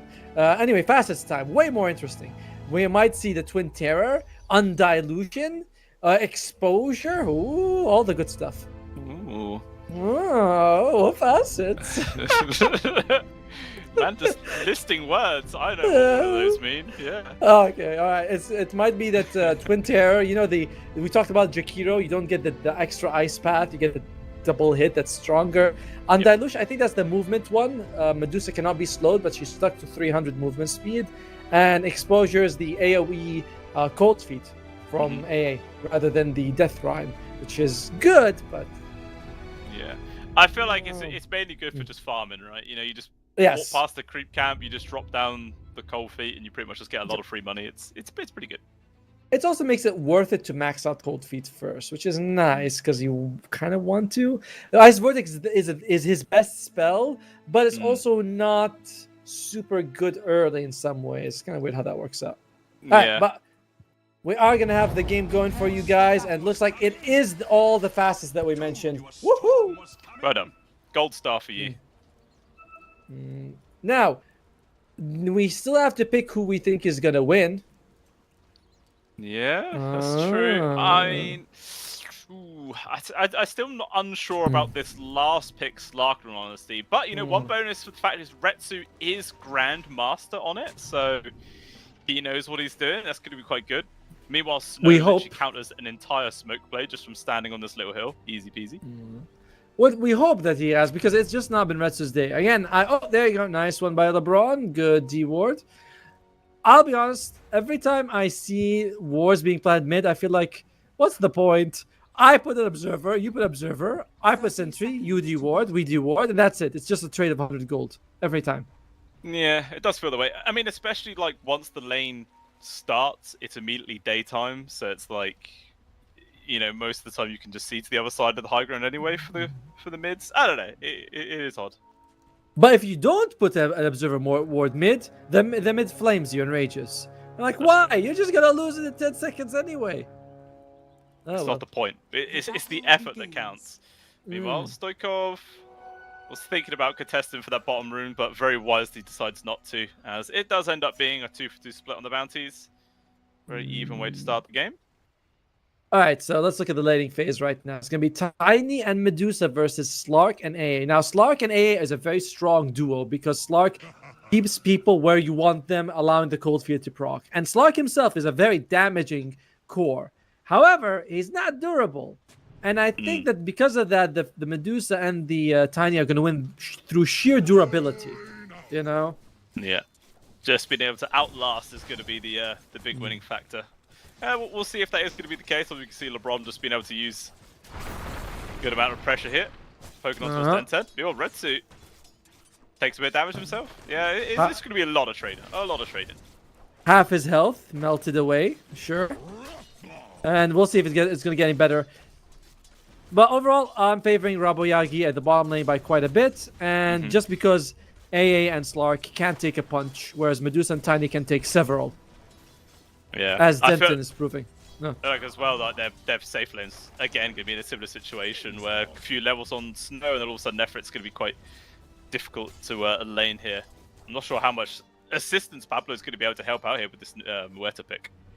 Well, one nice thing is they can push people away. The dead shot would be very nice, but top lane again, it's as you're mentioning, like you cannot purge the Fury swipes. So Nefrit, yeah, he can take a few hits, but eventually you can't stand against the Ursa, and you don't have killing power either.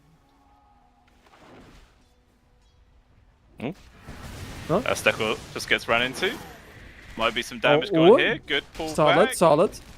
Level 2 finally actually puts a level into call. I think Pablo had his level 2 for about 5 seconds there, which he could have had the calling out, and that might have been a kill. So maybe just a very slight misplay there from Pablo. And now they're just immediately fighting back Rabbit Yagi, forcing them away. Look at the right click coming out from Azdico. Okay. Whoa, Yeah, shit. okay. Calling gets dropped. Both of them use Fairy Fires, but another Jewel Breath lands. Nefrit justifying range for use of the Gush. Once again, turns on ball. Pablo might tick out He live? Flame Breath. He'll barely get the first blood bonus before he drops. That was milliseconds. Well done, though, by Pablo. Baiting Azdico to stay on top of him, and he does get the kill in return. And he gets the experience out of it as well, since he got the kill first. So first blood and EXP. Nice start there for Zertnast in the top lane. Where I thought it wouldn't quite go as well for them. Yeah, I agree as well. I feel like that was just maybe a little bit of over-aggression coming up from the old Jackie, but we'll see if he does it again. Yeah, Jackie boy, huh? Jackie boy, yeah. See, you know how us Brits talk. The Jackie boy is an actual professional player, by the way. Is he? Yeah. There's an Now actual it's a player. hero. Okay. I think he was on Boom Esports at one point, back when C was a region. I mean, they are a region, but they were a real region back then. A real region. That is fake what we see nowadays. Well, more like some regions have really fallen and you don't feel like there's much investment. They're just like Valve is like, all right, please, let's try to resuscitate this region by giving them a slot to TI. And you're like, sure, let's do that. And have them be one of the first teams to be eliminated every time. Jeez. Oh, well. The representation is good at the very least. That's fair. I do like the representation. As North America would attest. You still got to earn some of that reputation, alright? It's not all completely free. I mean, no matter what you say, by the way, whenever you talk to an NA fan, they're like, yeah, but we won TI5. I'm like, oh, God, here we go again with TI5. It's all about living in the sun, my friend. That's the way you got to spend your life. No, I was taking quite a bit of damage here. Oh, wow. Wow. He just gets turned on and melted, and now Pablo's trying to run. The Fury swipes are stacking up, and another Ice Path will secure this kill for sure. Double kill picked up for Snow, who's already top of CS as well. Fantastic start to the game for this Ursa. I mean, TIE Hunter, he is very durable, but again, I think he's got the bear down facet. Yeah, so these Fury swipes, they last forever. It's not 12 seconds, it's 12 plus 20%, which is a lot. That is a lot. What's that? Another 2.4 seconds? So that's 14.4 seconds. Quick man. Yep. Unfortunately, it's actually 14% level 1, so you're wrong. Oh. Oh! What? Damn it. I don't care. It scales. Oh. Rip. Well, Close enough. Yeah, it doesn't matter. In the end, Raboyagi having a very solid time. The mid lane, though, is even, as Stukov as well as Storm Spirit are having a very an equal time right now. Sorry? A little mind blank there, Morelli. Yeah. Stupendous. Hey, I usually memorize their names by game 3, so, you know. All right, we'll see if we get one. If Zero Tenacity can rally here. But yeah, I mean, we kind of knew that this is what the lane was going to be in the draft. Just both of them farming away, not really able to out-pressure the other. So yeah, it's to be expected. Nothing really happening there. Still not really any action at the bot lane either. I don't think we've seen a single death down here. Just both teams farming up. Actually, maybe the first bit of aggression is we're going to find out. Spirit getting low. Cold Feet will just about proc. Denton more hits. Get here fast. There you go. Damn slow. Big kill to find. Denton's going to try and get some retaliation. That's not going to be enough time to kill. Maybe he's going to be careful though. And so yeah, Retsu, no stick charges. He has to back out. But yeah, good pick off there from Zero Tenacity. Yeah, well, in a 2v2, we favor the dire side, but when the Tiny leaves, the Medusa's like, yeah, I'm durable, but I'm not durable to take a Cold Feet and 17 hits from a Slark and live.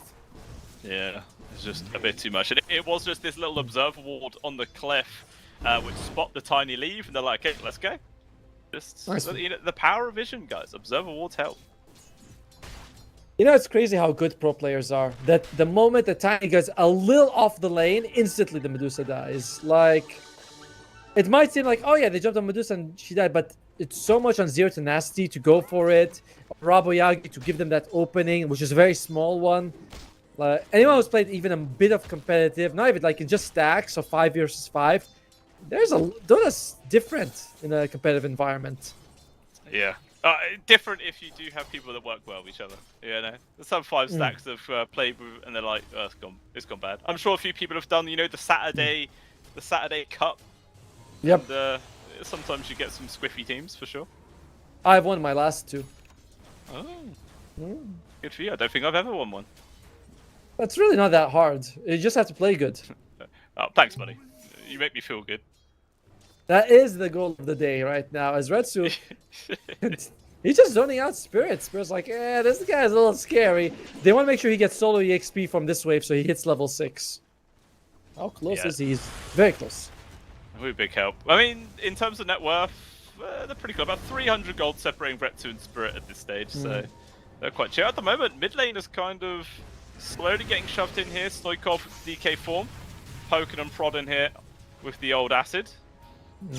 Oh, rune spawned. Oh, Morelli actually just about able to grab that arcane rune. Decides to back it out with a good 2-man ice path. Now he's going to recommit. Stunned. The silence though does not connect. And Morelli has to go. No, he jumps in aggressively. Will zip through and gets the kill towards LeBron. Pushes it to the limit, but is still able to get the kill. And now they want to make a move on towards Stoikov. With Den10 here, might get the toss back. With the damage. Actually, though, Stoikov is so damn tanky. Good use of the death shot there from Pablo. Connects on towards 2.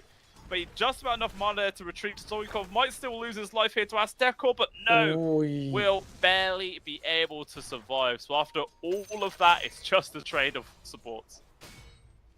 But at least Retsu has been slightly zoning out Spirit the whole time, so Zero Tenacity kind of happy with how this is going. However, the Tidehunter, we've been talking about Retsu and Spirit, but Nefret has again been having a very tough time against the Ursa.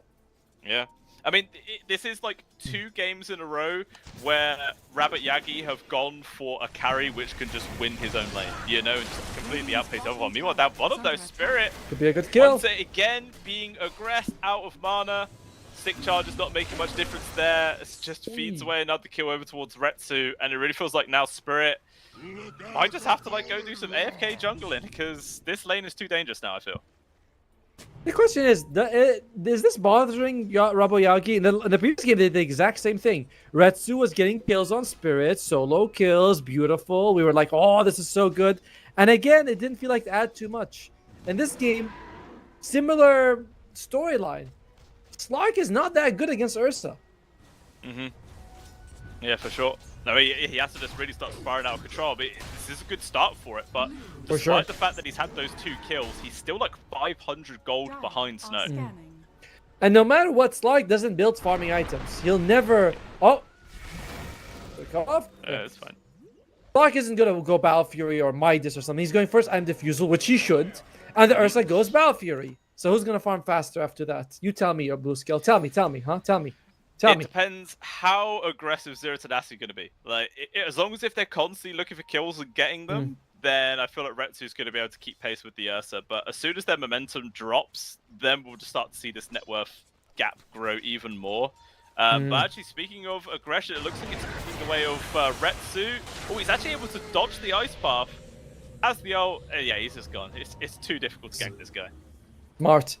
And net worth gap is not like thigh gap. You don't want it to get bigger. You know, you want to get smaller, especially when you're behind. But it's not happening. I think this Ursa is just going to start greatly outscaling Retsu. Who wants thigh gap? What? Me? Nah, mate. You want the juice. the thick. Yeah, the thick chafing that happens all day, right? Oh my God, Retsu! Absolutely amazing. In danger. As the Ursa just appears from the trees. Once again, Retsu's able to get out there. Not going to be so lucky though for poor old LeBron as he does get bullied down. Azteca actually secures that kill with his ice path. And they're going to try and focus on this tower, but look at this. They're bringing in several heroes here for Zero Tenacity. The entire squad wants to take this fight. The tier 1 tower will be going down. Can they get some kills for it? There will be the good use of the Max Power. Trying to make space with the Ravage lands into absolutely everybody. Spirit is getting low. He's trying to run, and now the retaliation's coming on through. They've lost 1. They've lost 2. This is an awful fight here for Zero Tenacity. Eventually, Spirit does die, but it doesn't matter, Tomo. The advantage is all Rabbit Yagi.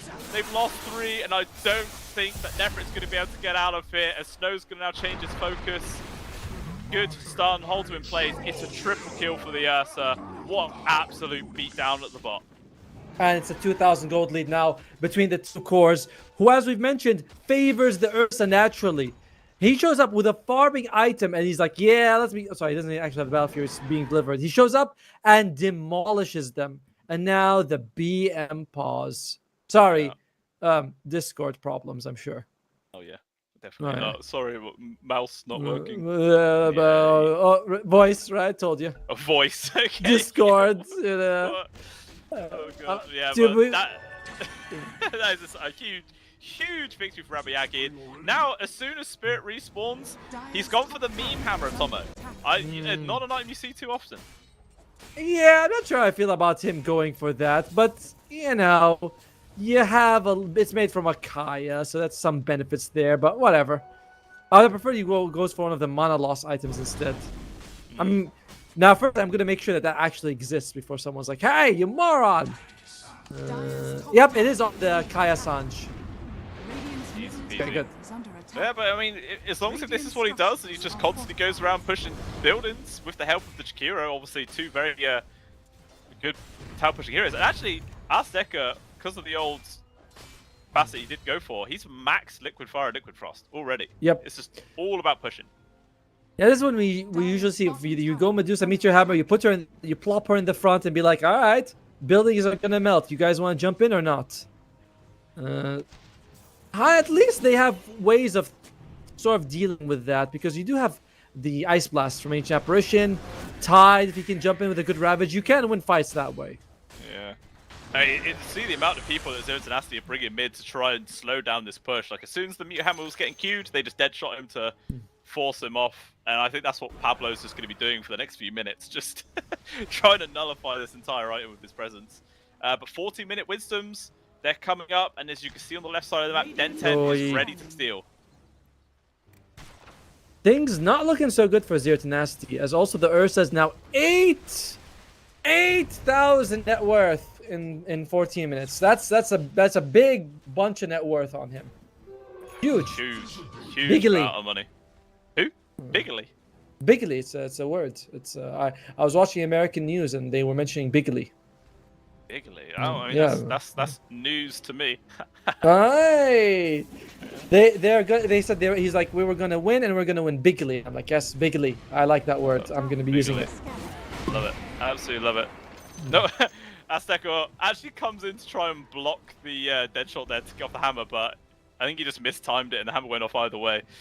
So slowly but surely this tier 1 tower is going down, but there's just not really anything Zero Tenacity can do to completely stop it. Like Liquid Fire, can he get the deny? Not gonna happen. Middle tower has fallen. If the Titan, once the Titan has Blink Dagger, that's gonna be a big help for them. Retsu is going for Axe Scepter. Now this is good because it does help you chase people in the double lockdown, but it doesn't help you stand toe to toe with an Ursa. Like Ursa's like, oh yeah, sure, just jump on me. I'm happy to do Middle that. tower is under attack. He enjoys the attention. Meanwhile, speaking of, Spirit has been found mid. Ice Path, Backrapire, trying to make some space if it's Medusa. It's actually going to be A-OK. Retsu not willing to stick around and find out. There's actually a blink now picked up for the Tide. So it feels like there's Tenacity are ready to go for some initiation, ready to take some fights. Who do you want to go on? Another problem is that Roshan's always going to be at the back of your mind. This is because you're up against an Ursa, who's got Orb of Destruction. Very nice. I believe this is the most successful neutral item tier 1. No, it has the highest win rate. Mid, huge gank on towards Spirit. Look at the amount of hate they pay on towards the Snake Lady. She is dead, and this tier 1 tower is not long for the world as well. Dire's middle tower. Nice trade for Zero Tenacity. Didn't even cost them anything. As oh, he jumps frozen. That was cute. That's it. Just turns into like a little icicle mid-air. That was odd. But yeah, tier 1 tower gone, and Dire's middle tower see what they're going to do with it. Okay, they all just immediately TP to the two side lanes, just going to resume the farm. Why not? Need to ensure you got some vision on Roshan. Again, I'm very worried about this Ursa getting his hands on 2 lives. His paws on 2 lives, sorry. Yeah. Good correction, well done. Thank you. I wasn't even going to call you out on that one. I was going to let that one slip, but you did it yourself. Well, when you're working with when you're working with a friend, you need to make sure you leave no openings. That's fair. You know, after a few years working with each other, we're learning. We're learning. I'm like, no, don't give him an opportunity. Yeah, I will make you regret it. But even still, 2,000 gold lead right now, and like you were saying, there is going to be that Roshan potential for Rabbit Yagi soon, which I'm sure they're thinking about. I mean, Snow's trying to go in for a BKB, which he'll have online in about 1,300 gold. Is that what he's waiting for? You know, then go for the Rosh with the protection of the magic community, or do you think he can go for it before completing the item? I think saving up for it would be nice. You know, imagine you get caught by an Ice Blast with a Ravage. Yes, BKB doesn't block Ice Blast, but it blocks a lot of the magic damage that comes after. So you're ahead, but 2,000 gold, it's not that massive of a lead. No, definitely not. I mean, it is actually Spirit who is the bottom from core by a full 1,000 gold behind second lowest core. So it's not the best, but he has been relentlessly targeted this entire game. 0-4-1 on the Medusa. It's rough, but a free Tormentor here for the side of Z10. LeBron. It's not very quick though. Yeah, LeBron almost losing his life there. Takes a while. Who's gonna get? LeBron gets it. That's one of my favorite shards in the game. It's insanely strong. Yeah, it's amazing. Just a free stun is so good. Imagine, you know how like how Cold Feet is AoE because of exposure? Yep. Imagine if like when people connected onto Ice Blast, it makes another AoE around the Cold Feet connections. Ah, that would be pretty good. That would be really good. I would push the Facet to being more viable a little bit, because right now it's like very 50-50 between it and Bone Chill. But as someone explained it to me, he's like the AA shard already gives you AoE Cold Feet, which is why it's better to pick the other fast. And I'm like, that's true. Makes sense. Who knows? But chat, which is 6 minutes behind, they think the game is over. But you know, this is Dota. You play it a little bit, and suddenly it's a 1,000 difference between the two teams. Draft favors the Dire, but I mean, they are recovering on Zero Tenacity. 100%. And you've always got to pay respects to Ravage, Ice Blast, Ice Blast kind of combo, like that alone Yeah. can easily change the tide of any situation. So it's never a guaranteed victory here. And an Axe just picked up for the Slark, and the entire team goes for a smoke play. Let's see if they can use this time mode to find some free kills. It looks like it might be Spirit yet again. With an anchor even put on top of him, there's just no way to escape. It looks like there's actually some reinforcements coming through. In Zero Tenacity, they're not going to just immediately jump on top of the Medusa. Playing very cautious. Instead, they get the stun on. Nice silence. Control plus the Ravage lands on towards 4. Still, Morel survives though. Not enough follow-up damage. It's actually Stoikov to be the casualty instead. A disaster of a situation. And then it's going to have to run away. That's awkward. Denton? Just able to get the blink away. Ice Blast. Going to go through. Doesn't get the full connection, but they still do get the passive effect as LeBron just gets picked off there from Spirit. I'm not entirely sure how that went so poorly there for Z10. No, it went badly because when the Ravage came out, there was no Ice Blast and Ritsu was not there to fight. They went in with 3 people.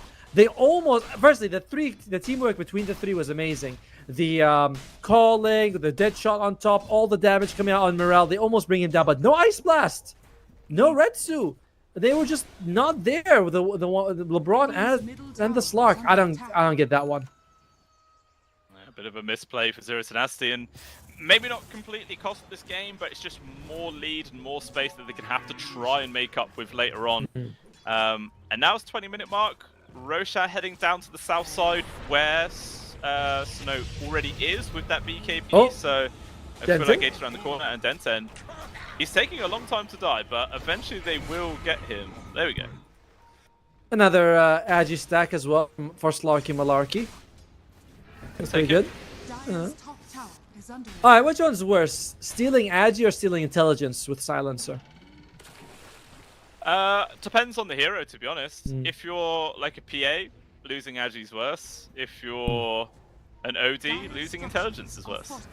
Nah, you gotta pick in general. Which one's worse? You can't just be like, well.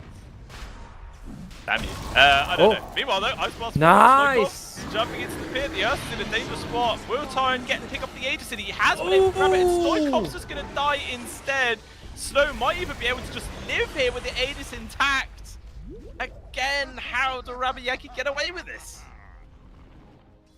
Oh, man. Again, like twice now, you feel like some people are fighting and some people are just not there helping the team out when they need to. This is another disaster. But no, it's not good for sure. But Retsu is farming? I mean, is there a question mark at the end of that statement, is there? Yeah. I mean, he is, second farm core, about 4k gold behind the Ursa, but like we were saying earlier on, you're never really going to be able to match the pace of an Ursa farmer with the Battle Fury, so it's to be expected, so he's doing really the best that he can. Dude, Ursa's go for a smoke play. Level 18 Ursa with Aegis versus level 14 Slark. The levels is a big deal. You get the extra level in your ultimate, the 20% in rage stats resistance. You get a lot of benefits out of that. Yeah, it's quite impactful. It is. Now, we have to think about how does Zero Tenacity make their way back. I think a lot of it's going to come down to killing Spirit or Morale. The Slark is good against the Storm and the Medusa if he can just get on top of them and get a few hits off. And he's got the double jump. I mean, you say about killing Spirit's good, but I mean, is that even really important? It feels like Spirit's just kind of a bait at this stage in the game. Like, they tried fighting him in the last fight, it kind of baited him into an awkward situation. He's already died loads of times, his farm isn't that great. I don't know, I feel like the Medusa's just more of a distraction at this point. I agree with you, but one thing about bait is it has to be enticing enough to go for.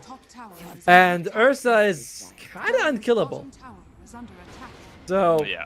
What else are your options? And Tiny, by the way, sorry, yes? I was gonna say, it's Storm there, it's Morel. That feels like the only real good pick off target for Zero Tenacity to go for. And even still, he's got a BKB with like 2k HP, so any kill is hard to find, basically. For sure. Even the supports like Denton as a Tiny, every time you hit him, you do 2% less damage on the next hit. So it does nullify a lot of Slark's damage, which is not that high to begin with. Stark is a very odd damage dealer, where he's kind of good against certain heroes and cores, but he's not good against buildings and things like that. Which Tiny is almost a building. He's about the same size one. Oh, speaking of Sako, Retsu, he gets found, manages to pop the ult, leap off towards the side, trying to go for the TP. Is there any AoE stuns? No, Avalanche was already used from Den10. And that does allow the Slug to get away, so good game sense to realize he can retreat there. Yeah, it would have been a hard kill anyway. He's already got the shard and the Axe Scepter and his ultimate. So no matter what they did, he'd have found a way out. Oh, Morta! Sorry, Pablo is very close to the Axe Scepter now. Everyone's been raving about this item, and it is somewhat deserving of the hype. You think? Somewhat. It's interesting. I mean, it's quite good. You know, it's very few like Ags upgrades which are specifically good for sports. So it's quite cool. You don't like it very much, huh? It's alright. It's just expensive.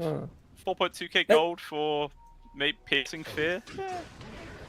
I mean, the dead shot, yes, like you mentioned, it can miss, and that's the problem. As Pablo, so close. Well, that's gonna slow down the Ags for sure.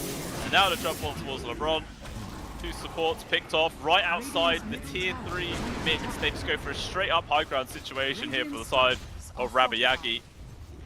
And the attack speed slow means these creeps might actually live. Never mind. Okay, it does die. Den 10 throws in the range. Don't worry. Backdoor protection won't kick in for another 20 seconds. By the time the next creep wave will have rage. See? See this backdoor protection? It's garbage now. It's pretty trash. It's trash. It needs changes, to be honest with you. Like, what do you think? Like 5 seconds with no creeps? I don't know what it is right now. It feels like it's almost 20 or 30. And it just... I don't know. Using Glyph to remove creeps never feels worth it, because the next creep wave is usually, by that time, going to reach anyway. Yeah. I think it's 10 seconds. But it feels like such a long time because people could do damage really quickly. So in 10 seconds time you can easily destroy the barracks. So yeah, okay. I feel like 5 should be what it should be, you know. Let me Google it. Let me see. How long does it last? Check. Yeah, you think I won't? It's fine. You gotta check. You know, it's a gut feeling. Oh, it takes 15 seconds to reactivate. Oof, that's giga trash. Come on. Yeah, 15 seconds. Because I'm like, there's no way it's 10. But I don't want to say it and look like an idiot. I'm like, there's no way. It's forever. Oh, man. Can they get a pick off here on Zero Tenacity? Who would they like to jump off? Asdecor probably is the only really... Oh, there you go. Perfect. Thanks, Asdecor. All right. That's for a free kill on towards the Kira. Snow that goes to the immediate re-engage, trying to focus on Stoikov. Ice Blast not really going to be doing too much here, as eventually we'll get caught. Ravage comes out, only lands really onto Medusa in the backlines. They still do lose a life with their DK. Now the DK all run out, he's in an awkward spot. The bash though lands, plus they get the Stone Gaze freeze. Retsu's in a very awkward position. Now he has to run away, as Pablo trying to get himself out, but another pullback with the Vortex, Avalanche toss. It's a free kill. Again, it's a 3-for-1 exchange, all favoring Rabayagi. Oh, just nothing seems to be going their way here for LZ10. No, unfortunate for them. And that was with the best start possible. They killed the one guy we said this would be the good person to jump on. Retsu, he's next to the Medusa. He's like, I don't want to hit Medusa. It's not worth it. Oh, he might be in trouble, actually. Yeah, jeez. Dear Lord. So much damage so quickly. Forced to use the Shadow Dance just to run away. He will By the way, get out of there, but it's going to be a free Tormentor. He's got 17 Fury Swipe charges. He takes an extra 630 damage per hit. Wow. That's quite disgusting. By the way, someone, Molar, our best chatter, of course, number 1, he mentions that it's worse to lose intelligence than agility, and I agree. You know, agility for a lot of heroes is kind of irrelevant, but everyone uses spells, except Hustle. Yeah, I was thinking as well afterwards, it's like, because more often supports are the ones that are dying. And they're the guys that need mana. So that makes sense. Oh, okay, jump inside the base, just going to focus on towards Pablo. Easy kill. Like Avalanche toss into an Abyssal Blade. Oof. Well, what do you do if you're Zero Nasty? Apparently you lose another one. Yeah. Yeah, there's very little sort of chance to turn this one around. Both supports gone, 30 seconds, no buyback. Hitting on towards this top tier 3 as well. And to see if the core is going to try and mount a defense without the supports to help out.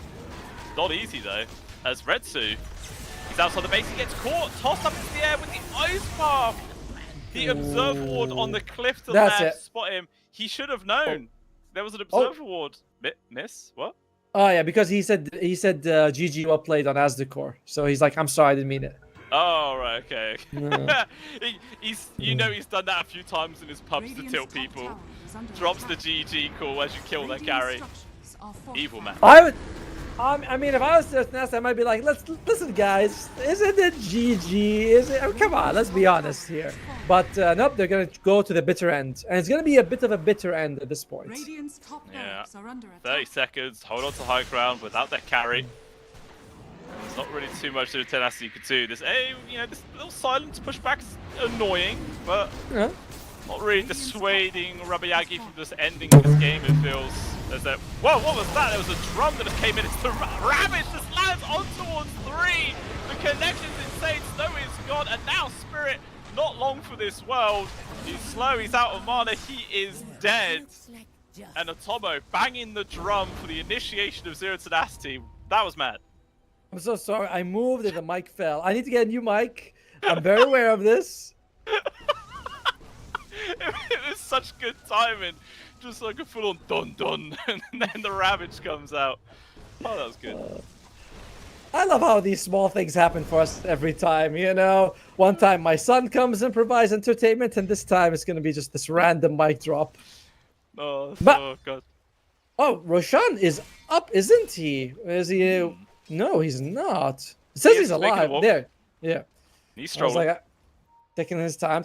But this could be a nice opening for them, because even though when you die, you don't remove your stacks as a slot. You lose the ones you have, but you don't remove the stacks the enemy has. Could be a nice way for them to take a very long fight. Yeah. And it looks like they're going for a smoke here for Rabayaki. They want to try and come and contest this one. I don't know if they're going to get here in time, though. This Roche down to a quarter HP. Maybe if they make the jump straight away into the pit, they might get here in time. AoE jump on in as well from Morelli as well. The Roche is going to be on the full red, so he's able to pick it up. Icebox connects with several heroes. And now this could be an awkward fight for Rabayaki. LeBrondo's still going to lose his life. Pablo has to just TP away. Retsu though with the BKB, he wants to continue fighting. They get rid of the anchor. Now Snows also turns up. They get the stun mid-air. First life of Retsu has been taken away, and it doesn't look like there's much Zero Tenacity to do to help out. There's no Ravage, there's no nothing. Meme Hammer falls. Retsu's trying to run. Oh, Pablo is actually still here. I thought he TP'd out. They do kill the Slark. Morel's still down on alive. Finally, the Storm Spirit drops. It's already quite a victory here for the side of Rabayaki. A buyback to the Slark. They commit everything to this fight, it feels. Stoikov gets tossed back in. Good stun comes in for the Chikiro. They lose Stoikov's life. Nefrit as well, one hit away. But the actual space being made here from Retsu keeps him alive, but now he decides to retreat himself. As long as if the Slark lives, there's a hope. But if he dies now, after using buyback, it's going to be horrible here. Looks like Pablo's just eventually going to die off towards the side. Takes a long time. But yeah, off towards the side, looks like Retsu did die. Dead for 90 seconds, no buyback, and finally Pablo also drops. It's a 1 versus 4 here at Tomo. This could just be the end. Well, he's an ancient apparition. He's probably seen a few old battles and lived through them, but Pablo wasn't able to complete his TP because the Stone Gaze actually procced on him as he was about to get out of there. Morta buys back. Okay. All right, supporter do it. Let's see what we got here, boys. Yeah, I mean, 20 seconds before they do have their DK at the very least, but still a full minute about their actual carry. And this last tier 4 is about to go down to Tomo. Snow, though, has to pay attention to the cold feet. Quite annoying. There's little stuns, there's fears, but unfortunately, a quick zip in from Morelli finishes off one. We'll buy back. Here's the DK, 5 seconds. And there will be a tide as well with Ravage available. And it looks like Rabayaki, they are actually just going to fall back, I guess. Not even finished off the melee barracks. I don't really know what's going on. They're all very split. They're changing their decision. Nefrit, though, jumps in. They want it. Re-engage. Jules shots him up into the air. Now they're going to focus immediately on towards the side. Can he at least get off the Ravage? He will. Stuns on towards a couple of them. Ice Blast just lands on towards the back lines. Toss Right, back as it's well in from 10. 10. Stoikov jumps in, want to focus on towards the Ursa, but he just gets off the raw because he has an axe completely on top of everything else. Nothing really holding him back. He's going to go for objectives. Over here on Tomo, hitting on towards the throne. Can they stop this? Finally, Retsu is here. They managed to kill the Ursa, but there's just too much else going on. And there it is. Rabba Yagi take down the lower bracket finals 2-0. That was a nice hold at the end from Zero to Nasty. Even though they could have called a while ago at the top lane, when the GG was sent from the enemy, they were like, let's play till the end. It was nice to watch. The Retsu buyback was expensive because it feels like the team had already lost, and there was a few misplays in that Roche pit. That Roche pit was so close to turning the game for them. But in the end, Raboyagi played better than Zero to Nasty. Can chuck it up to Fatigue and chuck it up to Bang Nefrit, but they just outplayed them both games. Yeah, it did just feel like you said, Rabayagi were just the clear team ahead the entire time. I mean, Zero Tenacity, at the very least, they did manage to push themselves up to third to secure that $7.5 thousand here, which is a nice chunk of cash. But obviously, it is Rabayagi making it through into the finals where they guaranteed second place for $10,000. The question is whether they are going to be able to beat Na'Vi in a rematch, because they are the ones that actually sent Rabayagi down to the lower brackets. That is going to be a spicy series. Yeah, but we won't be casting it. This is our last series of the day. It's also our last series for me at Blue Scale for the CCT. And this is also going to be the last CCT for this season, because they were like, we're going to put 400,000. We had 8 of them. This is going to be the last ones. Tomorrow is going to be the grand finals of the CCT in general between Na'Vi as well as Raboyagi. I kind of feel like Na'Vi might take it, but I'll be tuning in and seeing how the match goes. For sure. I mean, it does feel like, yeah, Na'Vi are going to be the slightly better team, but Rabbit Yagi obviously have the potential to push it back. Like we're saying, they only even got knocked down because the series was 2-1. So they were able to take a game, and it was a 65-minute game as well, which is quite crazy. So it was a long one. So who knows? I definitely feel like Rabbit Yagi at least going to make it very close and entertaining. So a lot there for everybody to come in and watch. Like we said, guys, that series is tomorrow, starting at about 8? Same time as 9? Yeah, same as the start time of first series, I believe. So that is that one to look forward to. But like what Tommy was saying, that is the end of us. We hope you've enjoyed today's games and our cast, guys. Do let us know how you feel, and we hope to see you again in the future. Bye-bye.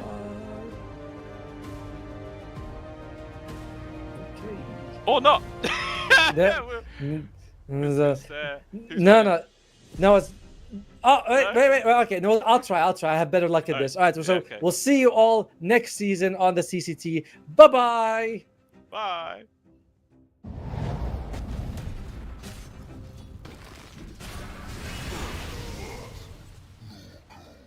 The first of many bloodings.